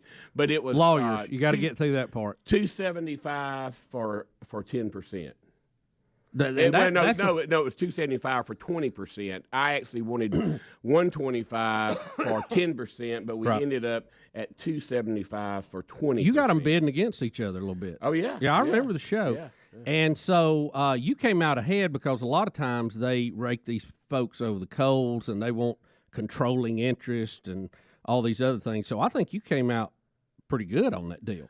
And they're always worried about your product and do you have the rights to it? Right. And, because if they make it successful, what stops somebody else from replicating it and cutting into and you had all that tied up. You had it done right. Yeah, I had patents. Right. We have more patents now because I've come out with more products and invented more products. So the show ends. What happens then? You go to the dressing room. Take us from there. How this works. I picked Robert up and literally towed him out. I mean, just like Jethro Bodine. Threw him over your shoulder. I'm hauling him out. I'm taking him with me. We're going on the Redneck Riviera tour. And so the next week, his team calls, and they said, all right, we need to start. Now, there's a 6 months time gap between filming and air dates. So there's a lot going on. But you just start strategizing and making calls and doing interviews and a lot of radio and TV interviews. I went on with John Rich. Me and John did Mike Huckabee show. So you felt like they did help you with marketing big time. That they did a good job. Is that where a lot of the money goes into advertising it and getting a more streamlined process for delivery and out to, like you said, instead of just dealing with one or two music stores, dealing with a bigger chain we're in or Guitar delivery? Center now. Right. We're in Toys R Us. Right. We're in retail channels that I could have never got into without the power of Shark Tank and Robert calling or Lori Grenier calling on my behalf. And what does Robert do? I mean.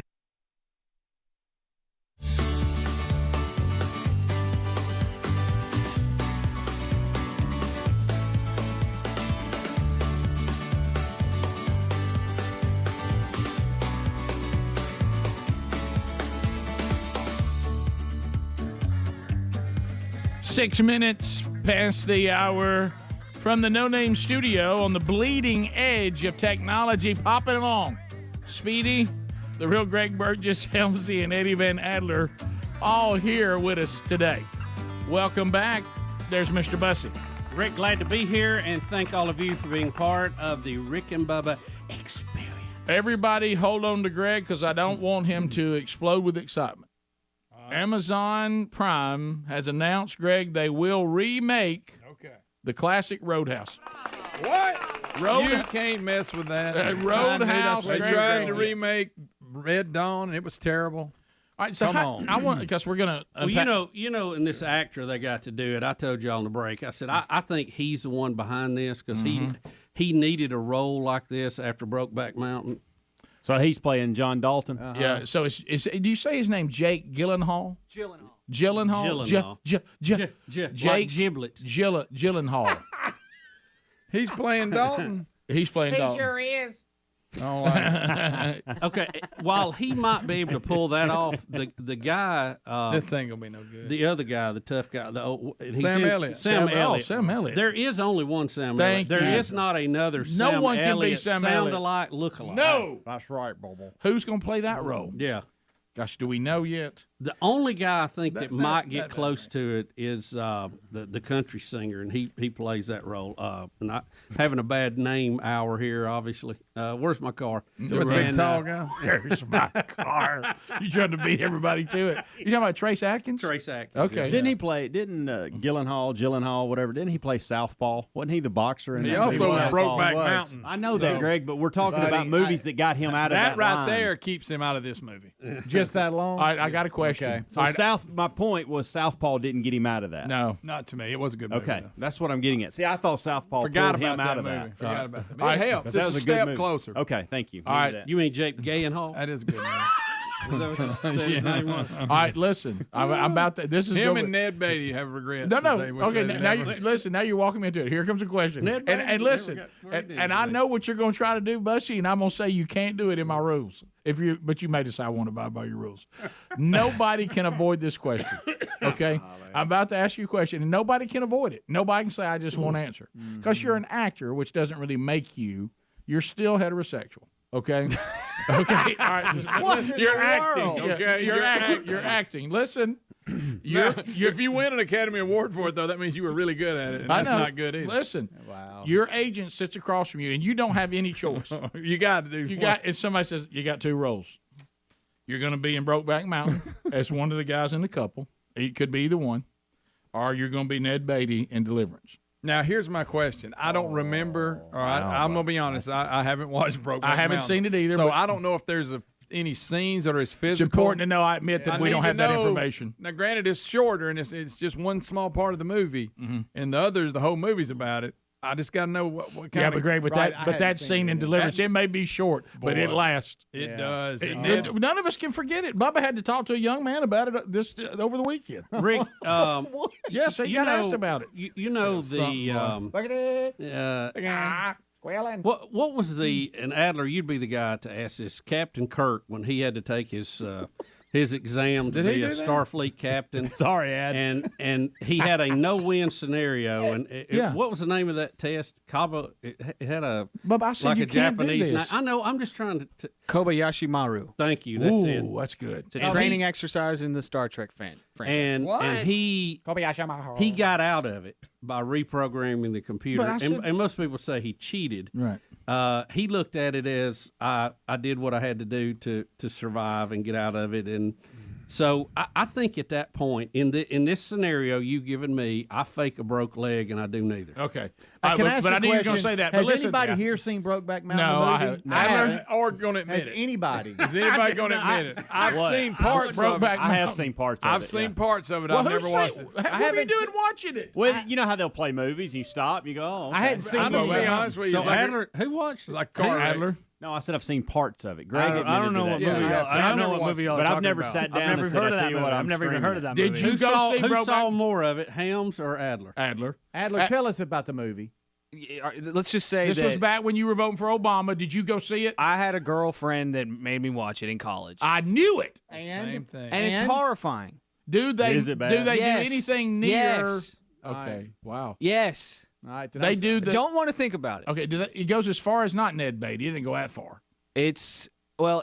Which girlfriend? If was I it? had to choose, I would play Ned Beatty because in that situation, I would naturally be pushing and fighting away, as opposed to Brokeback Mountain, That's a where great you're point. leaning into it. That's a great point. and I don't want to You're lean willing. into that. Rick, that's a good point. Okay, it is a good point. I hadn't thought about it that way. Let me say Yeah, this. and Ned is, I don't is know not. if lean into it would be Yeah. the Adler's terminology. acting was phenomenal in that scene. It looked like he really wanted to get away. That's because I did. That's good. But Adler, all right, remember, because what I'm asking this is, Ed didn't. it's been on at the movie, and everybody in here on this show has seen it. Yeah. And you walk through that door. You want to face the backlash from Ned Beatty, or pretending like that you had a boyfriend? I'm gonna be honest I'm with Ned you. Beatty. I have to be prisoner. I under may in have to that go case. the other route. That Ned No. Beatty scene. No, but It's awful. to Adler's point, I think man, I'm it's going like, broke. Are you Brokeback. forgetting about him in his I'm his going cotton Brokeback. briefs? You forgetting about that? We're not forgetting, Greg. No, but at least I'm going, man, I couldn't get away. I had to finally, You know? Rick. You'd rather I be. mean, you'd what rather happened a little- snuggle up to like. Well, I don't know what how are we many doing? scenes are in the movie. How I don't many know. scenes? Am I in Am I this? just looking at you? Am or I in am this situation with my cowboy friend the whole movie? Are they a couple the whole movie? Am I it squilling can't- any? You know, I know Heath I'm Ledger squilling never in could this get one. past Did it. you just Heath say, am Ledger I never could get squilling? past it. And Ned Beatty has to squeal. I understand. I know, everybody Greg. knows that. I'm going to go this far, and this is things you got to think about. You've seen the guy who's after Ned Beatty. Oh boy. Heath Ledger at least is attractive. Okay, I mean you got to think things like that. And he's dead, so you don't have to like run into him in the hallway or Right, it's anything. the discomfort. Another the good point. discomfort's over. Yeah. And you know, I don't. Every time Dueling Banjos plays, nobody does anything. You pretty boy. There's a scene. It's all bad. There's a love scene in Brokeback. How bad? Ned Beatty bad? Ned Beatty bad. Well, then I can't be in. Never No, mind. no. I can't kiss another dude. No. Adler, I'm back to your thing. At least your character is trying to get away from it. Ned Beatty doesn't kiss anybody. Ned He's Beatty trying doesn't to have get to away. kiss anybody. Now he loses his drawers. Lewis. Now, Lewis. He's kissing him leave. I can't believe we're discussing that. Well, I mean, Listen, somebody's I an thought important Slow-Mo question. Dog was well, bad. it goes back. Listen, Somebody pull up Lovey, and I mean quick. Look, it goes back. Quick, Lovey. But this is the point, because I don't know if Bubba. you should shout that during this segment. No, never mind. Never mind. Rick, Think it I'd took- rather squeal than scream that. Rick, All right, I liked listen. it. Ned Beatty until he played Clyde Torkel in Stroker Ace. Up to that role, I couldn't. I mean, every time I saw him, he was so great as Clyde Torkel that I got over it a little bit. The reason why this topic was presented is because I just saw it take place. Bubba still can't see this actor and not think of the fact that he was in Brokeback Mountain. No matter what he's done. Now See, I'm thinking he's just doing this to try to fake us off. Of I that got to other be one. honest about something. I hadn't seen Southpaw was a Brokeback step. Mountain. I don't even know who the actors did. are. You've seen it I didn't even know that I he didn't was know in that it. was him either. Oh. I didn't. I And- promise and you I talked about didn't. everywhere. You talk all about made fun of it. Jarhead and Southpaw. I'm all in, and now this. Be careful So with now- Jarhead. Yeah. Oh, I know. I'm just saying he's been in it though, and that should take away what we're talking Could about. we quit remaking things because we can't be creative enough Right. to do our own thing? Can't Bottom they just li- do a new storyline about a bouncer you. guy and call it something else? Yeah. Bottom line is this. There's no need for this movie, and you shouldn't mess with Roadhouse. No, like I say, it's just like when they tried to do another Red Dawn. I know it's a different story, but you still got the same title. It didn't live up to it to me. And then, sorry, one more. I can't remember. Point Break.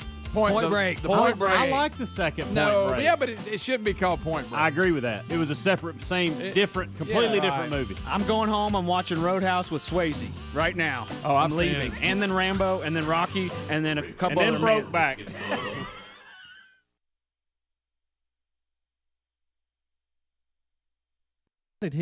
Where did he make his money? What's his internet security? It's like Norton antivirus on steroids. Right. He does antivirus for governments, for financial, like Wall Street. You said going his office was pretty secure. Retina scan, voice scan, thumbprint. There's parts of his. It's like going to see Nick Saban. Right. Almost as difficult to see a Nick Saban.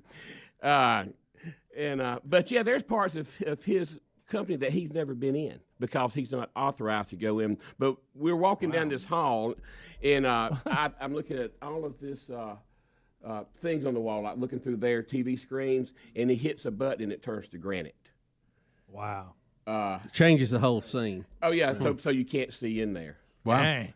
Yeah, and he hits it again, and all of a sudden you can see it. Now, what's your relationship with him now? Well, I mean, we're not dating or anything. But I'm not. He's a partner in your company, right? Yeah, he's equity. He owns equity. It's not 20% though. I won't tell what the percentage is because I'm bound. Well, I just meant, was y'all still in business? Oh yeah. I just talked to him 2 weeks ago because he's added some more people to his team. Okay. But he called me the week of Shark Tank and he said, "I want to renegotiate my position with you." And I said, "Dang, Robert, I can't give you any more." Can you do that? Yeah, you can do anything. Anything's negotiable, I guess. And both parties I can't give you any more. I mean, I gave you 20%. Yeah. He said, "No, I want less." I said, "Oh, you want less?" He said, "Yes." He says, "Because when people see this product, you won't need me." He said, "Believe me, the money's going to come pouring in. You won't need it." And I said, "Okay, well, I didn't believe that, first, but," and he said, I said, "So what do you want?" He said, I want 3%. Wow. And I said, "Really?" So we ended up somewhere outside of 3, but he said, "I don't want the 275 to come between our relationship and you regretting that I had 20% of your company and you made that 275 in minutes." And I said, "Okay, you drive a hard bargain, but okay, all right then, let's do it." But it made a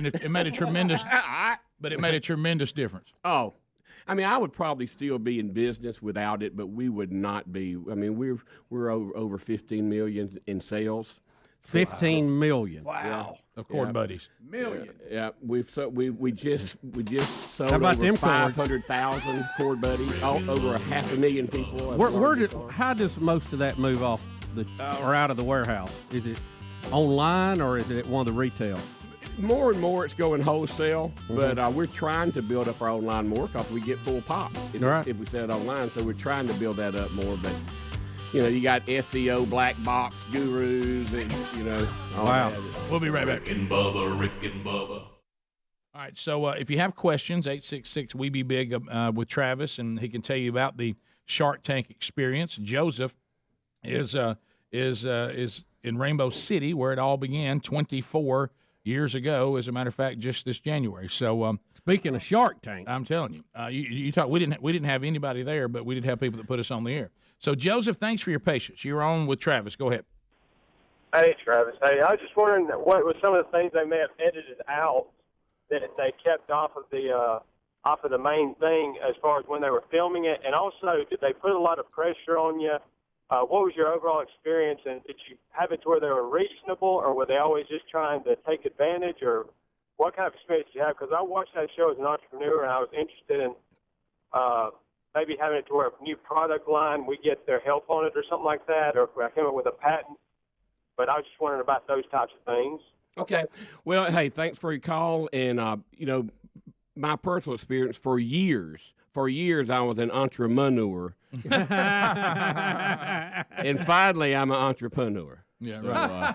Thanks to Shark Tank. Well, Travis, I think it's that's a good line. I think it's an interesting concept because you have inventors and small business people who have tried to hook up with venture capitalists and people that wanted to finance them for years. I mean, it's happened in boardrooms and coffee shops, but to get to see it happen live on TV and get to see these guys compete against each other, which I think was more the idea when they first started, that they were going to eat each other up. And you see some of that. A lot of times it's the people bringing the plan that gets eat up. Right. But I think it was an amazing concept. Do the producers of the show give them money to spend, or do they always have to spend their own money? No, it's 100% there.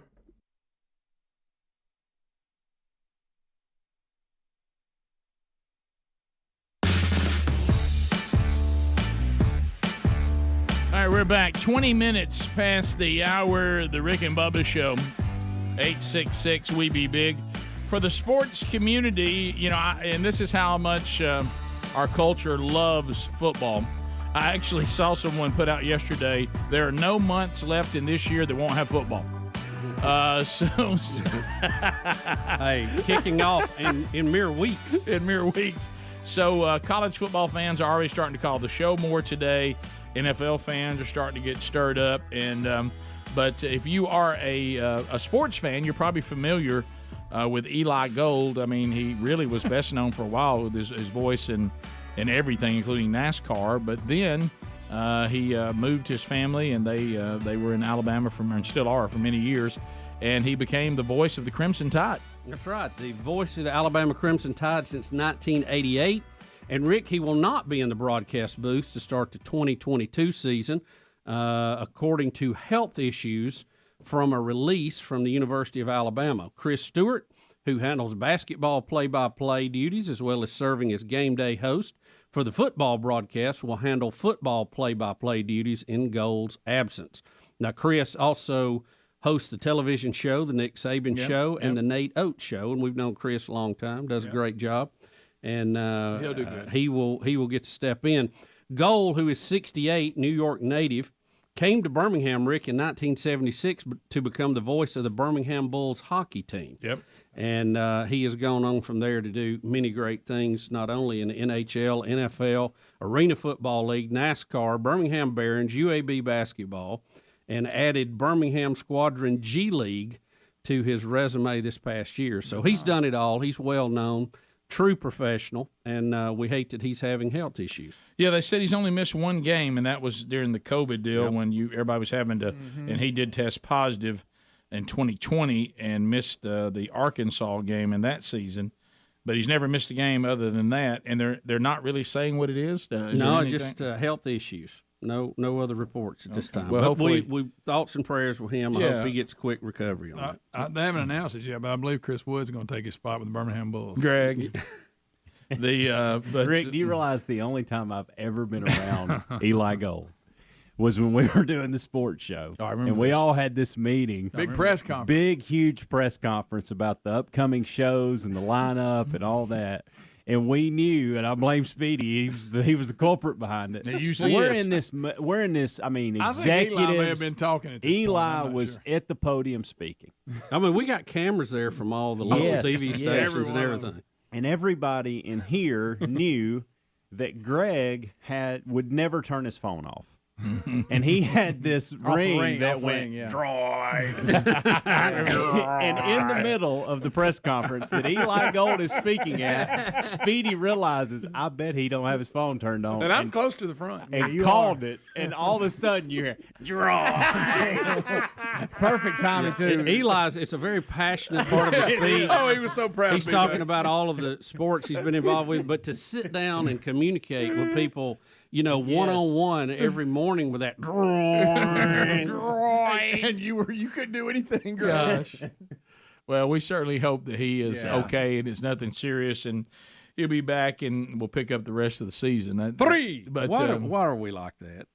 Why do we? I mean, the Guntersville Treaty prevents some of that, but I don't so much you can prevent. Even though I was the victim, I thought that was excellent. It was fantastic. I just started liking Speedy 2 more clicks. Yeah. That's good. I shared the story of a couple of small things that we had pulled on people in the past. It was really jokes of convenience where it just fell in your lap. Right. Sometimes one just falls right in there. And we it actually tied into a sports broadcast of a game, and we came out and there was a cart waiting on somebody that they had to carry to the studio because they did something in the stadium. I'm not going to call any names here because it's not important, but we grabbed the cart and told him, the driver, that he said to carry us to our car, which was way on the other side of campus. And we got there, and as we're leaving and listening to the post-game show, they keep talking about this particular guest has been delayed getting there, and they don't know where he is. But he said probably the crowd was so big after the big win, he got tied up. Yeah. And we get to laughing in the car, knowing why he's not there, that we stole his cart just out of convenience. And it's just one of those things that sometimes we do, and I shouldn't be proud of that, but it happened. No, it shouldn't. And and then when Rick, every time they would say we're waiting on him, we would get to laughing so hard we couldn't hardly drive the car and swerving all over the place. Right. And not that's proud got of us it. in trouble at other times. But right. At least we wasn't doing brave chants about it. No, but you're right. Yeah. And then when he finally got on and said he was delayed, and Rick, I mean, I couldn't breathe. I was laughing so hard, and it really wasn't that funny. Well, yeah, it is. To him, it wasn't funny at all. It's funny if you're in the situation that you're in, though. And you really couldn't tell everybody why it was so funny at the time. I think maybe we did on the air the next week. Maybe. But weren't you thankful we didn't have to walk all that way? Rick, well, we wouldn't have made it. We'd still be walking. Right. I mean, we were a long way. Right. And I mean, should have gave us a better parking pass. Would have avoided all right. that. I mean, here's a cart. Hey, here's a cart. The guy says, "Here's what he's doing," and we said, "Well, good," because he told us to tell you to take us over to our car first. And he zipped us right over there. And that took him about 30 minutes to get back. It did, and we didn't count on that. And the person missed the post game show nearly. Well, almost. But he did. But it was a big win. He did. So it was a big win. Nobody cared. Big crowd. A lot of people there. But sometimes a joke of convenience just falls in your lap. And you can't. You can't. Let me tell you something. Those kind of things. I'm just the fan of somebody said. Right. You know. Oh yeah. When I think of pranks, so the best y'all have ever pulled is my somebody said catalog is fantastic. Somebody said in a close second is I wouldn't let him do you like that. Oh, that's right. Yeah. Is y'all on the bullhorn at the Christmas parade? Oh, it's fantastic. Telling other stations that they need to go report. Parade coordinator. Yeah. And you know one of my favorite ones and too. And they see them running around all over the place. Is inviting the crowd to come to the mayor's house after the parade for hot chocolate. That's a fun one. And we always use that old one. A company vehicle, somebody left the keys in, and they ran in real quick. No, take it and relocate it. Isn't that good? I love that. I live for that kind of stuff. I used to do that. I all thought the time. somebody done that to me yesterday. Well, somebody said. Okay, guys. Bubba's gone. Move his car. I love assigning problems to a person that is not the problem solver. Right. Well, you need to tell so-and-so about that. Hey, let me tell you who knows. Right. I've even done that at church, which has to be wrong. Guys, we did that. We did that at You don't need a treaty for that. The outdoor expo. We would send people to each other saying, Right. "Oh, well, Greg handles that. Go see him." Right. And then when you were getting talked to, you'd look over the shoulder. Oh, okay, thanks, buddy. There was one situation, I'm not going to go into detail, that you really set me up on that was I never got out of. Mm-hmm. I'll tell y'all fair. Mm-hmm. And y'all's influence, is it's not good. And I try, like yesterday, for instance, we're having some stuff done at the house, and the guy texts me and said, "Hey, just want to give you a heads up. We just got 10 gallons of paint." And I immediately thought of Rick, and I thought if Rick was in this situation, he would tell the guy that y'all have decided a different color. That Amanda has decided a different 100%. color. Yes. And I wanted to do it. Did you get my text? I did not have the heart to do it. Man. Let me tell you something. I wanted to so badly, and I'm like, don't do this to him. Look, right now there's somebody at First Baptist Church, Crestview, and he has no idea. But what's going to happen is I'm going to be in the parking lot about to come in, and I'm going to call him and say, "Hey man, did you get my message?" And so I said, I'm not able to come. Oh, yeah. And then you'll hear that silence, and what? And I said, "No, I'm just out in the parking lot." And then there's that look on their face. Like, why did anybody do that? You saw one I did yesterday when I told the guys that glass door that's about 10 foot long had to go in that 3-foot hole. Gosh, that was good. Did you see him on the phone out there? Maybe that's why you got lost in the parking deck. And they paid back. Yeah, God paid you back. You know what? Both of them were funny. Oh, man. Shut the whole project down here. No, I was sweating hard, but I was laughing at myself. That was very good. We'll be right back. Rick and Bubba, Rick and Bubba. their money. So they have disposable money to come on the show to use. Yeah. And the reason I say that, I was looking at a story. I think they are celebrating maybe tonight $100 million. $100 million of deals that they have handed out so far. Well, and back to that guy's question. Yeah, a lot of it ends up on the cutting room floor. I was in the tank for over 90 minutes, and so my whole segment, including what they call your home segment, where they flew to Dothan and shot all the family. Because I invented the product for Brady, actually, is why I did it. And I regret it, honestly. But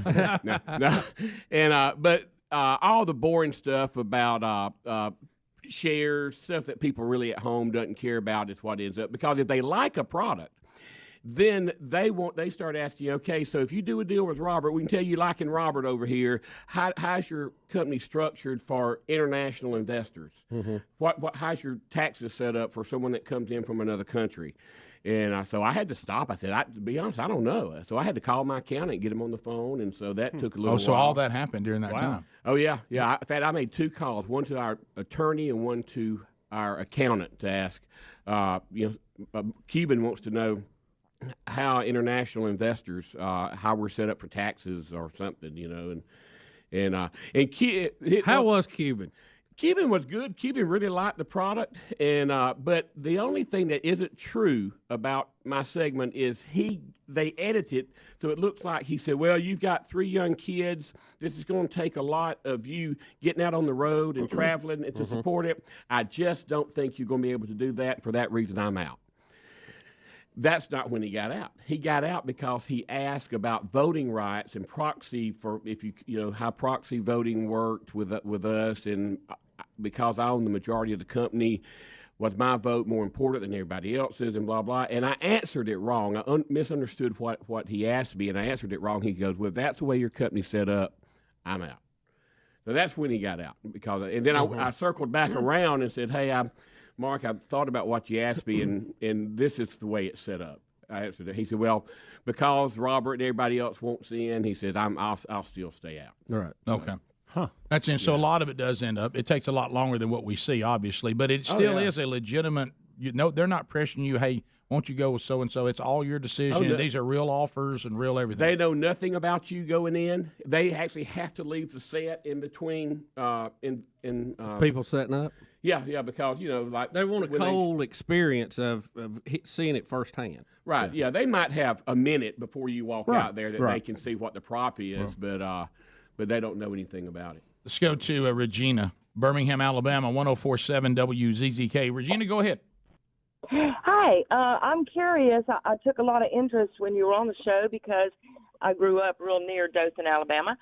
And I was curious about the Math Buddy, whether that ever took off, and whether you ever had to bring take your jobs overseas because of that. I saw the update about it, and that was the concern at that point. And I'll hang up and I'll listen. Okay. Thank you. Math Buddy still in the works. Went up and presented that to our governor, who loved it. He said that he actually thinks that Math Buddy is the single-handed best product that he's ever seen that can get kids excited about math. And if y'all don't know what Math Buddy is, it's something we're developing that teaches mathematical principles, division, multiplication, subtraction, and addition, while you're playing the guitar. Oh, I thought it was the Asian girl that sat by me. Yeah. My math buddy. C. Circle C. I need a math buddy. But he had his issues this year, as we know. So we've pulled back. Yeah, he kind of forgot about the Math Buddy. Yeah. He had a buddy. It had nothing to do with math. But we're working on that. We're trying to get guitar in more schools. Every kid out there, you hold up a recorder or a guitar or tuba guitar. Oh yeah. They want to play guitar, but guitar is only taught in 7% of schools nationwide. Really, what you've done, you tried to make the reality of that scene in a School of Rock when he got caught teaching. He tried to teach math with his guitar. You really thought, hey, that might be a good idea. Yeah. Yeah, well, when you because sing there's it, you money for remember math. it. That's the thing. And It's you all can about money. remember it. I mean, we learned that with School of Rock. you know? Right. Yeah. I'm going to have to ask you to get your glasses straightened. I've looked at it all morning. I don't know if it's your headphones that keeps making them crooked. I mean, they're not just they're Is that better? Yeah, that's unbearable. I think I did it the other day too. And I think somebody. This is those fold up ones you put in your pocket. They're not quite as Maybe I need to get streamlined, you know. invent a Pass the gravy, please. Ooh, it brings me to my knees. It's 35 minutes past the hour. The Rick and Bubba Show.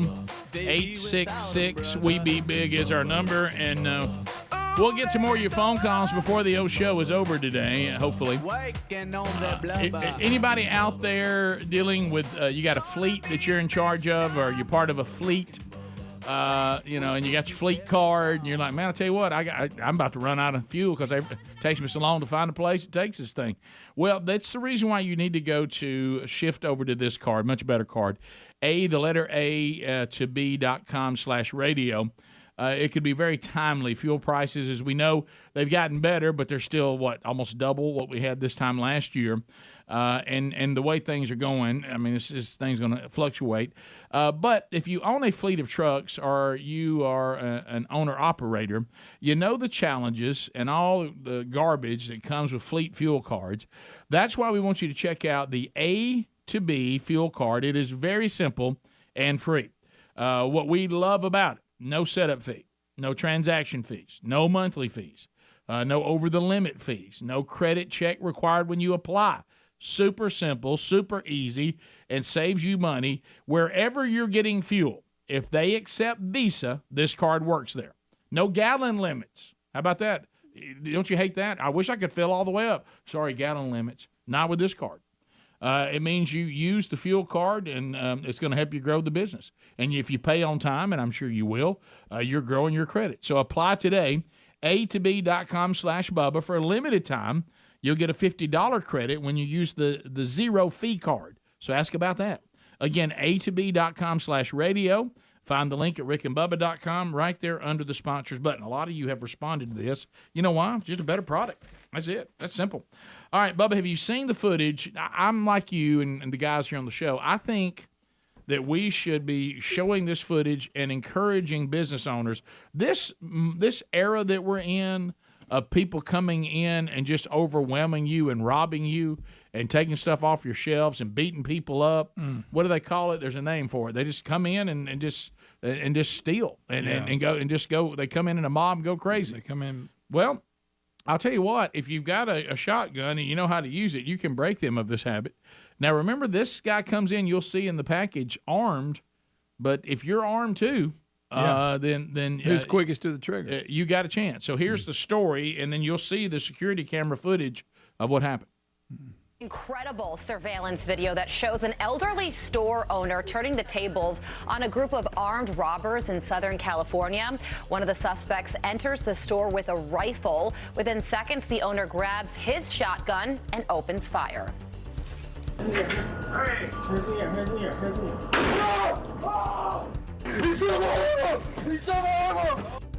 He went in there with a gun. All three attempted robbers were later arrested at a nearby hospital where the main suspect was being treated for his gunshot wound. So we have the raw surveillance footage too. So you see what happens. These armed robbers are going to go in at this convenience store, come in with a rifle ready to go, and tell him to put his hands up. He just slides behind something, behind the counter. Takes cover and takes a shot. And he has a shotgun and blows the guy's arm off, and you know what? He leaves. Yeah, that'll do it. Yeah, that'll do it. See, yeah.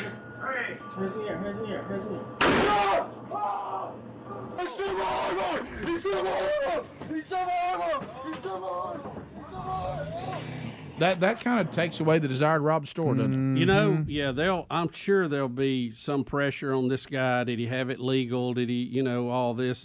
I think the guy deserves a medal. And if you'd have more of this, you'd have a lot less of these idiots trying to rob. Well, I think he's following what Joe Biden told us years ago. Just use a shotgun. Use a shotgun. Just use a shotgun. That will. Yeah. That'll stop. Did you see how he just calmly takes it off the shelf and gets behind the? See, he's got cover. Yeah, he's walked through that scenario before. You know, when you go, if this happens, this is what I'm gonna do. Left-handed too. He did. Looks like it. I tell you what, he braced on that counter and decked him. Yeah, he did. Shot his arm off. And through a display. How sneaky is that? Mm-hmm. Like, boom, through the display, shoots the guy. That is awesome. Yeah. When you come in and point a gun, you threaten my life. That guy's got a right to defend himself, and I'm like, good shooting. Yeah, we should have got two more. Well, of them. I mean, look at the. I mean, he's got. I'm so tired of this. I'm so tired of it. That's why we callous, Bubba. You want them to shoot? Yeah, I do. I'm tired of it. Well, now watch and out. I hope it'll save your life and your kid's life sometime. Mm-hmm. Sure, callous. Well, that's right. Because the crooks are callous. We better get more callous than them if we're going to win this. Amen. Huh? Uh-huh. You think we won World War II by being sweeter than the Germans and Japanese? And that'd be a big nay. We got mean with them. That's right. Well, here's what we know. If we would promote this type of defense. Give that guy a medal. He's even got the shotgun, which apparently Biden prefers. Yeah. Okay? If we would promote and tell all of you out there that want to come and take people from things and harm people who are innocent, if you start realizing, well, if I do that, they shoot back at me and shoot my arm off and things like that, it may break your will to continue to do that. The best deterrent that we have, and anybody that tells you otherwise just doesn't know what they're talking about, or they just won't admit it, we know that if predators, and that's all these people are, they do not want to get shot themselves. And if they think targets are soft, they'll come run roughshod over it. If they think it's a hard target, they won't. That's simple. So you just got to create more hard targets out there. And Paw at the convenience store is a hard target. He's got a shotgun. He knows how to use it. Would this be a clear-cut example of the assailant being disarmed? Yes, it would. Literal disarming. Right. And but don't you love hearing this little self-holler? He shot my arm off. He shot my arm off. Coming in with a rifle, gonna shoot an old man and take his stuff. You know how that could have been avoided? You could have stayed at the club. You could have stayed at home, watch ball games. You could have, I don't know, maybe gone to a church service somewhere. You'd have been fine. Mm-hmm. Yeah. You chose this, and you know the risk when you go into it. That's right. Good riddance. You know what I say, Bubba? Maybe you've heard of it. You live so fast, you die so young. Ha, ha, ha, ha. Right. Sometimes it makes you wonder how I keep from going under. Anytime that I can flip the Furious 5 switch with Bubba quotes the Furious 5. He loves a message. He loves a message. You talking about the message? You mean when rap went social? Yeah. It wasn't just about parties. That's from right. That point it forward. wasn't just fun anymore. Sometimes it makes you wonder how I keep from going under. Did you say I like how calm Pawpaw was? Oh yeah, like you said, he been through. Yeah, he worked on that scenario. Yeah. Well, I mean, you know why he has the shotgun right there where he can reach it, because he realizes this is the world I got to live in. But it does work. Did you notice too that, and this is why the deterrent part is so important. Do you realize that not only does I got my arm shot off, he's leaving. Everybody's leaving. Yeah. You realize he has helped other people with guns, and you think, well, you're just going to escalate the situation. No, apparently not. Apparently, I diffused the situation because nobody wants to come into my store and eat pellets. Yeah. As I keep firing my shotgun. We got a text here from one of the listeners. I believe this young lady works upstairs. She said the 80-year-old suffered a heart attack after the shooting. Well, God, so it scared him so bad. Really? Oh my goodness, man. Well, and that's evil always leaves a mess, doesn't it? It does. But we need to go check him out in his heart and keep telling him what a good job he did. That's right. Give him an award. Right, and keep showing this footage and encourage other business owners to do the same thing. Because I promise you, if people think they're going to get shot coming into your place, they'll go, let's try somewhere else. Maybe not. Mm-hmm. Let's try somewhere else. Well, the people tell you. I mean, that's the reason why if they the whole thing about suburbia, we went through the thing when the riots were happening. There was a little bit of talk about suburbia until they realized suburbia was heavily armed, and then they took a pass and went on to, where nobody has guns. Yep. And sadly, that's just. I wish it wasn't that way, but I'm just telling you that's just the way it is. Yeah. Y'all notice that these people, it's no big deal for them to shoot somebody, but as soon as they get shot, they're like, the world is ending. Yeah, buddy. Yeah. Right. It's a horrible thing. Yeah. It's a terrible, terrible That's why thing. it should be avoided. Yeah, that didn't really quite feel like a video game, did it, when that shotgun blast went into your shoulder? Right. Yeah, and it maybe now you realize how serious all this is. Like you said, maybe you'll start looking and think, oh, this is real. This isn't a cartoon. when I'm shooting people, it's a horrible thing. Because I know that now because I got shot. I do have a tagline for the show if you guys want it. Rick and Bubba, soft bodies, hard targets. Oh, that's good. That's really good. Good. That's a good one. Okay. We don't have to use it. No, but, okay. I'll put it down. I'll send that into the voice guy. Think about it. Phone calls, and any topics we might have missed that we might be interested in. 866-WE-BE-BIG. We'll be back. Rick and Bubba, Rick and Bubba. For glass. Paid for by Christian Care Ministry. You put the headphones on. You put the headphones on. It happened to me the other day. Speedy's like, you're going to have to straighten those glasses. Well, Travis, thanks. It was great having you. Thank y'all. I appreciate you. We're really, really proud of your success. Thank you. And you've been an advertiser here on the show. We're proud of that, too. And everywhere I go, people say, man, I heard you on Rick and Bubba. Heard you on Rick and Bubba. And we were in Sam's Clubs for 3 or 4 years, and everybody came up. So y'all's reach goes far and wide. Well, Thank you very much. And continued success. We'll be back. We continue. Let's go to Mark in Athens, Alabama. Mark, go ahead. Hey, Mark. Hey, Biggins. Hey, how you doing? Hey, good. I was wanting to ask Greg if he was going to give anything to the new Mama June show tonight. Oh, they got a new. I didn't know they Whoa, had a new one? Have you seen the promo where they show everybody what she looks like and they are shocked? And she lost lost much much weight? recognize her, yeah. Was she down about 240 now? They say from not to hot. No, that's impossible. Come on. Maybe from not to maybe. Is that what you're saying? Good night. So, Grace, tonight, is that right, Mark? I haven't. I didn't know. The promo for it says not to hot. Oh, Greg, please. You got it for the show. Greg, they have like a giant trailer they're carrying her around in, and they bring people in. You're making that up. No. Is she Petey Moore? They video their faces when they show the new one. That's what That's what it's about. It's basically about revealing her. Is that it? I mean, we're not. We ain't got. What's the old man's name?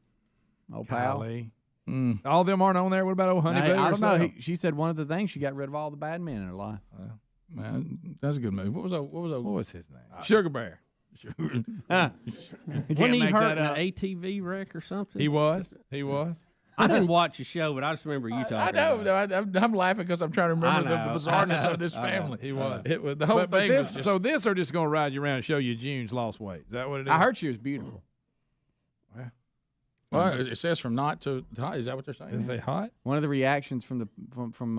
Greg, I can't believe she's beautiful. I can't believe you have not seen the promo where it shows them and you. You're making up the trailer. They all jump. Listen, you're making up the trailer. It's a trailer. They put steps out there and they run people through like it's a circus. Look, it's funny without it. Are you it looks like an MRI trailer. Are you kidding me? Ricky also has one.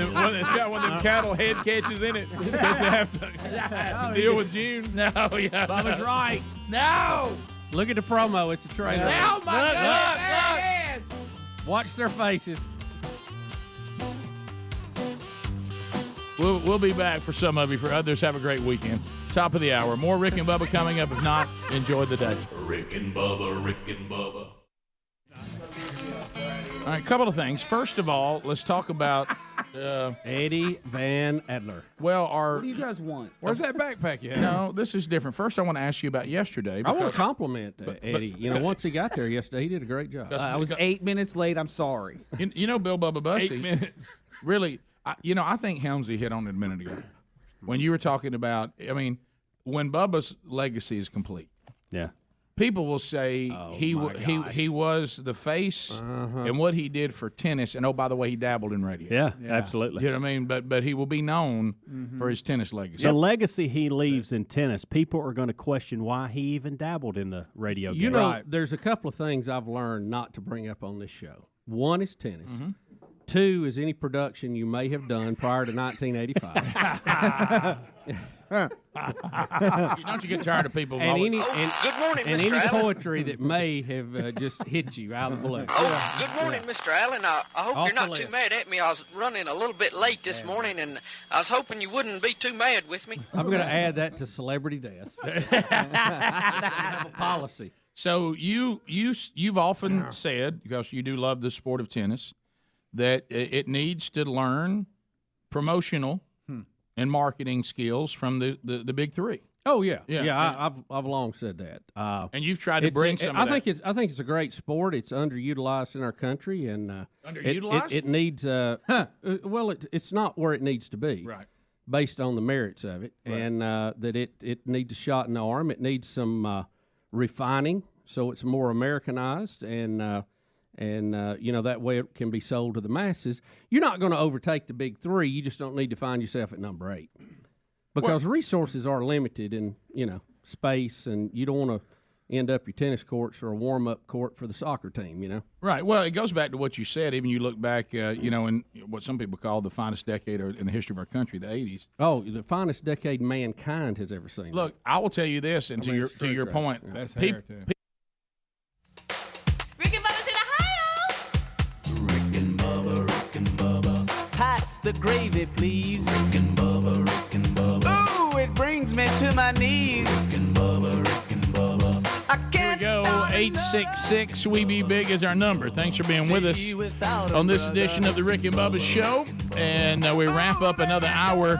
Looking forward to today's Wednesday Bible study. And you can join us for that live on the YouTube channel starting at noon Central, 1 o'clock Eastern. Phone calls coming in, 866 We Be Big. Let's start with Aniana, Alabama. Is it Dania? Is that your name? That's right. Okay, Dania, go ahead. I was just wondering where the guy was from that shot the guy's arm off.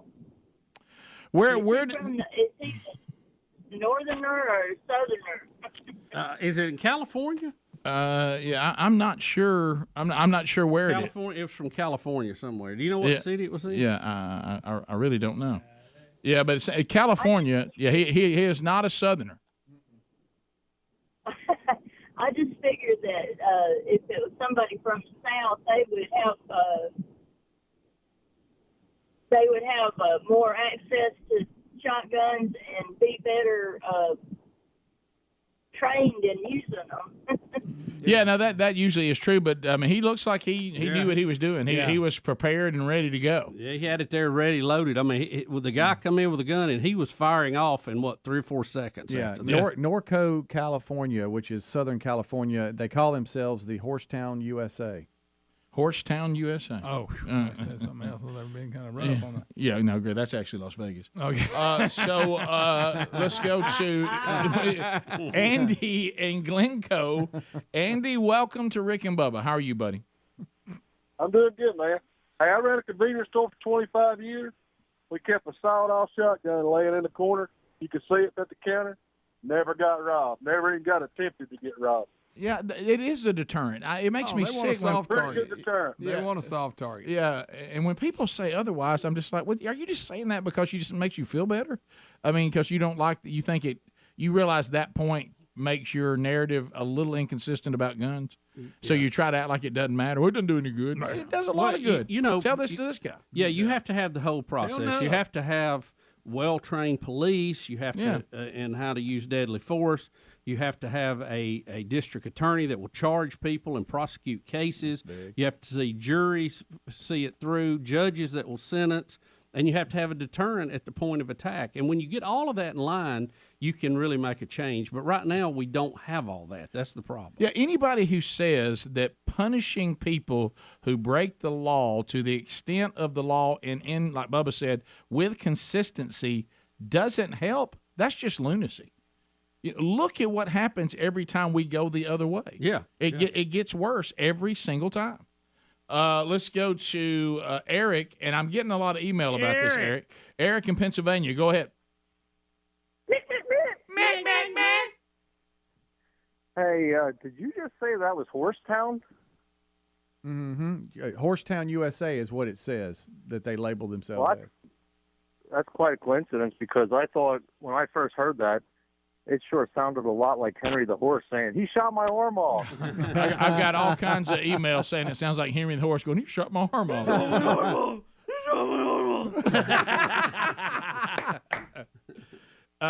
Barry in Childersburg. What's up? Barry, go ahead.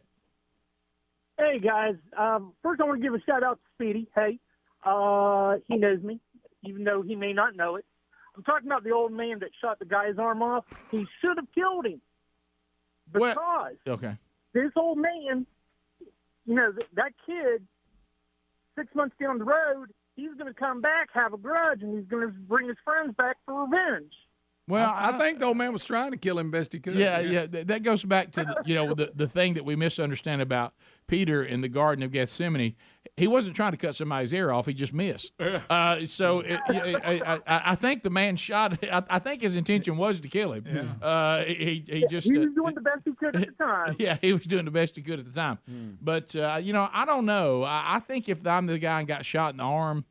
I know the man's armed now. I know that store's armed. I may just decide let's go hit some other C-stores that we don't think are armed. Yeah, I may go and get into some other business, pushing drugs or something. Yeah, I have a kind of an odd thing. When I have a bad experience about something, I try to shy away from it. Right. No, you're right. He may try to come back, but you know what? He knows what he's facing next time. Well, if he tries to come back, what you hope you can do is say, I wish you would not have come back. I was hoping it would only cost you an arm, and today it's going to cost you your life. Yep. Tucson, Arizona. Andrew checking in. Andrew, welcome to Rick and Bubba. Hey, guys. This is Andrew from Hattiesburg and previously Birmingham. Just moved up to Tucson. Okay. One of the really cool things here is they have Arizona time. I know you guys have talked about it before, but it literally does not have daylight savings or anything, so it's basically mountain. Right. I was wondering if you guys had heard anything about any legislation that may be going through recently, because it's pretty awesome having to worry about it anymore. Yeah, Something that sucks, obviously, is by the time it's 8 a.m., you guys are already going off air. Yeah, well, but you can adjust yourself to that, because that's the beauty of the archives and all that. But the thing that it was gaining momentum. We even had it at the federal level where we needed it. In the Senate, it was brought in. And then it faded. I don't know whatever happened. Well, it happens that way every time. Does. There's momentum because of the common sense. And then you'll have one or two states come up and say something, well, we don't want to do this. I think this was Oregon and Washington going, we don't want it to do this and that. And, sure. And everybody gets on to something else. Well, I think we're still changing our clocks like a bunch of people from the dark ages. I think somebody complained they didn't get daylight till like 9 or 8 or something. I can't remember. Arizona seems to be fine with it. Mm-hmm. They seem to persevere through it. Let's go to Ain't nobody going to work in Oregon anyway. So Ken in Alabama. Ken, go ahead. You can smoke pot anytime. Yeah, yesterday y'all was talking about Bubba, people he could meet and everything. Well, I'd like to play a round of golf with Bubba. Well, bring it on. Well, bring it on. Maybe I'd probably be better and more likely to schedule that if we went to lunch. You're right. There's always got to be a lunch, but you probably wouldn't mind that, would you, buddy? No, I won't mind. Nothing like good food. Isn't that true? Isn't that yeah, true? Y'all could do a little contest or something. And well, we do one. 3 people and us get to go play golf with Bubba. Well, we do that, but I know you be with the group. Yeah, you want it just you and him. You don't want to play with the group like we do with the Pro-Am every year. You want it just to be he is the only celebrity with you and some friends. Well, yeah. Yeah, I understand. You want a little one-on-one. I get it. Just me and him, yeah. Or me and him and any of y'all that play golf. Okay. Speedy. Yeah. Well, I don't know if I even am considered I play golf. Well, Bubba, you do. You do. You absolutely do. Around at it. Yeah. Well, Ken thinks that's a hadn't played good idea. Since Regents. Well, no. Hadn't even looked at it. And you won't play again until sometime in April next year. But that's all right. You still play, right? You have I have some clubs. I tell you one thing, you can hit better than I can. How about that? Well, that's not a lofty goal there, but I mean it's not like you can't do it. At least you can do it. I have done it before, yes. Mm-hmm. Is the last time you swung a golf club you broke one? Yes, correct. Okay, that's what I thought. Yeah, you might almost stay away from that. Now, does Top Golf count? Because I went down there and just ripped. Did you really? Yeah. Well, no, I guess that counts. Does it really? No, it is a club. I mean. It is fun to go and do that because you tie it into a meal and, the holes are a lot bigger. I like that's fun. I like where you just get it close. This is typical me to say that I'll declare something was really fun and a blast, and I've done it one time. Well, it was a fun. It was a great thing. It's the truth. Well, it's just one of those things that didn't come around. But thank you, a lot. sir, for calling and asking. I think that's a great one. Go out there, spend some time with you and Well, I would have a whole lot more chance of playing golf in the late fall, early spring. Summer golf doesn't really appeal to me at all. Summer anything. It's riding on the boat. That's another topic. Yes, even that could be hot sometimes. Look, I'm a big fan of the, taking the middle of the day off. Yeah, it's miserable out there. It is. Thanks a lot for being with us for this hour of the Rick and Bubba Show. Rick and Bubba, Rick and Bubba.